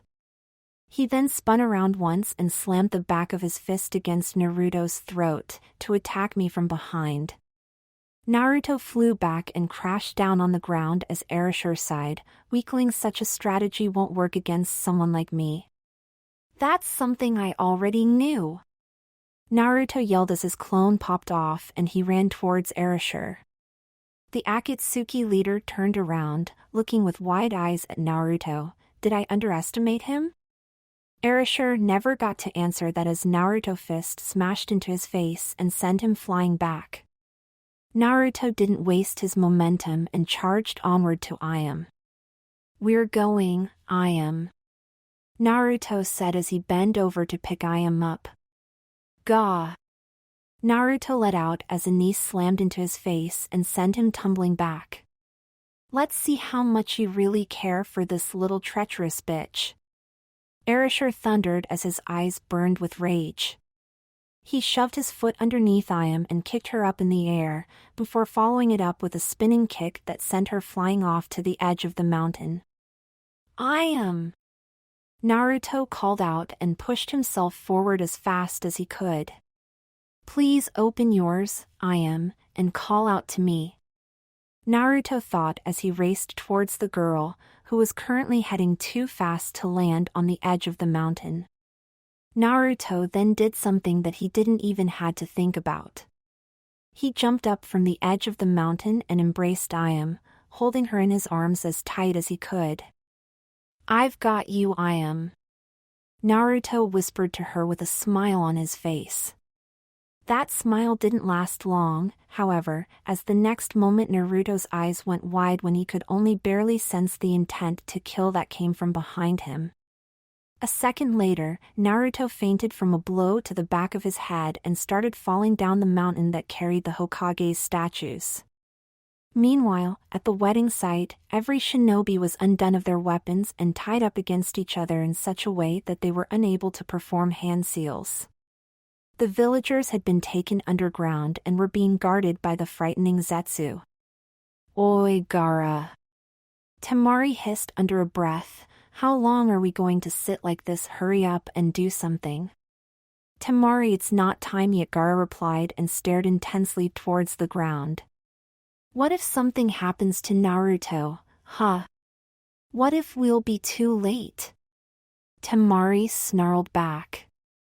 If we fail to time this properly, it will be over, Gaara replied. I know that, but we can't just. Please, Temari Gaara pleaded his sister, just a bit longer. Temari sighed and let her head fall down. You understand, right? If this takes too long they might. Yeah, however, they have to take him far away first and those guys over there must leave as well, Gaara stated as he motioned with his eyes towards the remaining present Akatsuki members. Itachi-san, everything looks all right. Kisame reported. Yeah, it shouldn't be long now, prepare yourself. Itachi replied as he eyed all the bound shinobi in front of him. Oi, when can we start killing them? I'm getting tired of this waiting. Hayden said to Itachi as he marched back and forth. Konoha Gariki Senpu. Lee and Guy exclaimed as they spun through the air and kicked several nameless Akatsuki shinobi, who had joined the Akatsuki members shortly after their successful capture, out cold. They're here, Itachi stated the obvious as Guy and Lee landed in front of the Akatsuki members. Konohagakure's noble green beast. Konohagakure's beautiful green beast. Mato Guy and Rock Lee. Lee and Guy exclaimed in unison and both of them struck the nice guy pose. Teach those guys, Kisame growled and twitched upon sight of Guy and Lee. This is it for you guys. Guy exclaimed as he switched into his fighting pose. Give up while you can. Lee exclaimed as he kicked in the air once before assuming his fighting position. Hey, you guys are outnumbered, you have no chance to win. Hayden grinned wickedly as he held his scythe ready. I'll make beautiful art out of you two despicable excuses of a human being. Deidara stated as he slipped his hand into a pouch he was carrying. Let's just see about that. Gaara said and instantly multiple Akatsuki shinobi were caught by Gaara's sand. Looks like we underestimated the Kazekage after all, Itachi stated as he saw one of the henchmen next to him being lifted up into the air. Kikeichu no Jutsu. Members of the Aburame clan said in unison and more Akatsuki henchmen were lost, this time due to being consumed by a large amount of bugs. This is the end for Akatsuki. Jiraiya said as he and Tsunade effortlessly broke free from their restraints. Ooh, that's my cue. Orochimaru said cheerfully and let his tongue slip out of his mouth and all the way down to where they were bound. The snake Sannin wrapped his tongue around the restraints that bound Sasuke, Kabuto and himself together and pulled them free. Couldn't you have done that the moment we got tied up? Sasuke yelled at Orochimaru. Now, Sasuke-kun, that would be another case of freeing ourselves and then disappearing. Orochimaru waved dismissively, this time we get to fight again. Gaara stood up and pointed with the palm of his hand towards the Akatsuki henchmen who stood near the Akatsuki members. Konoha and Suna's counterattack has begun. Naruto, a calm and gentle voice called out to Naruto, open your eyes, Naruto. Ayame? Naruto wondered as he slowly opened his eyes, his vision still blurry. Don't be ridiculous. Can't you hear I'm a guy? The voice asked Naruto. You're right then, you are, Naruto said as his vision began to focus on the person in front of him. Eh? Naruto let out as his vision was sharp once again and he saw that the person in front of him had blonde spiky hair and blue eyes, much like he did himself. You're Erasure, aren't you? Naruto asked as he narrowed his eyes at the blonde. This is a genjutsu, huh? Sorry, but darkness won't scare me. Naruto, calm down. First of all, I'm Erasure, but not the Erasure you think I am. Second of all, this is not a genjutsu, it's your mind. Erasure explained. But if you're Erasure then who? Naruto tilted his head. I'm Erasure, Yondaime Hokage. The person who caused your mind to be dark and black like this is my distorted body, Erasure. Yondaime told Naruto. What? Naruto looked confused at the fourth. Don't worry, time in your mind is much slower than it is outside. We've got time to talk and I can explain some matters to you for now, just trust me. It's true that you're different, not just the calmness in your voice, but your presence as well, Naruto stated and pondered for a moment. Alright, I'll trust you for now. Alright, I'll start from the beginning then. Yondaime nodded at Naruto and closed his eyes for a moment. Over 15 years ago, I made a forbidden jutsu that no one should ever use. I found a way to summon the death god. The deity was not pleased with being pulled out from his realm and I had to make amends for him. The trials I faced were not easy, but in the end I gained the favor of the death god. He made a pact with me and gave me the key for anyone else I found suited to make a pact with him. Along with the pact, he gave me the knowledge of the ultimate sealing technique. An improved 4-seasonal seal along with a technique, which allowed one to seal the soul of someone who has recently departed inside a person or object. I began to study the seal technique shortly afterwards and soon found a flaw in the technique. A single 4-seasonal seal wouldn't restrain powerful souls, the addition of a second would. Some time passed, during which I had nothing to go with but theory and very short conversations with the death god. Then that faithful day came. The day that the Kyuubi attacked Konoha at night. I had read how it had been previously sealed inside people to create Jinchuriki, humans with strength exceeding all others. There was one problem with the sealing method, and that was that the Kyuubi managed to break free and possess the person, making him or her no longer human but just a mere puppet of the demon fox. It had been written everywhere, you cannot slay the Kyuubi, it must always be sealed. 15 years ago, before he broke free, the Kyuubi was sealed away inside a cave no one could easily find. It was supposed to remain there until sealed inside a human for the sake of the village and country of fire. But the demon somehow broke free and wanted revenge on his captors. I knew there was little I could do. If I take him with me to my grave, then Konoha would surely fall one day due to the lack of having their guardian, a Jinchuriki with the Kyuubi sealed inside of his or her body. That's why I decided at the last moment to seal away the soul of the Kyuubi inside a little infant. So that he could one day grow up to be the hero and guardian of the village when they needed him the most. I see, but what does that have to do with you being here and you being well out there? Naruto asked as he looked Yondaime in the eyes. Two things went wrong. Yondaime told Naruto, first off all, I knew my soul would be taken as well, but that wasn't the problem. Kyuubi's soul was violent and powerful even outside his body. He rampaged through me and my body before pulling me out and dragging me into your small body. Thus I died, but my soul was trapped inside of you along with the Kyuubi. So do I have to guess what else went wrong? Naruto asked, because something tells me it has to do with that other erasure. Yondaime nodded at Naruto. Kyuubi's power left a trace of chakra and evil inside my body. Not only that, but a part of my soul as well. That a little piece of soul grew corrupt by the Kyuubi's chakra and expanded throughout my body. Thus, my body kept living on, but without a complete soul. In other words, he's a walking corpse? Naruto shivered and slightly twitched. Yondaime laughed. I wouldn't like to call my body a corpse, but I guess you're right. But you seem to be in one piece. What do you mean? Well, you said that erasure still had a bit of your soul left, so I thought something should be missing from you. What? Isn't it obvious? An ominous voice asked. The other guy is an arrogant dick and you wonder what this one is missing? Pathetic.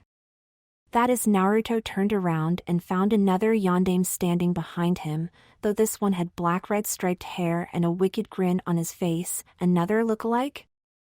I preferred this form for the sheer irony, however if you need a reminder the person said, and large cell bars appeared along with a floor covered in a thin layer of water and walls. The person had transformed into his true form, the QB. Since when do you take on the form of humans, bastard fox? Naruto shouted and pointed at the QB. It makes fighting Yondaime Hokage much more fun. QB's eyes flared as they locked with Yondaime's. That reminds me of something. Naruto pondered for a moment before turning towards Yondaime, but if you've been here the entire time, how come I've never seen you before? The QB was overruling me until about 2 weeks ago. Yondaime smiled at Naruto. The day you transformed into my younger self, something happened. For some reason I had taken a physical form inside your mind for the first time in 15 years. Man, that must be weird, Naruto stated, but could that mean that? Yeah, because of that, I found a way to temporarily use your body. However, the QB found out this way as well. Yondaime stated. It was fun to mess up your old sensei. If it wasn't for Blondie over there I would have killed him, the QB stated with a wicked grin on his face before laughing out loud. Why you bastard? Naruto shook in anger as he glared at the QB. Calm down, Naruto, Yondaime said, now is not the time to fight him in your mind. Naruto gritted his teeth and looked back at Yondaime again. I managed to slightly influence you. After all, after 15 years I could finally help you out in one way or another. So I did as much as I could, however I could never directly contact you like this until now. Yondaime told Naruto, the QB, and I even accidentally pulled your subconscious into our eternal battle. However, right now the time for talk has come to an end. What do you mean? Naruto asked. Now's the time for you to control your greatest weapon and wield it like a burning katana to strike your opponent down. Release me, Naruto. Eh? Naruto looked at the QB for a moment and then at Yondaime again. Don't listen to him, Naruto. Yondaime exclaimed, he must not take control of you. He is your weapon and you must control him. He has no control over you if you don't allow him to have any. Naruto, release me and I'll show you true power. What should I do? Naruto wondered, what should I do?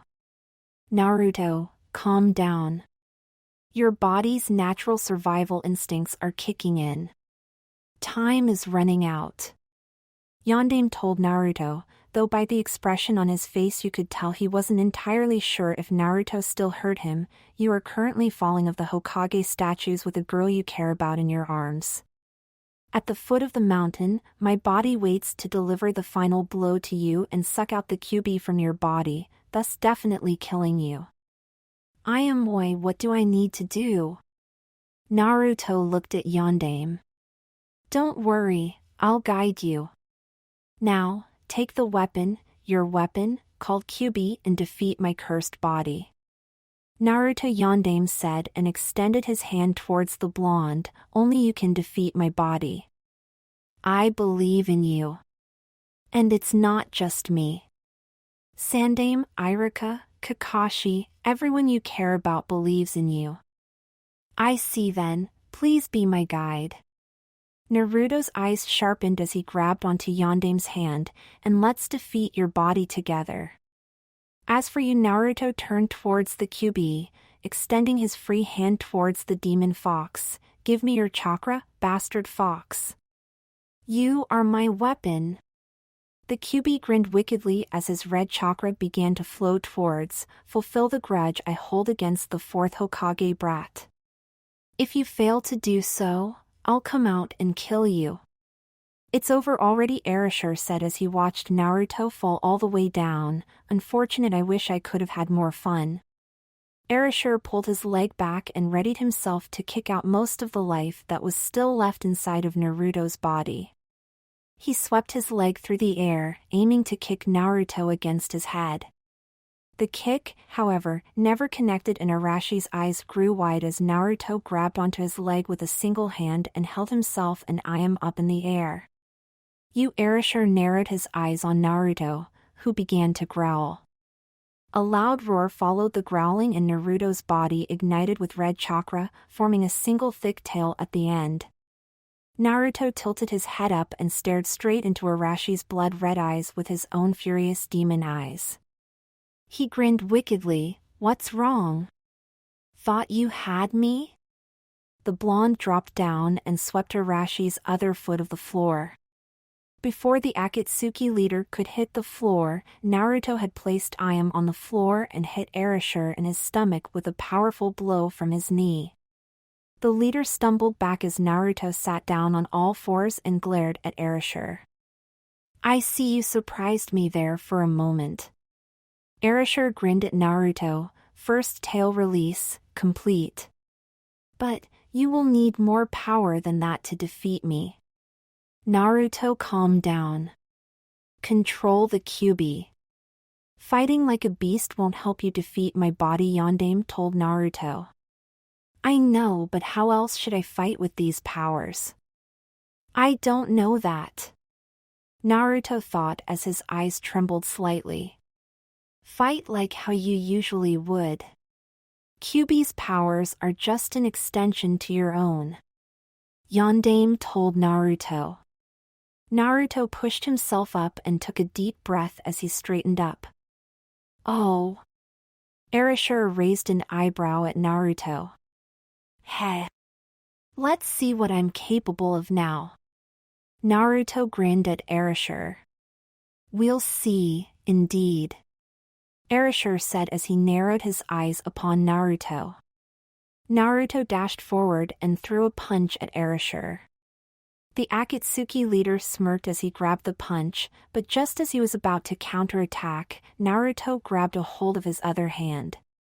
"He's become faster," Erasure noted as he continued parrying and countering Naruto's attacks. "Not only that, but he seems to know how I'm going to move and acts accordingly." "What's the meaning of this?"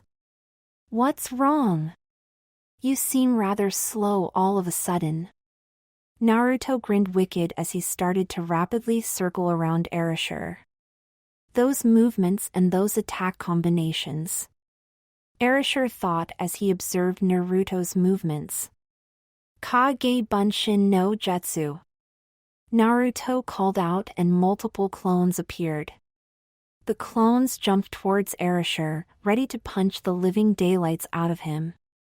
"Raitun, Raihuku," Erasure called out, and multiple bolts of lightning coming from his body destroyed the clones. "You aren't the only one with ninjutsu. Hell, looks like you're getting more serious." Naruto grinned wickedly at Erasure. Erasure slightly tilted his head and raised his hand up in the air. "Perhaps you should pay more attention to those close to you instead of your enemy." Naruto turned his head around. "I am." Erasure teleported over to Naruto and smacked him away. "Full right ton." Naruto quickly dashed over to Ayame and managed to get her and himself out of harm's way just before the lightning bolt hit Ayame's spot. "That's right, Naruto-kun, run, ha ha ha ha ha ha ha ha ha ha." Erasure laughed as Naruto started to dodge all the lightning bolts Erasure was firing at him.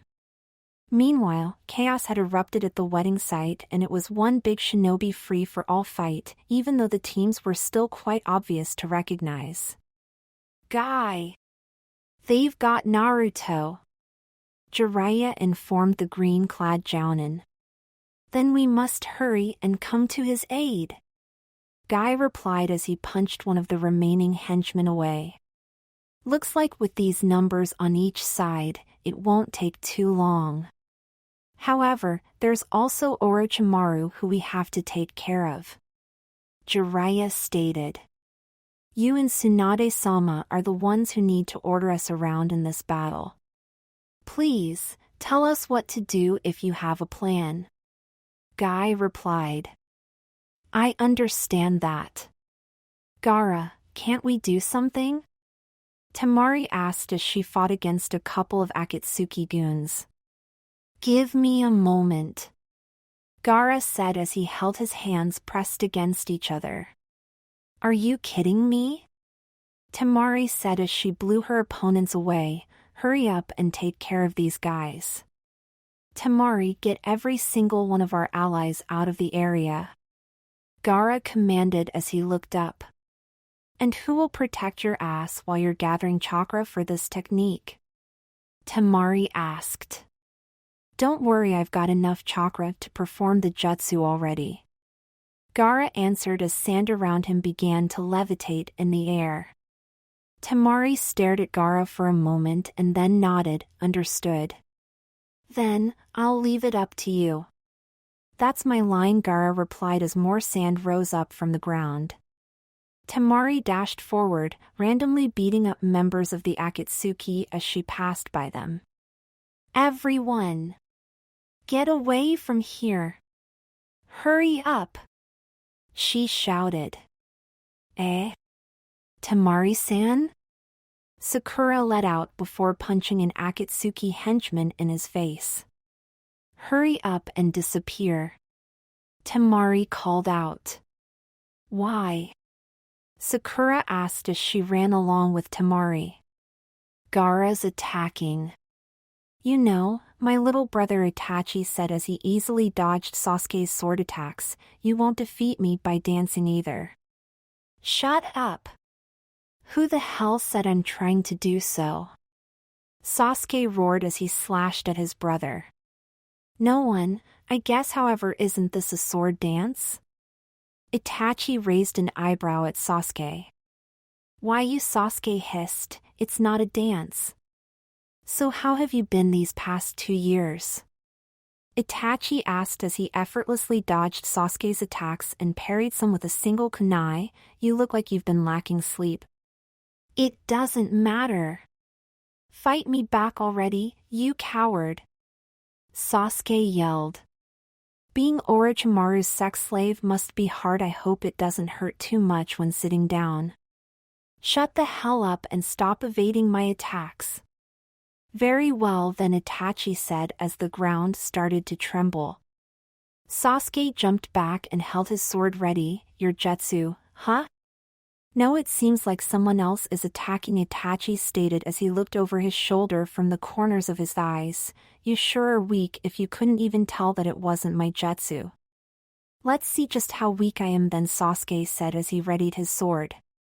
Itachi looked at Sasuke for a moment. Fine, let us test our strength through a series of events. What the hell are you talking about? Sasuke gritted his teeth as he glared at Itachi. First test, survive that jutsu. Itachi pointed behind him and Sasuke looked towards the point Itachi was referring to. What? That small wave of sand? It isn't even meant to hit us, Sasuke stated as he looked at Gaara, who was racing through a series of hand seals.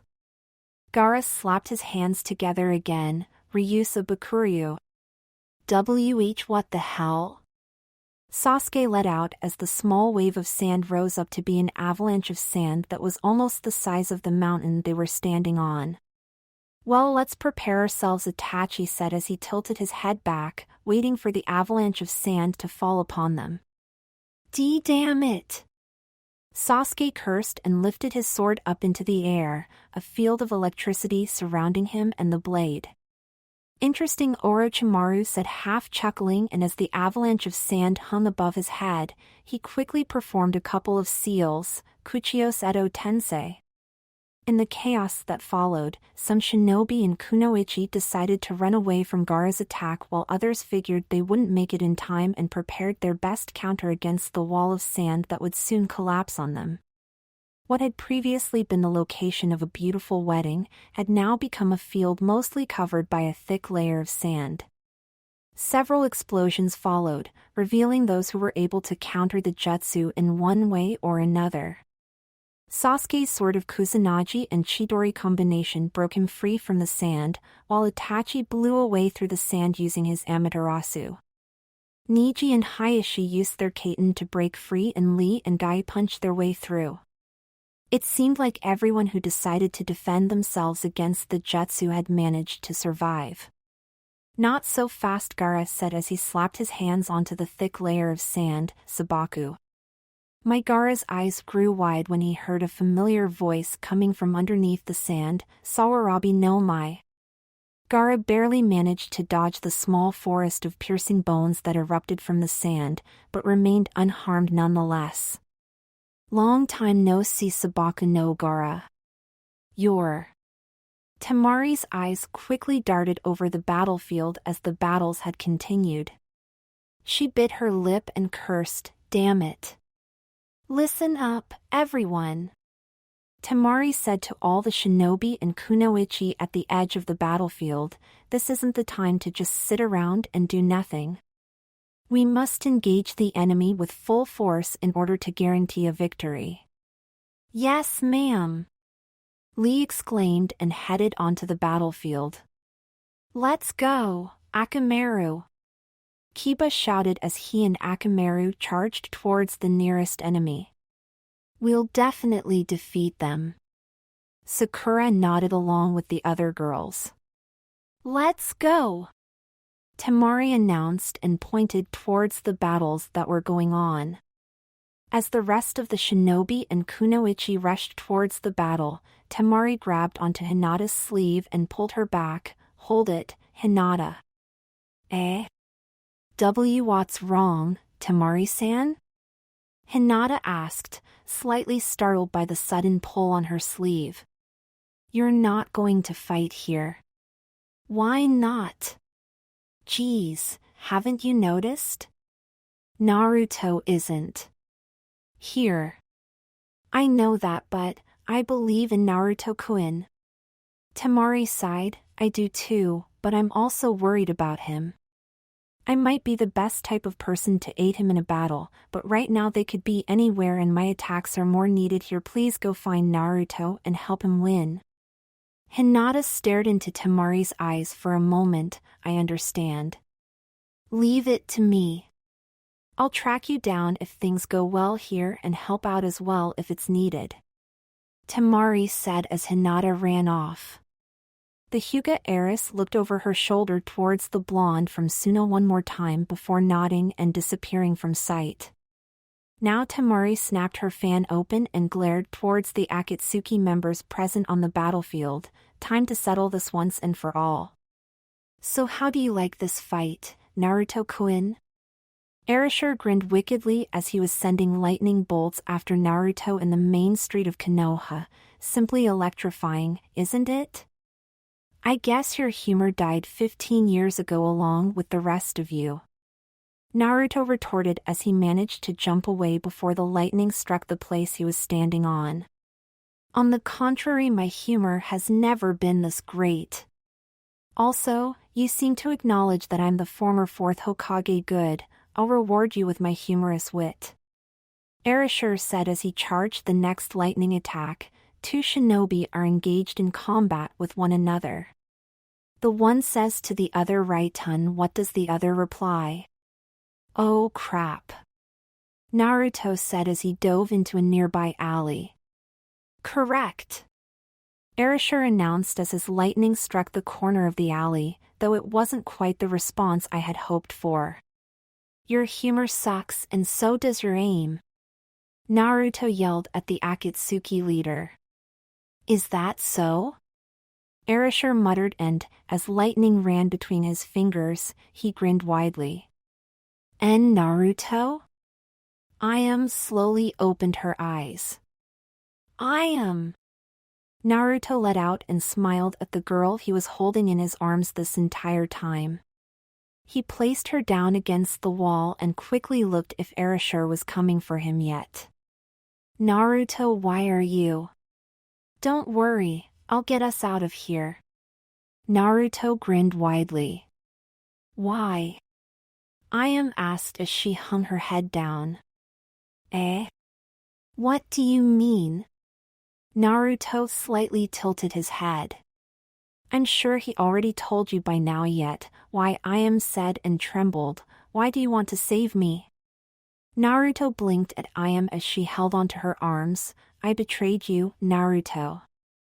I betrayed everyone because I was scared and weak. I don't deserve to be saved." "You know," Naruto grinned widely at Ayame, "I never believed a single word that guy said. Now, I know you really did betray Konoha, but I also know that you didn't want to do it. Also, Naruto said as Ayame looked up at him with tears in her eyes as the blonde continued, Ayame is one of my precious friends. I won't let anyone hurt you. Ah, you're breaking my heart, but this emotional reunion has come to an end now. Erasure said as he stepped in front of the entrance of the alley. For once I agree with you.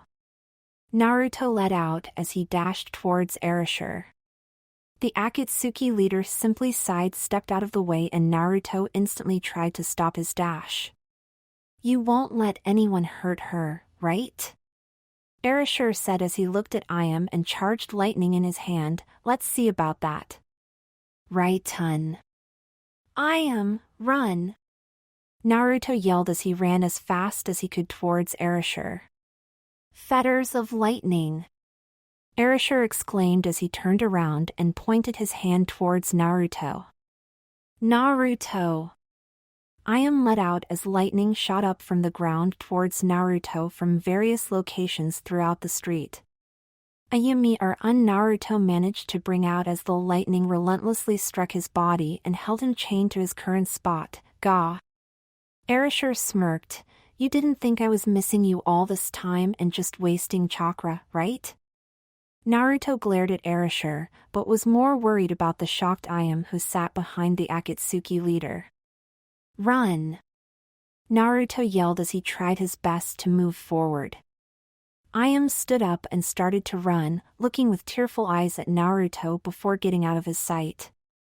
Now with the little lady gone, I suppose we can start to truly fight. Erasure grinned at Naruto. Hurry up and release more of the Kyuubi's powers, I'm getting anxious to see it. Deep down inside, Naruto felt something blaze and rush through his body. Chakra bursted out of him and formed a second tail as the chains of lightning were shattered. Amazing, you broke my jutsu with chakra just alone. Second tail release, complete, Erasure said as he looked at Naruto. Now let's see how you fare in this form. Naruto, listen to me, Yondaime said inside of Naruto's head. Why are you still afraid to use the weapon I've granted you? Because if I lose control of this power, everything will end. Naruto replied as he narrowed his eyes on Erasure. That's why you must control this weapon. A swordsman who loses control of his swings will die. Naruto, you're the swordsman and Kyuubi is your sword. Use it to strike down my body. Yondaime told Naruto, and believe me when I say that you won't be able to do that while holding back. You're right, as long as I stay in control, this power will lead me to victory. I shall go to my limit, Naruto thought and took a deep breath. I want to see something truly amazing? Naruto asked Erasure as he sat down on all fours. HM? Erasure raised an eyebrow at Naruto. What was that?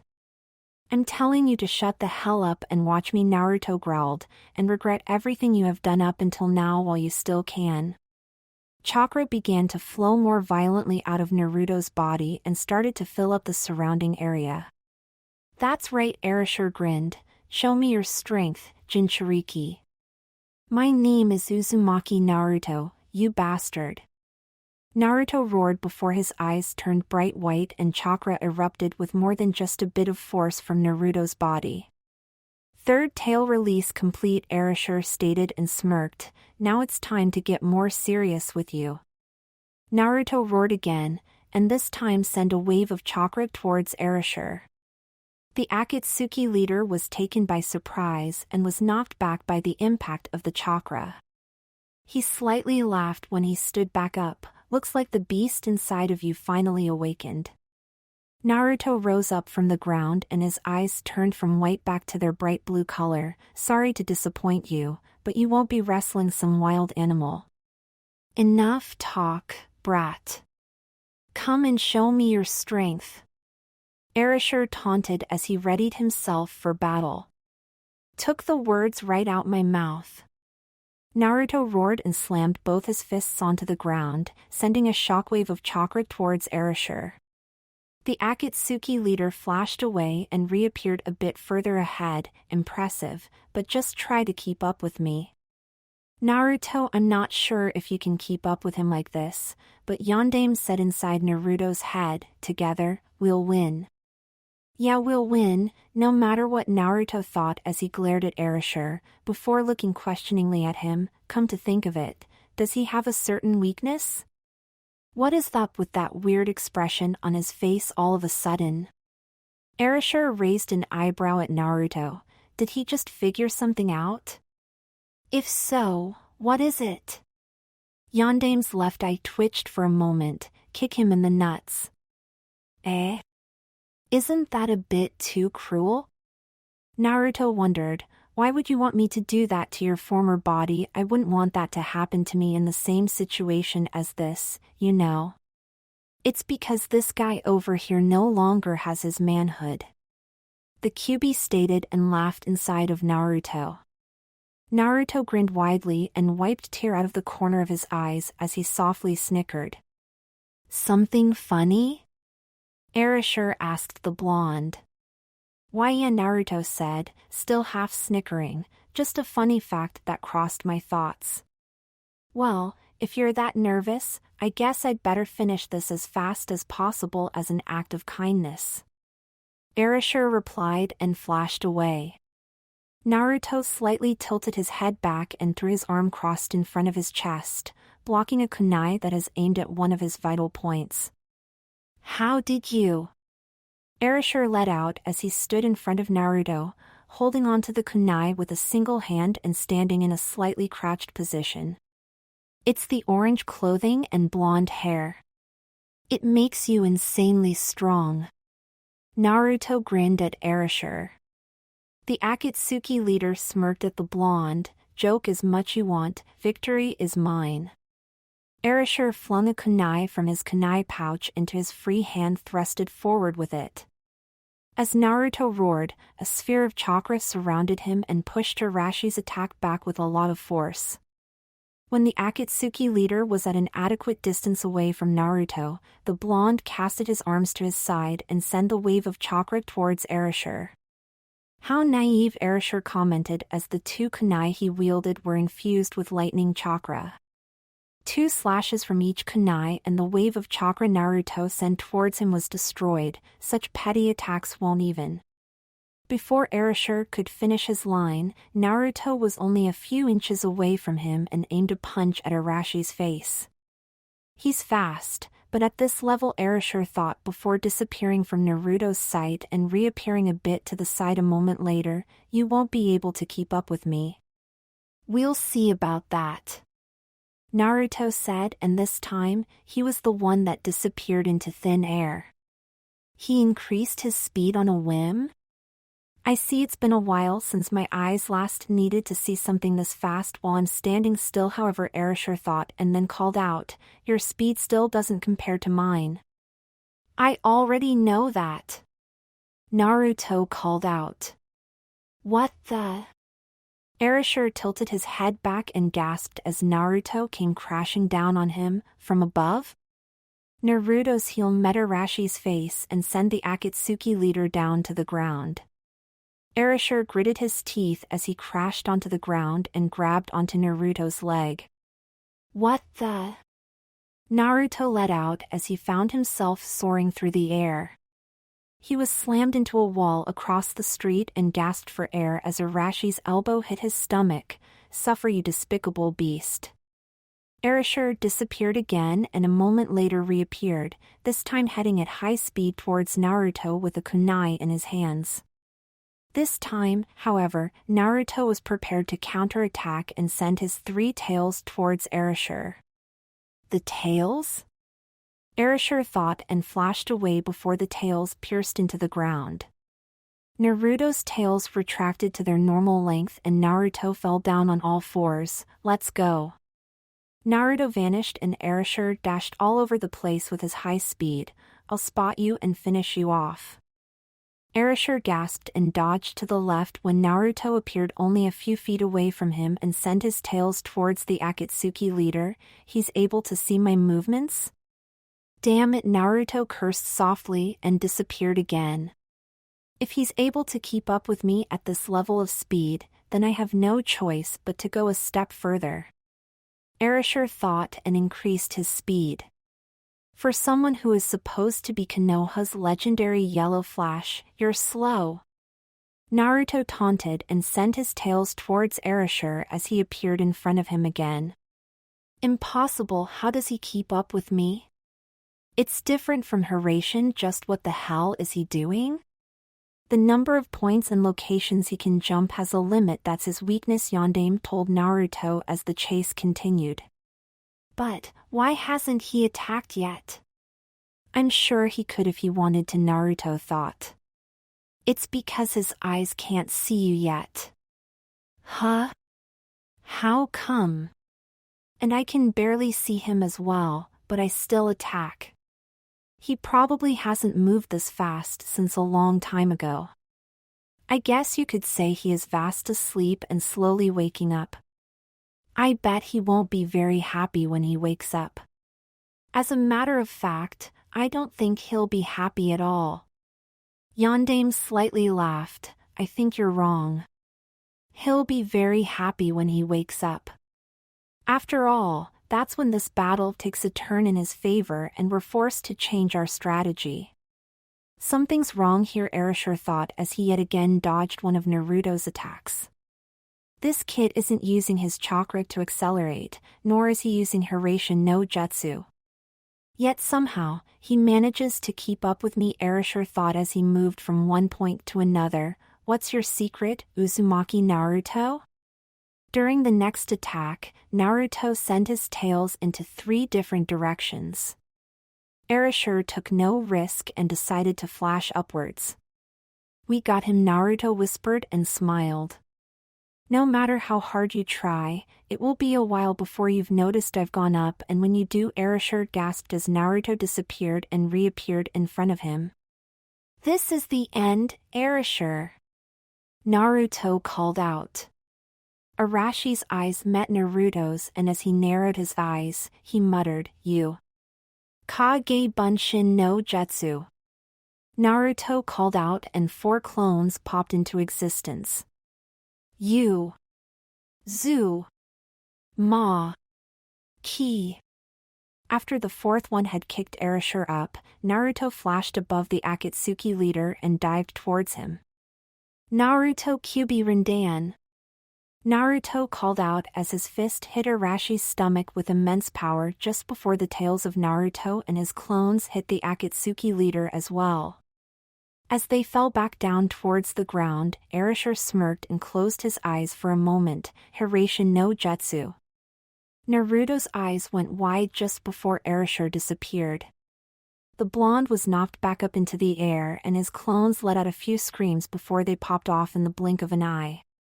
Amazing, I couldn't even feel the second attack, Naruto thought as he fell down, placing a hand on the kunai that was sticking out of his chest. This is Hiraishin no Jutsu's power?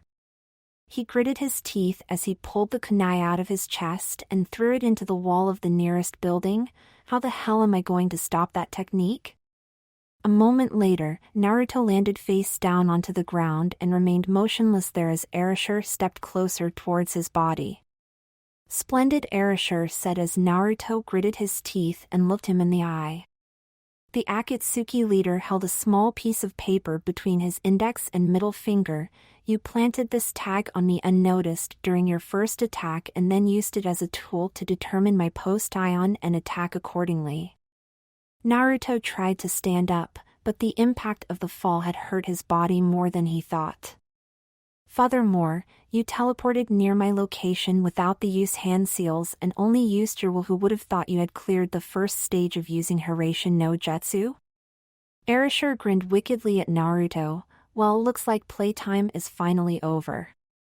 And since you're my most important ingredient to my plan, I guess I have no choice but to summon that over to this world. Erasure turned around and started to walk away from Naruto at a slow pace. Damn it, Naruto cursed as he pushed himself up from the ground, his injuries healing insanely fast with the help of the Kyubi's chakra. Erasure paid no heed to the boy and bit his thumb. Naruto. Listen to me. You must stop him before it's too late. Yondaime called out. Release the seal, Naruto. Damn it, Naruto let out as he stood straight up. Erasure calmly begun to form a series of hand seals as he kept on walking away from Naruto. Hurry, Naruto. Release me and I'll kill all who oppose you. Damn it! Naruto yelled and ran towards Erasure, who stopped walking as a gentle breeze made the edge of his Akatsuki robe wave. Kuchios no Jutsu. Erasure let out just mere seconds before Naruto threw a punch at him. This time, we'll really settle the score, Orochimaru Jiraiya said as he stood on top of Gamabunta. Geez, Jiraiya, it's only been almost 3 years since you've last summoned me. Give me a break already, oi. Gamabunta replied. Baka, how often do you get a chance to fight alongside with Katsuyu and beat the crap out of Manda? Jiraiya asked with a grin on his face. Not many. So I have to ask you now, where the hell are they? Gamabunta asked and blew out a puff of smoke. Jiraiya peered over to Tsunade and Orochimaru. What the? Oi! Where's Katsuyu? Tsunade yelled at her large cyan-colored slug. Tia Tsunade-sama, I don't know. What's the meaning of this? Orochimaru raised an eyebrow at the cobra he was currently standing on. Did Manda decide to take a tea party or something? Manda-sama is over there. The cobra turned his head around and showed Orochimaru where his strongest summon was. Ah, I see, Orochimaru said, nodding and took a deep breath. Sasuke-kun. Could you lend me Manda for a moment? You can have this cobra until I'm done playing my epic legendary Sannin battle with Jiraiya and Tsunade. I refuse. Sasuke called back. What? No dinner for you then. Orochimaru peered at Sasuke and blinked as Sasuke suddenly bent over. What's he doing now? Kiss my ass. Sasuke yelled as he dropped his trousers and spanked himself. Orochimaru twitched and shook his fist in anger at Sasuke. Oh, I'll do something to your ass, alright. EY. Sakura. What are you doing summoning Katsuyu? Tsunade yelled. Sorry, Tsunade-sama, but I have to stop Sasuke-kun. How are you going to stop him? By wasting most of your chakra on summoning Katsuyu? Don't worry, I came prepared. And what am I supposed to do without Katsuyu? I'm sure Tsunade-sama can win. Do your best, Tsunade-sama. Tsunade shook her fist in anger. Who the hell does she think I am? Jiraiya sat down on Gamabunta's head and took out his own pipe, which he always carried with him. So, Bunta, do you think we'll win this? Jiraiya asked as he lit his pipe. Gamabunta sat down on the ground and let out a puff of smoke. I guess we won't even have to fight. Let's just sit here and enjoy the fresh outdoor air. I couldn't agree more with you, my old friend. I couldn't agree more, Jiraiya said, nodding and let out a puff of smoke, though I have the strange feeling I'm forgetting something really, really important right now. Who gives a pile of snake crap? Just shut up and let's see how Tsunade and Orochimaru settle this thing. Gamabunta replied. If they start fighting, I'll have to get involved, you know. Jiraiya stated. The snail is supposed to beat the snake, right? She'll be fine. If she isn't, you can always jump in. That's right, isn't it? That's right. Hey you, the cobra turned his head to the cyan-colored snail. Why yes. Our masters don't seem very pleased with us. It does look like teach that, alright? But. How about we turn on our masters and get Kasi somewhere else, say the cobra sliced and winked at the snail. I'll never betray Tsunade-sama. Is that so? It is not betrayal, but perhaps our masters need to see that we are strong enough for their battles. It will be fun, the cobra smirked, and after that I will give you some snake loving. Well, Ayame, the snail seemed to blush. Oi, Orochimaru. Tsunade said and raised an eyebrow. Did you hear that? Our summons are planning to turn on us. Ha ha ha ha. Nonsense, my dear Tsunade.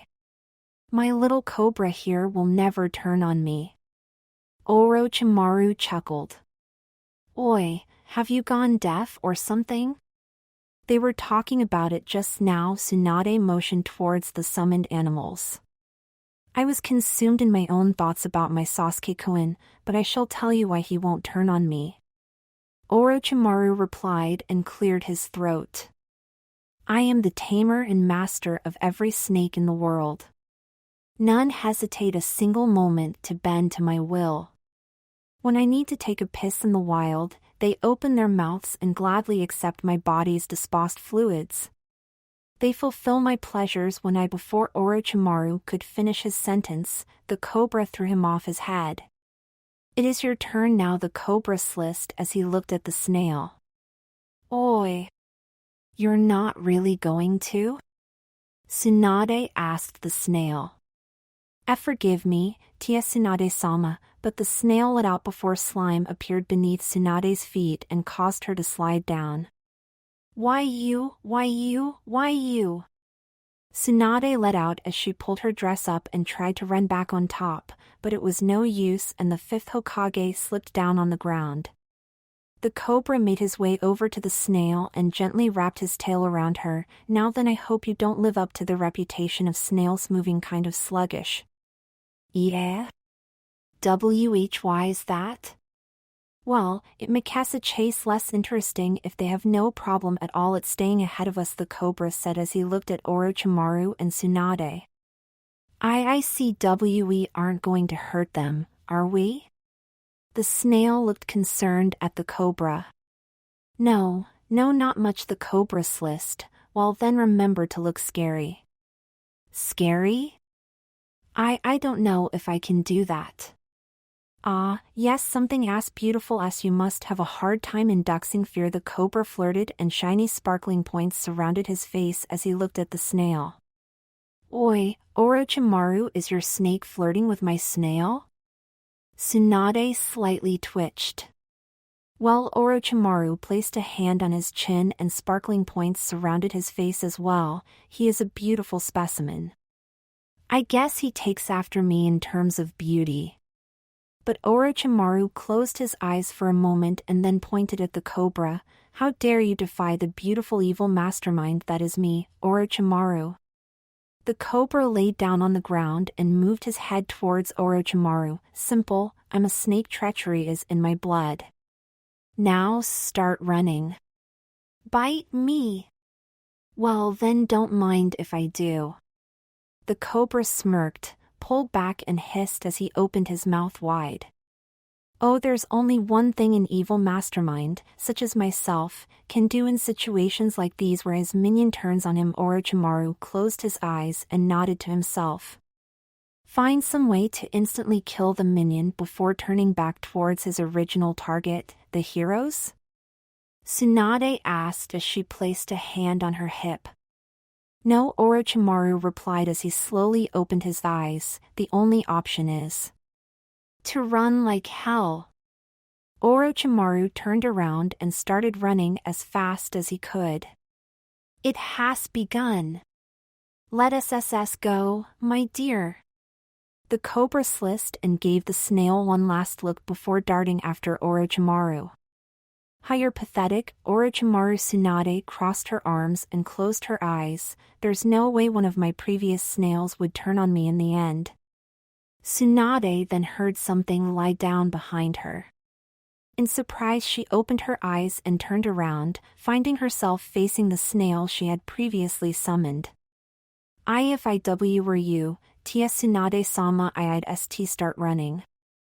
Here I go then. The snail let out.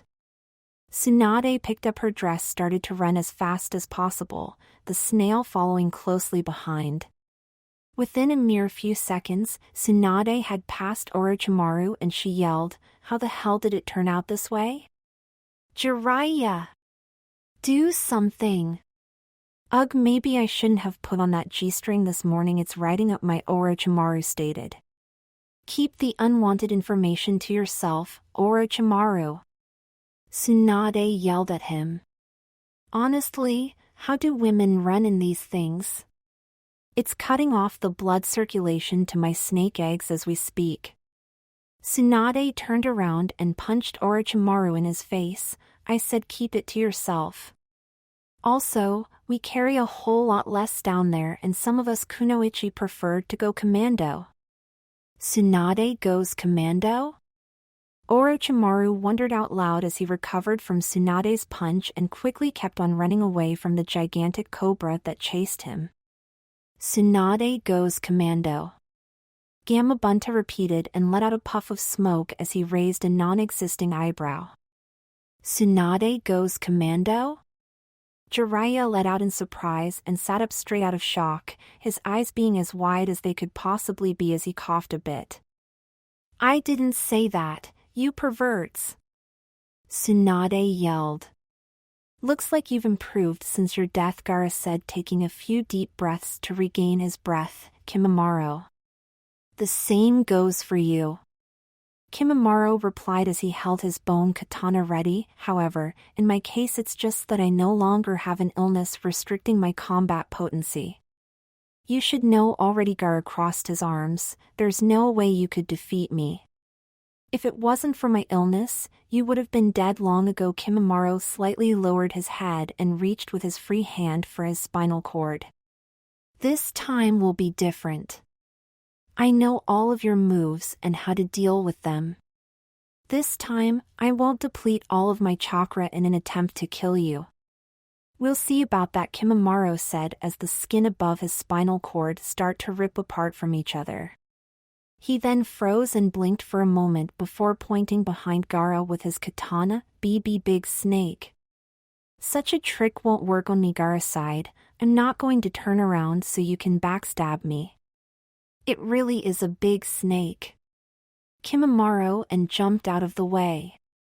Gaara felt the earth slightly tremble underneath him and he decided to look over his shoulder.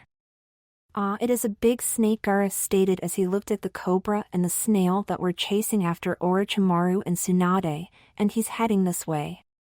Kazekage-sama, move out of the way." Tsunade yelled, "You'll be crushed. Kimimaro, do something to stop this snake," Orochimaru commanded. But it's a by big snake," Kimimaro let out as he trembled. Gaara waited until the very last moment to take a side step and avoid the rampaging cobra and snail. He then just stood there as the wind blew some of the sand away.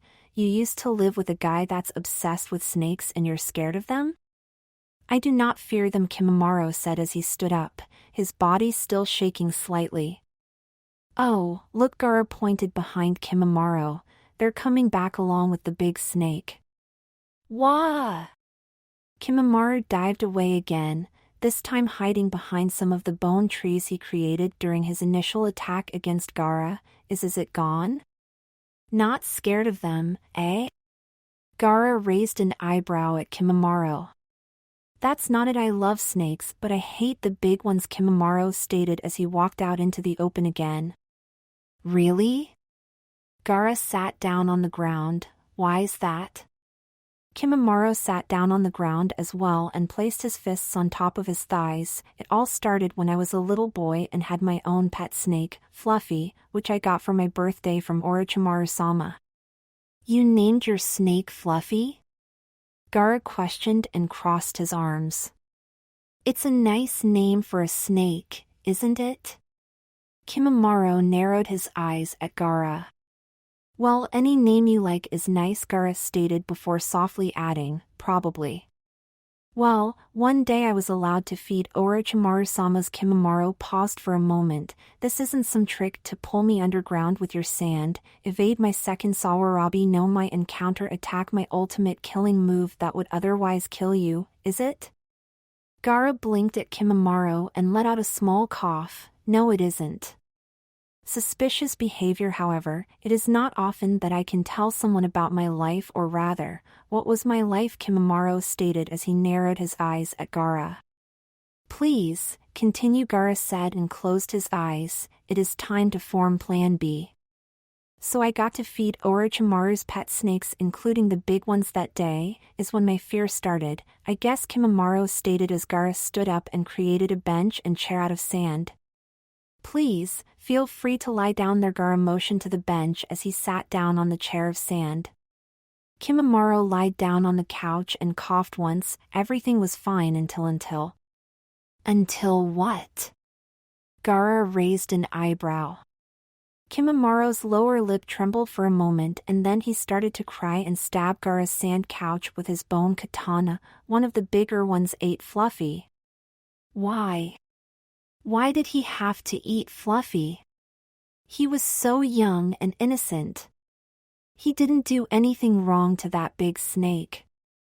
Wow, this guy is probably more mentally screwed up than I was when I still hosted the Shikaku. Gaara blinked at Kimimaro. Please, continue and don't cry me a river, it messes up the sand.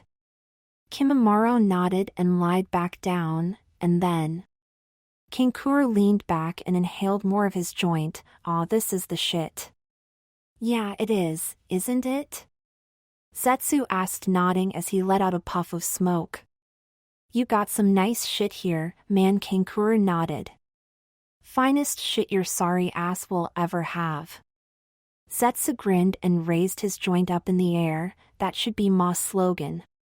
True, Kankuro blew out some more smoke. You know, life ain't so hard when you can kick back and relax while on the job, Zetsu said before putting the joint between his lips again. Speaking of which, we should be fighting right now, shouldn't we? Kankuro raised an eyebrow at Zetsu. What? No man, that's too much trouble when you're fucking high, Zetsu laughed. But the villagers, you know, Kankuro motioned with his head towards the door behind them. Ah, don't worry, Zetsu said as he reached into his robe and pulled out some more of the good stuff. We won't hurt them and they'll go free when we win. I'm placing my bets on my friends though, Kankuro nodded towards the battlefield. We got you outnumbered, you know. True, Zetsu said as he rolled another joint, but we got like these insane skills and abilities, man, we ain't no fuckers to mess with, if you know what I'm saying. God, no, Kankuro stretched out, but you know what, that shit doesn't matter, dude, as long as we're sitting here with your stack of marijuana, everything's going to be just fine. Amen to that, Zetsu nodded. You know, I'm just wondering, where did you get this shit? It's like the best I've ever had, Kankuro asked as he looked at the joint he was holding. From my head, Zetsu said, nodding a couple of times. Wow, I must be damned high. I thought I heard you say you got this shit from your head, man. I do. No way. How the hell do you grow marijuana on your head? Kankuro asked as he looked at Zetsu. This guy here provides me with all the good stuff, Zetsu said and knocked twice against the giant plant. Without me, you'd be a poor motherfucker, man. Wow, man, Kankuro let out. I must be tripping way too much right now, because I'm starting to hear voices. You're not hearing voices, man, you're hearing me. Zetsu knocked against the Venus flytrap part of his body again. This is what you're hearing, man, it's my bro. Wow, your bro is a marijuana plant? Dude, that makes you like half marijuana. Kankuro stated. No man, we're just twin brothers that are merged together. You see, our mom, Zetsu paused to take another smoke. She fucked up while we were still in her womb. Starting doing PCP and shit. In the end we came out like this and learned to roll joints while going on the potty. But we're a freaking gold mine now. Ah, that's like cool and not cool at the same time, man, Kankura said, nodding as he took the joint Zetsu was offering. My mom was pretty cool too. Real nice and stuff. Too bad she died while giving birth to my younger brother. Ah, that sucks, man, Zetsu nodded. Our mom died of doing all the bad stuff, you know, cocaine, heroin. Bad stuff, that Kankura said as he lighted his joint. Yeah, but who gives a shit about her anyway? Zetsu shrugged and grinned widely. We don't, that's for sure.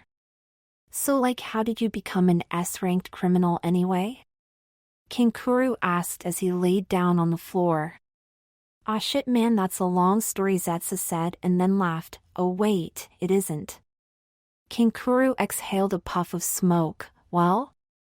Zetsu imitated Kankuru's actions, tilted his head and looked towards the horizon, basically, for dealing.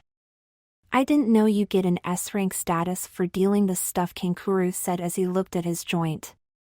No, man, they found my huge stack of marijuana in my backyard. Took all of it and burned it. Zetsu grinned. Man, those motherfuckers were high as hell when they died. How the hell did they die? Overdoses of marijuana? Kankura asked.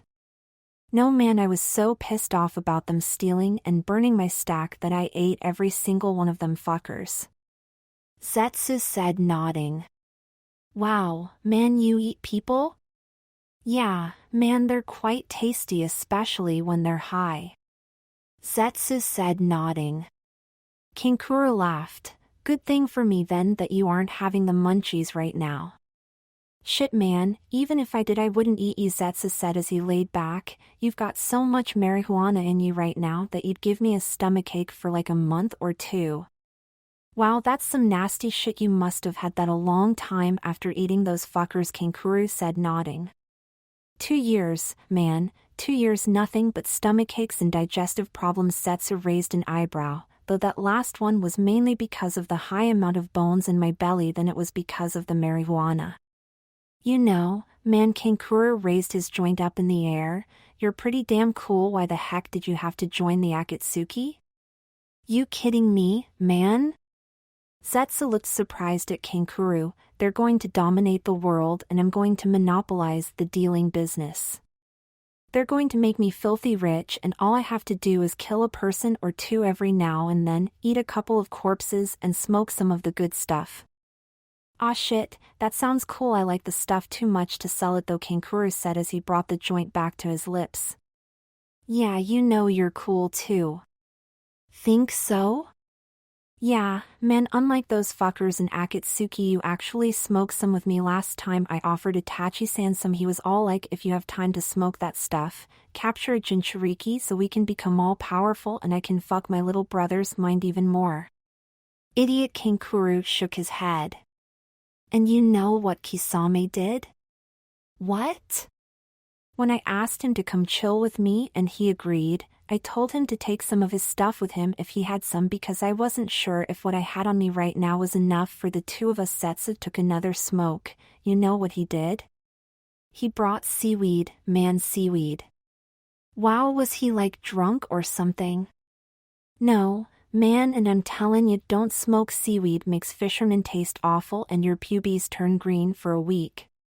Oh no, man, no, that must have been one bad trip, Kankura said as he sat up. So what the heck should we do now?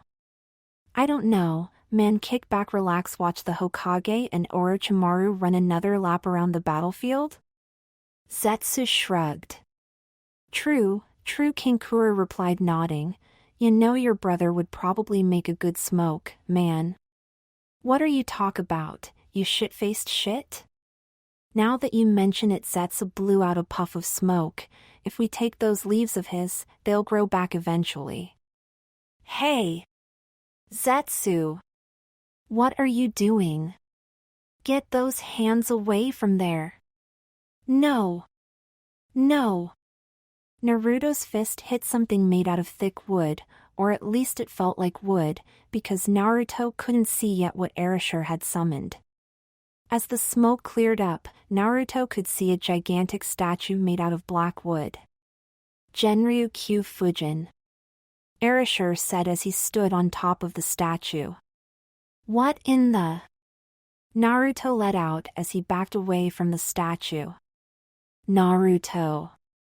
The Akatsuki leader called out. A strong wind blew through the main street of Konoha. This statue will be the last thing you'll see in your life. I guarantee it. What the hell is that thing? Naruto wondered as he looked up the statue, which apparently had 9 eyes, of which several were open and the others remained closed. Looks like this battle just got a time limit, Yondaime told Naruto. That statue has to be. I'll explain it to you, Erasure said as he jumped off the statue and landed several feet away from Naruto. This statue has the ability to seal away the power of the Bijou.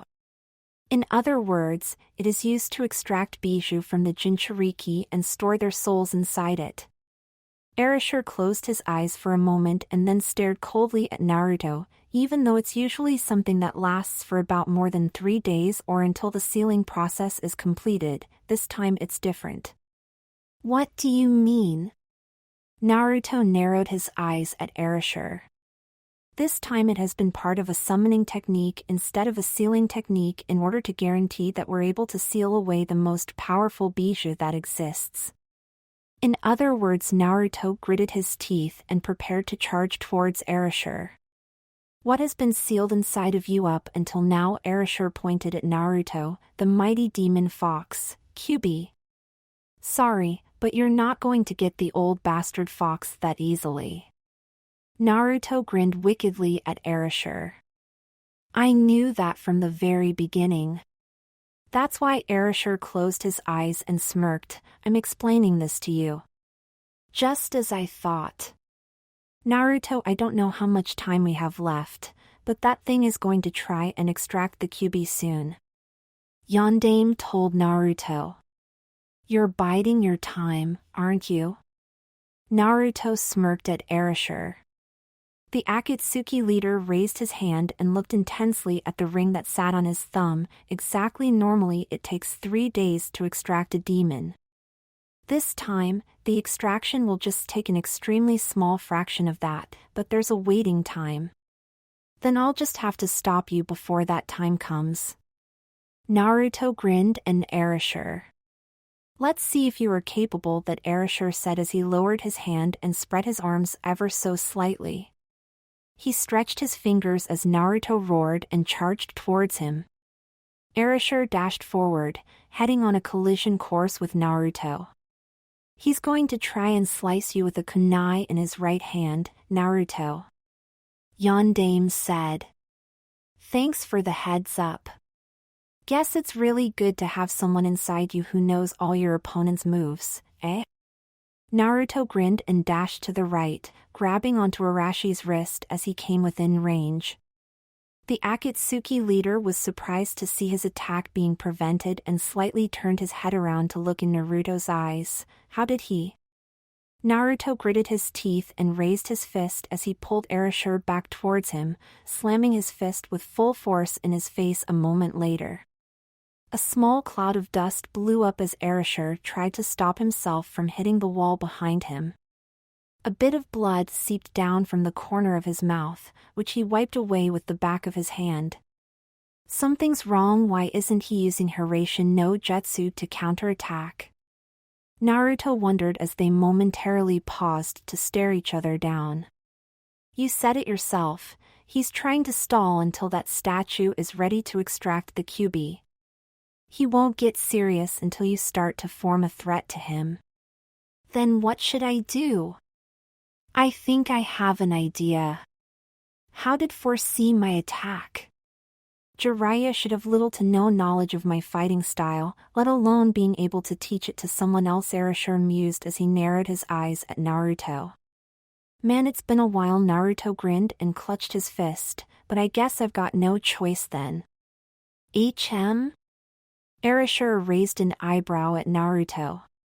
Just watch, Erasure, Naruto said, and a smirk formed on his face. I'll show you something you never even dared to dream of. Let's go, Naruto said and dashed towards Erasure. His movement has changed, Erasure noted, but didn't move away just yet. Naruto threw a left punch at Erasure, who simply dodged it and grabbed onto Naruto's arm. As he pulled him closer, he tried to bring his knee to Naruto's stomach, but Naruto used his own knee to block the attack. The blonde shinobi then slammed his right fist against Arashi's chest, sending the Akatsuki leader tumbling back far enough for Naruto to throw a kick at him. Erasure had little trouble catching Naruto's leg, though he was surprised when Naruto partly spun around, placed his hands on the floor and slammed the heel of his other foot into Arashi's face. The Akatsuki leader had no choice but to lose the grip he had on Naruto's leg, and Naruto wasted no time to slam his other foot against the side of Arashi's head. That move, Erasure thought as he placed his hand on the ground and pushed himself away from Naruto. What's wrong? Naruto smirked as he charged towards Erasure again.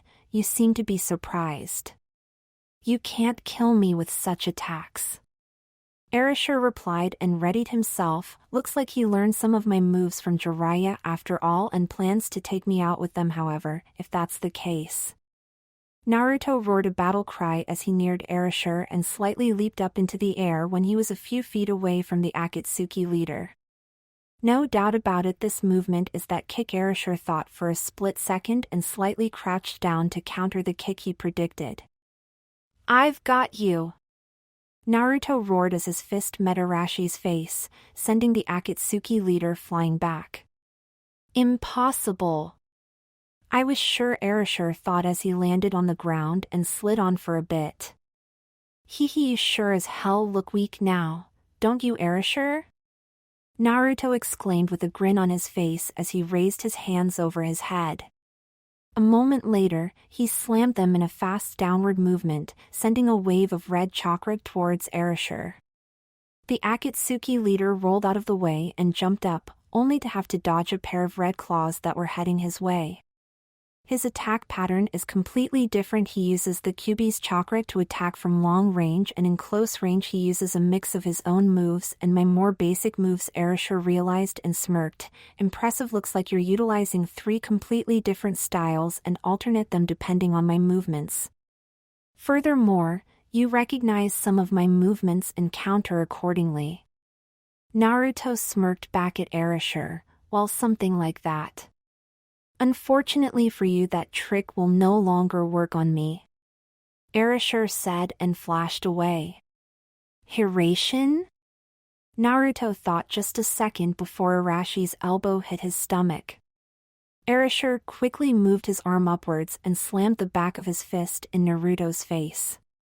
A smirk spread across Arashi's face as he took out 2 kunai with his other hand and aimed to stab them in the upper part of Naruto's left arm. Looks like the more advanced moves are something he isn't able to counter.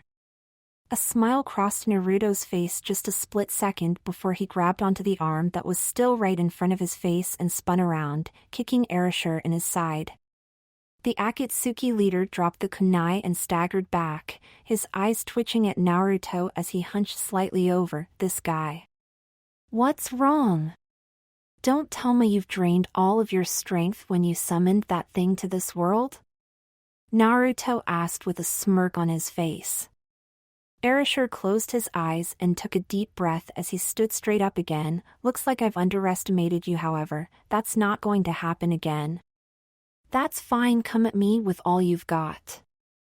Naruto grinned wickedly at Erasure. How, Erasure thought as the fight continued. How can this boy? Erasure gritted his teeth as he flashed away to gain some distance from Naruto's chakra attack. See through everything I throw at him? The Akatsuki leader glared at Naruto as the blonde managed to parry an attack that was aimed for a spot where Naruto's defense was open. Erasure tried his next combination of attacks to take Naruto out, but it failed as well, and Naruto's counterattack had the Akatsuki leader down on his knees. I see, Erasure said as he slowly stood up. HM? Boy, you aren't planning to give up, are you? Naruto raised an eyebrow at the Akatsuki leader. It's kind of lame if the bad guys give up without getting a beating of a lifetime. No, Erasure grinned. Now that I've figured it out, there's no way I'll lose this fight. Figured what out? Naruto blinked at Erasure and smirked. Don't tell me you think you know my fighting style now. That's not it. Erasure stood up straight and looked at Naruto with crazed wide eyes. I figured out why it is that you were able to counter my every move. Really now? Naruto blinked at Erasure. If you're going to say because I'm beyond the level of any Hokage, then I'll just die of laughter. Erasure chuckled. It's so obvious. I should have realized it from the very beginning. He is inside of you as well, isn't he? What the hell are you talking about? Naruto narrowed his eyes at Erasure and clutched his fists. He, my former self. Yondaime Hokage, who died over 15 years ago, is trapped inside your body and wants to see me defeated by your hands. Erasure laughed slightly. I can see it now. Naruto slightly lowered his head, but never moved his eyes away from Arashi's. And how do you plan on defeating me, Erasure? Listen, you piece of crap. Erasure grinned wickedly at Naruto. If you think you have the advantage because you're residing in the Kyuubi's Jinchuriki, you are wrong. I've become far more powerful than you ever were. Oi, this guy has just gone completely crazy, hasn't he? Naruto asked no one in specific, though he knew that the former fourth Hokage, both soul and body, could hear him. Erasure laughed and tilted his head back. This is the best. I'll show you the power I've gained in death. The power you've gained in death? Naruto asked and narrowed his eyes at Erasure. The legacy of the strongest demon that ever existed before he got sealed away. Erasure exclaimed, and red chakra burned around his body, the chakra of the Kyuubi. The Kyuubi's chakra? Naruto let out in surprise and slightly leaned back. What the? The chakra that surrounded Arashi's body rushed to the palms of his hands as he stretched his arms out to his side. Now Naruto, Yondaime Erasure said as he stared into Naruto's eyes, I'll show you the strength of the single person in the world who obtained demonic chakra without having a demon inside of him. Naruto braced himself as Erasure leaned forward and the chakra in his hands turned into lightning. Now let's go. Erasure grinned wickedly at Naruto before rushing towards him. Naruto dodged to the right, just seconds before lightning struck the spot he was previously standing on. A second lightning bolt soon followed and Naruto could feel the heat of it near his feet. The blonde shinobi ran in circles around the Akatsuki leader, hoping to find an opening to attack, but the attacks were too fast and Naruto had little choice but to keep on dodging them. Ha ha ha ha. What's wrong? Erasure yelled as he raised his hands above his head. You don't seem to be talking crap now, eh? How the hell did he get that bastard fox's chakra? Naruto thought as he dived away to evade the multiple lightning bolts Erasure shot at once. I don't know. Something else must have happened when my soul and Kyuubi's soul were rushed out through my body. Yondaime replied as Naruto kept on running and dodging.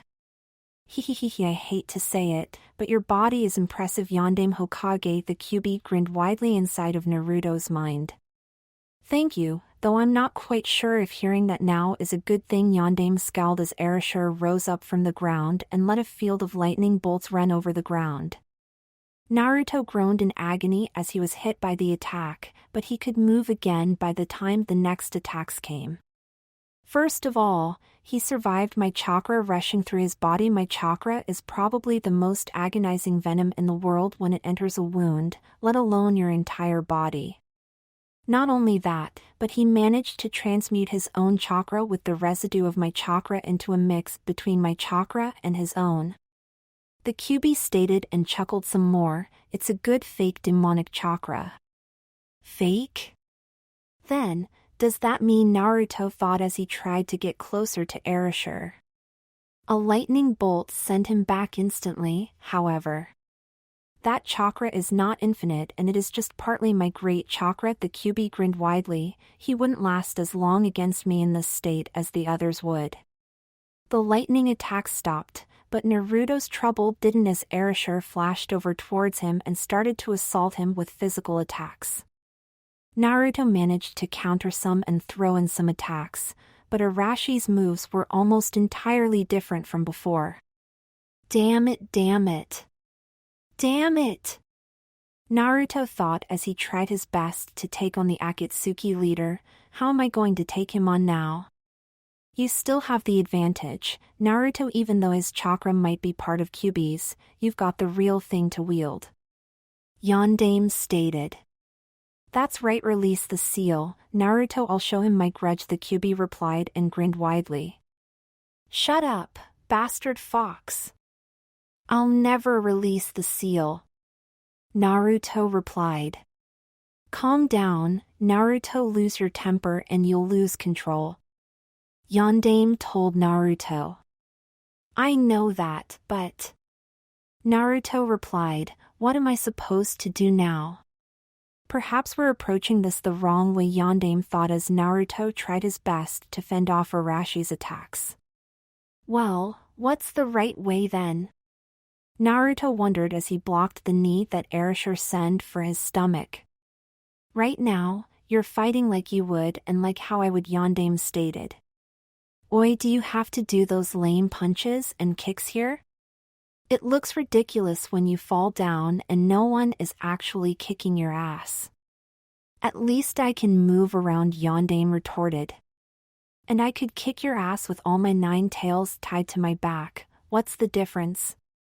Hey, I'm not the one who decided to take on the most powerful nation in the world only to be sealed inside an infant, mister. I'm too big for my prison. At least I can still pleasure the ladies with more than just my paws, unlike a certain soul present here. You take that back right now. Just because I don't have one with me now doesn't mean I don't have one at all. Sure, believe what you want to believe. Why you? Will you two stop acting like an old married couple and help your host out? Naruto yelled in his mind as he tried as hard as he could to fight the Akatsuki leader, who relentlessly attacked him.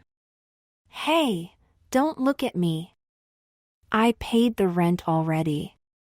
I think I already know what you should do, Yondaime told Naruto after pondering for a moment. Really? Hurry up and tell me then.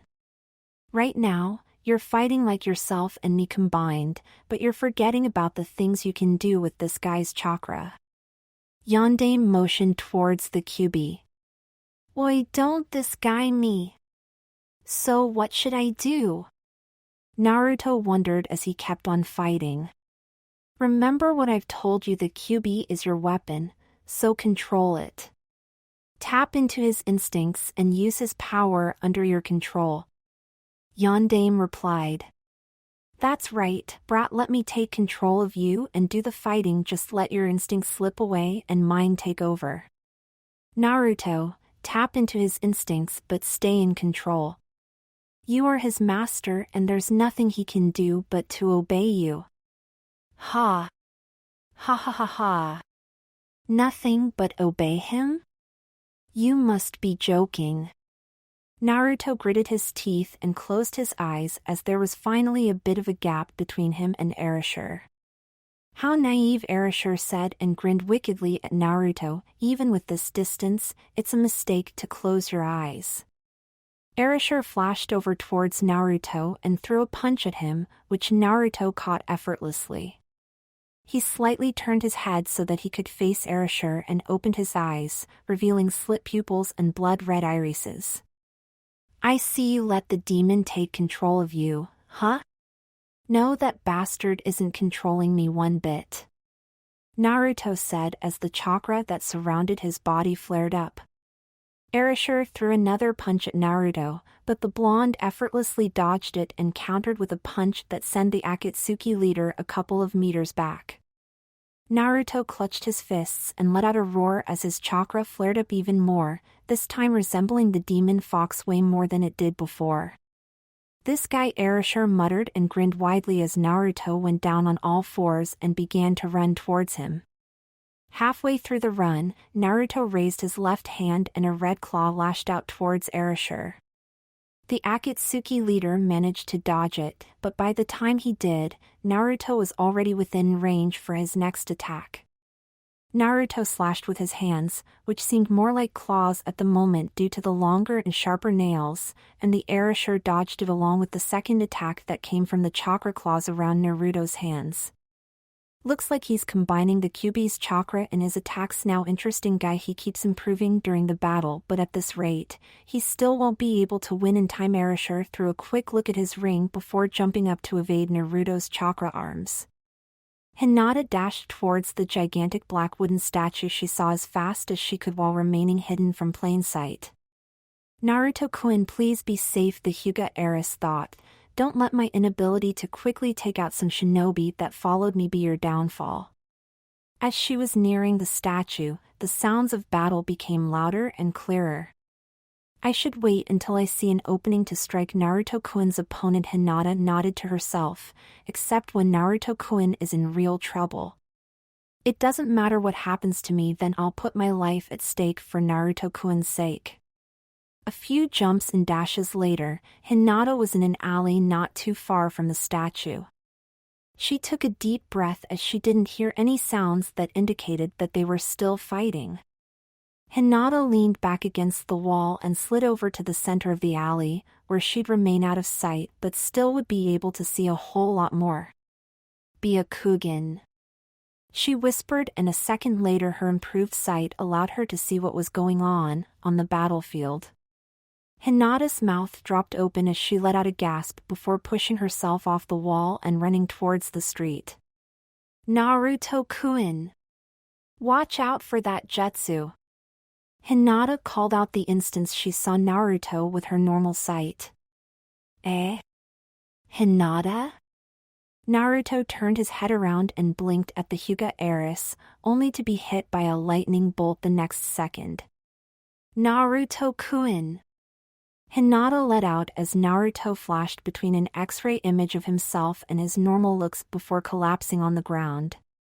Now that's a rather shocking turn of events, Erasure said as he looked at the hand he used to fire the lightning bolt. That was a cheap shot, Naruto stated as he stood up. Naruto-kun, are you all right? Hinata asked, worrying about Naruto's condition. Yeah, I've taken harder hits than that, Naruto replied, but why are you here? I've come to help you. Hinata nodded at Naruto. I see, Naruto said as he turned around, then, get away from here as fast as possible. Eh? Hinata gasped, why? Little lady, don't misunderstand, Erasure grinned wickedly, this guy could use all the help in the world if he wishes to defeat me. I'll take you out with my own hands. Naruto replied and narrowed his eyes at Erasure. Hinata bit her lip for a second and then struck her battle pose. Naruto-kun, I won't leave you behind. Naruto blinked at the Hyuga girl and then let out, Hinata, don't you understand?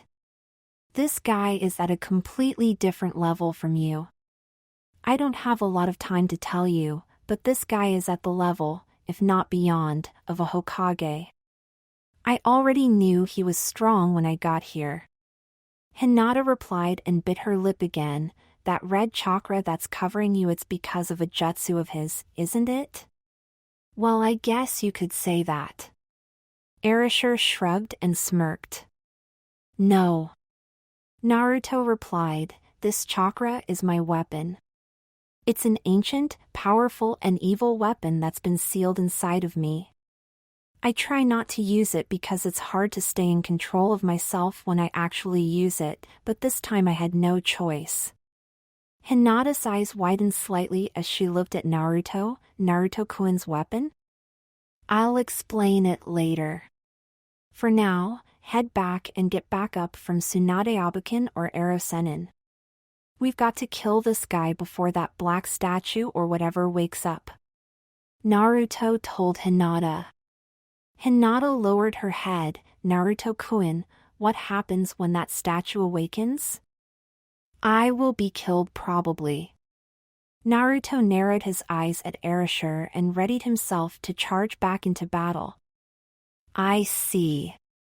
Hinata said just as Naruto was about to dash off, making him hesitate for a moment. Then I have all the reason I need to not go back. If I'd go back to get more help for you and then return to find you, Hinata gulped and took a few steps forward, I would never forgive myself. Hinata, you. That's why I'm going to stay here and fight by your side, Naruto-kun. Hinata said as she entered her battle stance. Naruto-kun, please watch me. The Hyuga heiress tilted her head back and glared towards Erasure, as I protect your life with everything I've got. Byakugan.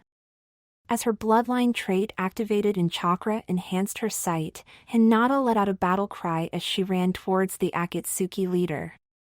It's been a long while since I've last fought anyone with the Byakugan, however. At this level of skill and speed you're just a foolish girl rushing to your own death. Erasure said as Hinata rushed towards him. That guy. Naruto's eyes widened momentarily before he hurried over towards Erasure and Hinata. Jukin!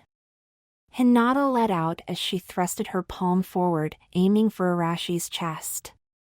Too naive.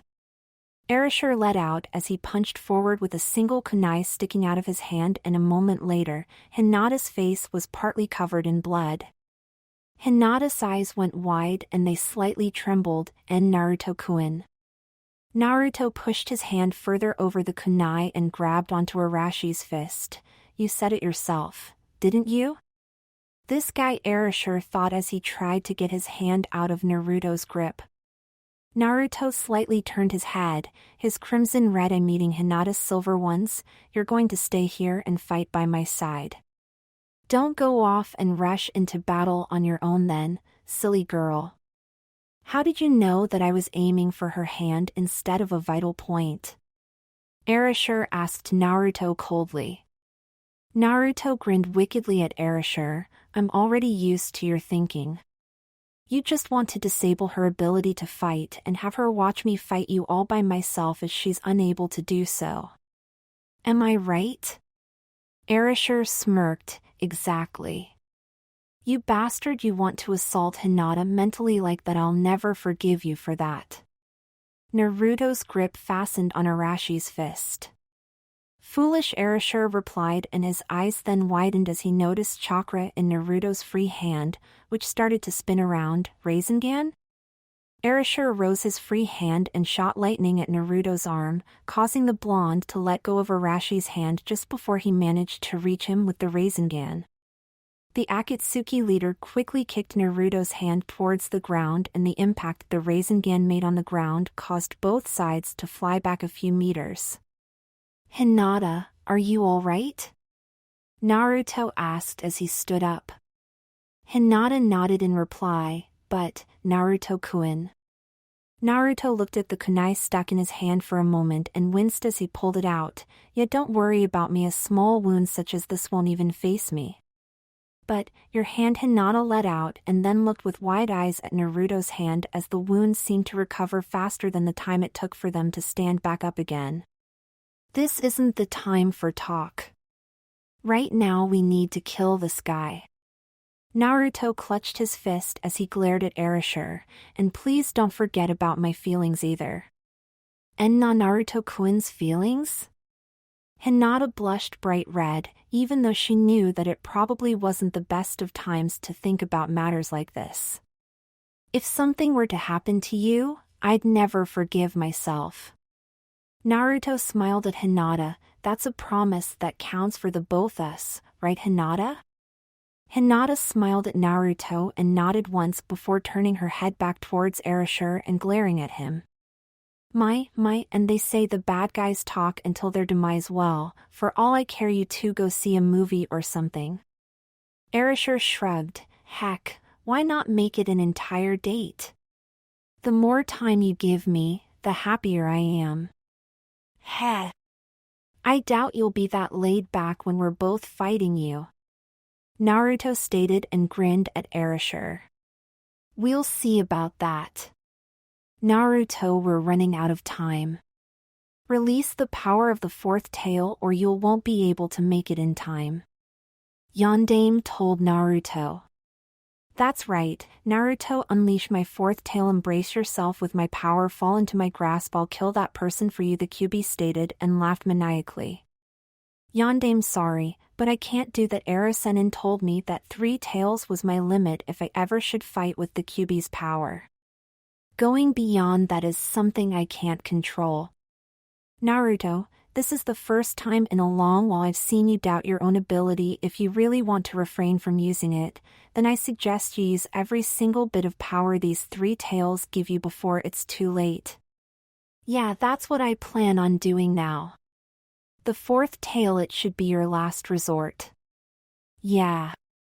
Hinata, Naruto whispered to the Hyuga heiress. Yes?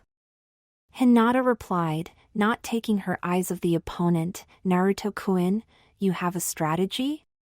Naruto grinned sheepishly and rubbed the back of his head, and no, not at all. Unless you count just giving it everything you've got and beat the crap out of the opponent, a real Shikamaru-level strategy. Hinata smiled at Naruto. I like that plan. But that's not what I wanted to tell you, Naruto whispered and looked towards Erasure again. This power, this weapon of mine, it has another release. But I'm almost sure I'll be consumed by it, so I'm saving it as a last resort. If I were to need to use that power, please, I beg of you, run away and don't look back until you've reached Erosennin and Tsunade Abaken.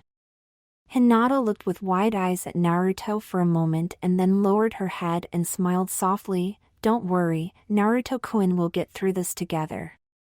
Oh, come on! At least entertain me while making me wait a freaking hour, Erasure announced. Naruto smirked. Sorry for the wait. Naruto-kun, let's go. Yeah. Erasure smirked as the 2 Konoha shinobi rushed towards him. A frontal attack carried out by 2 people is still a frontal attack. The possibility of me getting hit, as he narrowed his eyes as they came closer, none. We'll see about that. Naruto said as he dashed towards the right. Let's go, Erasure. Naruto's tails darted towards the Akatsuki leader as Hinata dashed to the left.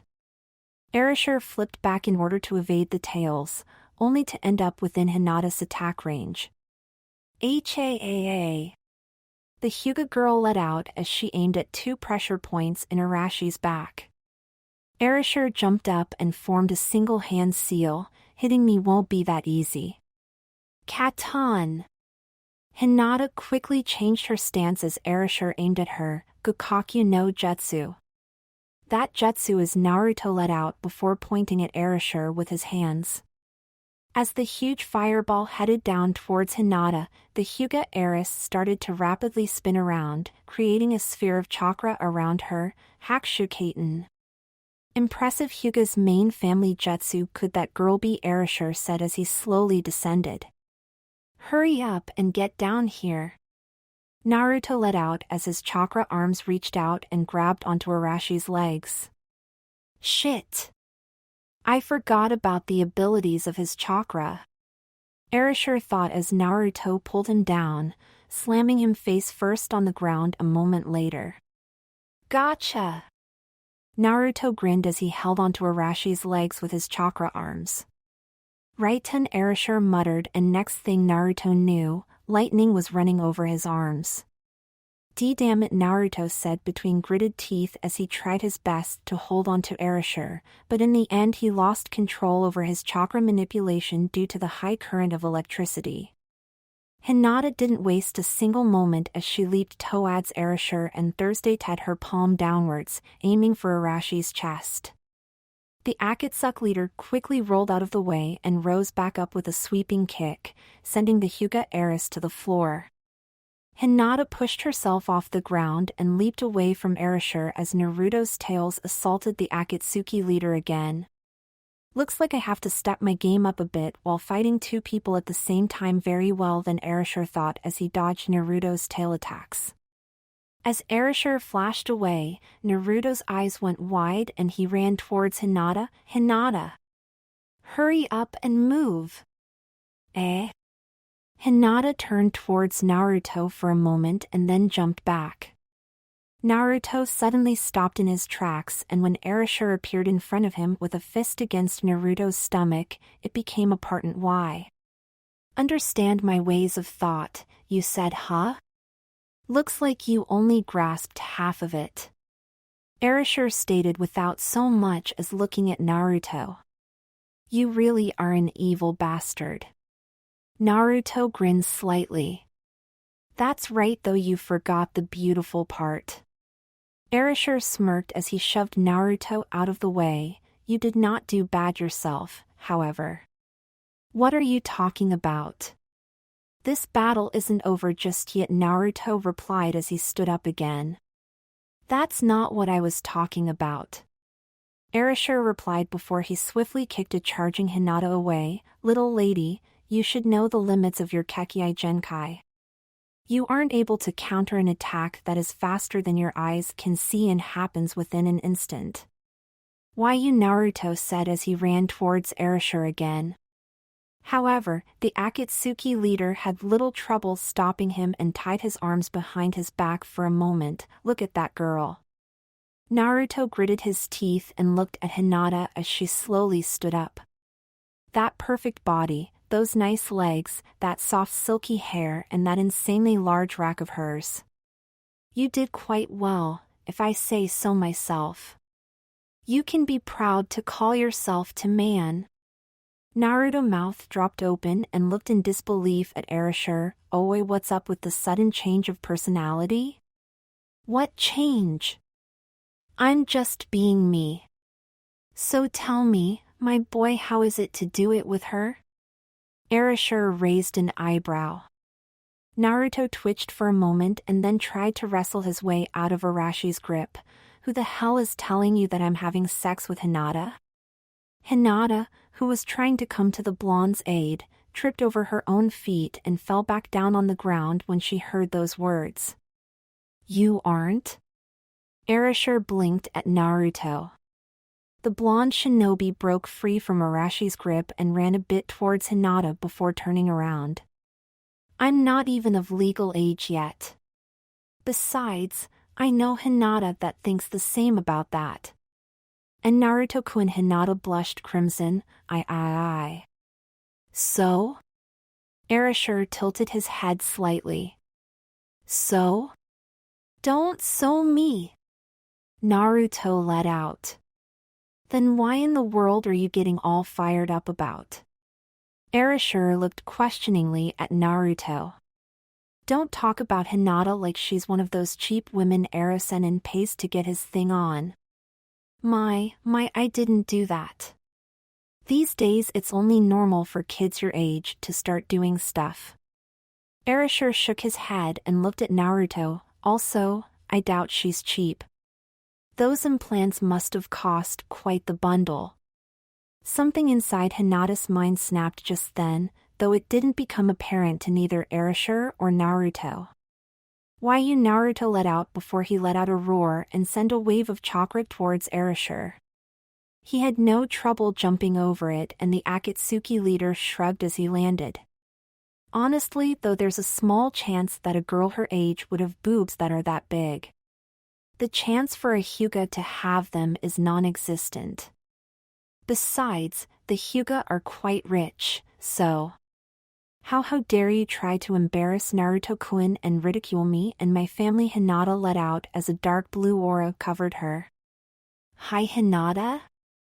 Naruto let out as he took a step back. Aren't I supposed to be the one with the demon and all that stuff, oi? Yes, I'm a prick. I know that joke is becoming quite lame. Erasure sighed, and? What can a pissed-off girl possibly do to me? Let's go, Naruto-kun. Hinata let out. Why yes ma'am. Naruto let out and before he realized it, Hinata had picked him up by the back of his vest. Eh? Hinata! What are you? Naruto yelled before Hinata threw Naruto towards Erasure with an insane amount of power. Wah! More importantly, how the hell did she become so strong? Naruto wondered for a moment as he soared through the air. Reach out with your hands, Naruto-kun. Hinata commanded. Oh, right. Naruto pointed the palms of his hands at Erasure. Rawr. Erasure blinked and jumped to the side, evading Naruto's attack. No, could you refrain from saying rawr? It sounds a bit. The Akatsuki leader stopped mid-sentence and widened his eyes for a moment as Naruto hit the statue with his attack. An unholy roar emitted from the statue for a moment as a small bit of the wood was damaged from Naruto's attack. This Naruto looked at the statue for a moment and then at the small amount of damage his claws caused to the statue. Could it be that Hinata said and then flinched from a searing pain in her hands? She looked at them and her eyes trembled as she saw the burn marks on her hands. Naruto-kun's power does this much damage in only a few seconds?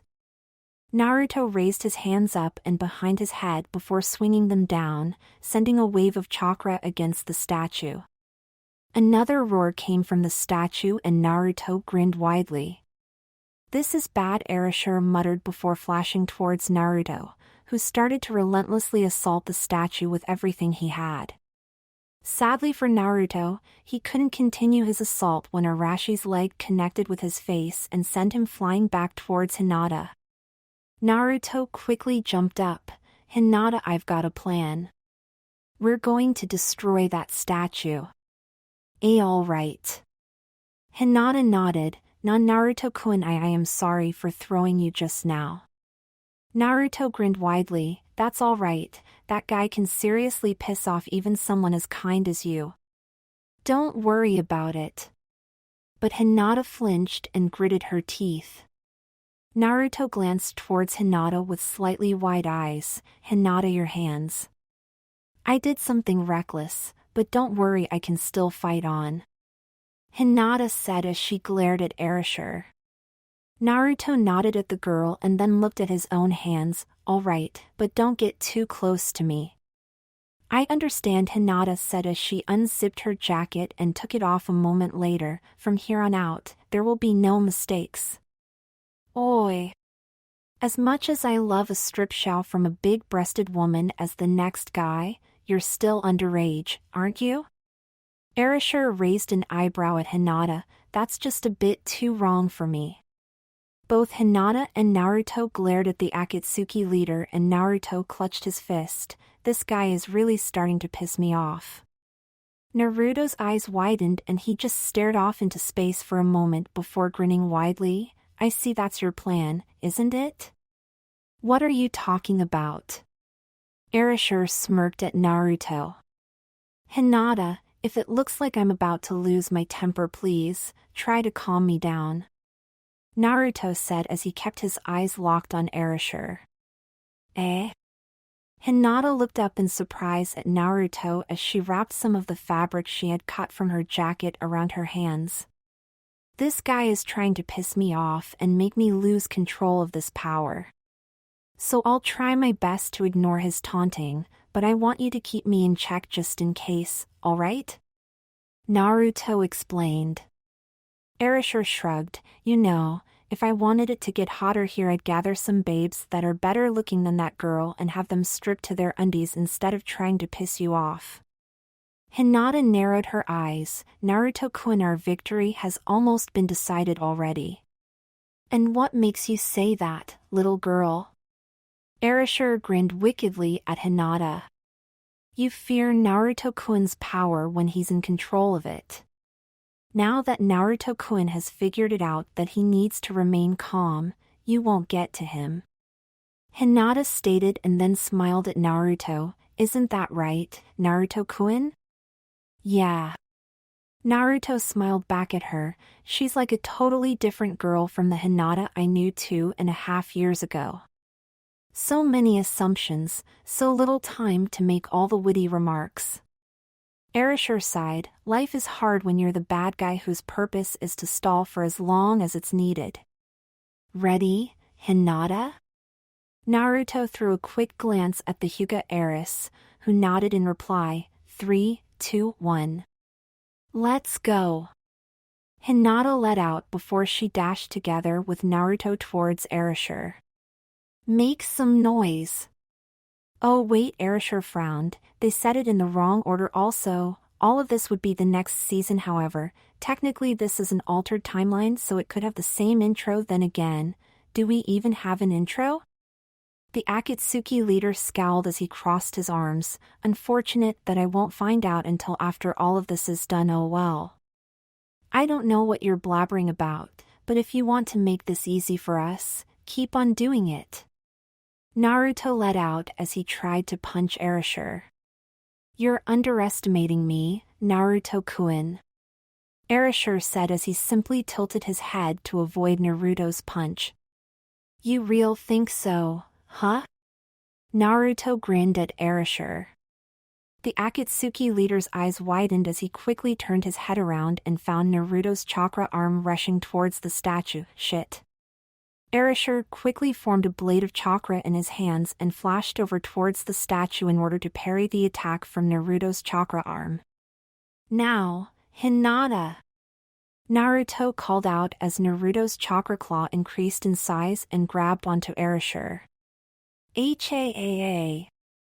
Hinata let out as she thrusted her palm forward when she neared the Akatsuki. Damn it, I got tricked, Erasure thought as he tried his best to evade Hinata's attack. His best attempt failed, however, and Hinata struck his waist with her open palm. Erasure gritted his teeth and quickly focused more chakra into his chakra blade and cut through Naruto's chakra arm. Damn it! Naruto cursed as pain shot through his arm when the chakra reformed around it. Hinata didn't waste her momentum when Erasure raised his blade up to pierce it through her and hit a pressure point on Arashi's wrist. The chakra blade disappeared almost immediately and Hinata continued her assault. The Akatsuki leader staggered back, trying to get out of Hinata's range and form a counterattack, but Hinata kept on him. To further Arashi's troubles, Naruto was heading for him now as well. Foolish brats! Erasure thundered as his eyes blazed momentarily with pure red chakra, and in blast of chakra knocked Hinata and Naruto back. The Akatsuki leader flashed away and a moment later reappeared in front of Hinata, bringing a knee to her stomach and followed that attack up with a punch in her face that sent the girl flying away even further. Hinata! Naruto called out as he managed to stop himself from flying away further by the previous blast wave. D-damn, Naruto muttered as he quickly turned and dashed towards Erasure.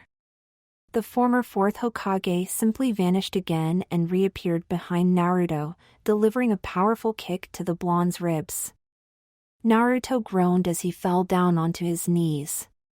He swiped around with his chakra claws, but the Akatsuki leader was too fast and sent Naruto flying back with a kick to his face. Erasure then flashed over towards Hinata and kicked her up from the ground, grabbing her by the collar of her shirt when she was within reach. You useless bitch. Erasure glared at Hinata before bringing a knee to her stomach. Hinata gasped for air and coughed up some blood. You think those weak Juken-style attacks? The Akatsuki leader mercilessly punched Hinata in her face. Will work against somehow who knows how to control his Tenketsu? He yelled at her as he let loose of her collar and brought a swift kick to the side of her head. The Hyuga girl flew a few feet away and landed on the ground, where she coughed up some more blood. You son of a... Naruto roared as he sent a fast and destructive wave of chakra towards Erasure and began charging towards him as well. The Akatsuki leader's eyes met Naruto's for a moment before he flashed over to Naruto's position and kicked him towards Hinata. Go join her in the dirt, Jinchuriki. Erasure growled at Naruto as he fell face down on the ground. I'll never forgive you for this, Naruto said as he stood up again. I'm your target, am I not? There was no need for you to attack Hinata like that, you cowardly bastard. Erasure took a few deep breaths and narrowed his eyes at Naruto. I don't care about such a thing. The arrogance of you two annoyed me.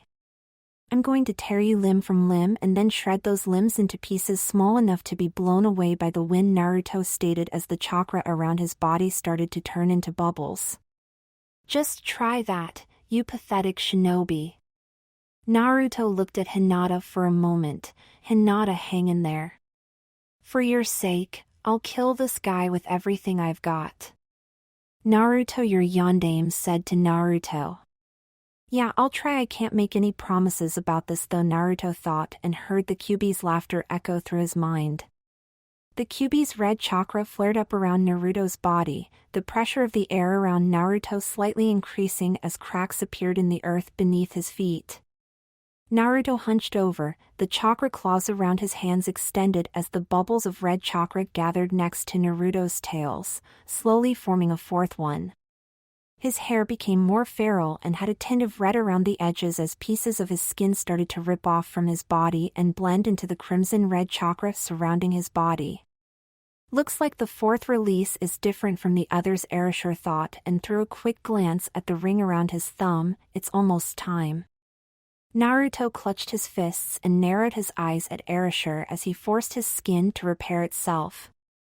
The fourth tail took its complete form on and with it brought Naruto's strength to a whole new level. I'll definitely kill you, Erasure.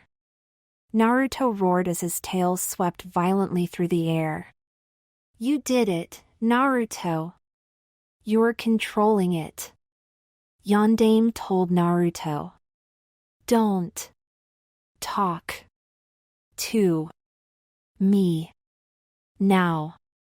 Naruto thought as he narrowed his eyes at the Akatsuki leader, who seemed to take something out of the sleeve of his robe. Erasure revealed a kunai and smirked at Naruto. Naruto-kun, this is my last kunai. This kunai will guarantee your defeat. Just try to cut me. Naruto growled before he slammed his fists, or rather claws, onto the ground, sending a blast of chakra towards Erasure and crumbling the earth beneath the path of chakra. I won't even have to cut you, Erasure thought as he quickly dodged Naruto's attack. A clone of the chakra that surrounded Naruto's body came from that chakra and raced towards the Akatsuki leader. Erasure placed his hands against the blade of the kunai and pressed slightly before he pulled the kunai back by using his teeth. The Akatsuki leader threw the blood-soaked kunai towards Naruto, slapped his hands together and managed to escape Naruto's other attack, the chakra clone, just in time. Naruto dodged the kunai and charged towards Erasure. If that kunai was your last chance at defeating me, then you just lost everything, Erasure. Naruto roared as he crossed his arms in front of his chest, palms pointing towards the Akatsuki leader. That's where Erasure formed a single hand seal. You are wrong. Naruto froze on the spot, unable to move onward even though his body fought as hard as it could to press forward towards Naruto's target. A paralysis technique, huh? You won't stop me for long, Naruto growled. You're mistaken again.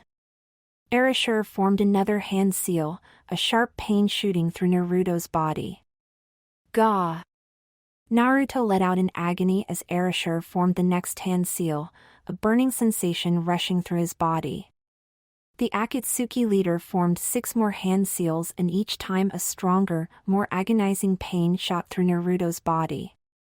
This is your end, Naruto-kun, Erasure said as he slowly changed his current hand seal into another one. Say goodbye to your life.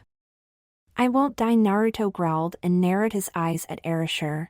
I'll break free from this jutsu and make you meet your end. The chance of your survival right now is smaller than you could possibly imagine if you haven't realized it yet. This final seal will seal your fate. Erasure stated and closed his eyes. Naruto laughed slightly. Sorry, but I don't believe that fate can be sealed. I won't go back on my word. I'll definitely kill you.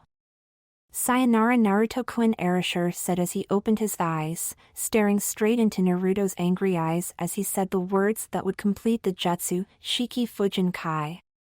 Naruto's eyes went wide when he heard those words. He could hear the Akatsuki leader laugh as chakra erupted from his body and created a vortex of crimson-red chakra around him. Naruto's current sight faded away until he saw nothing but an endless space of white.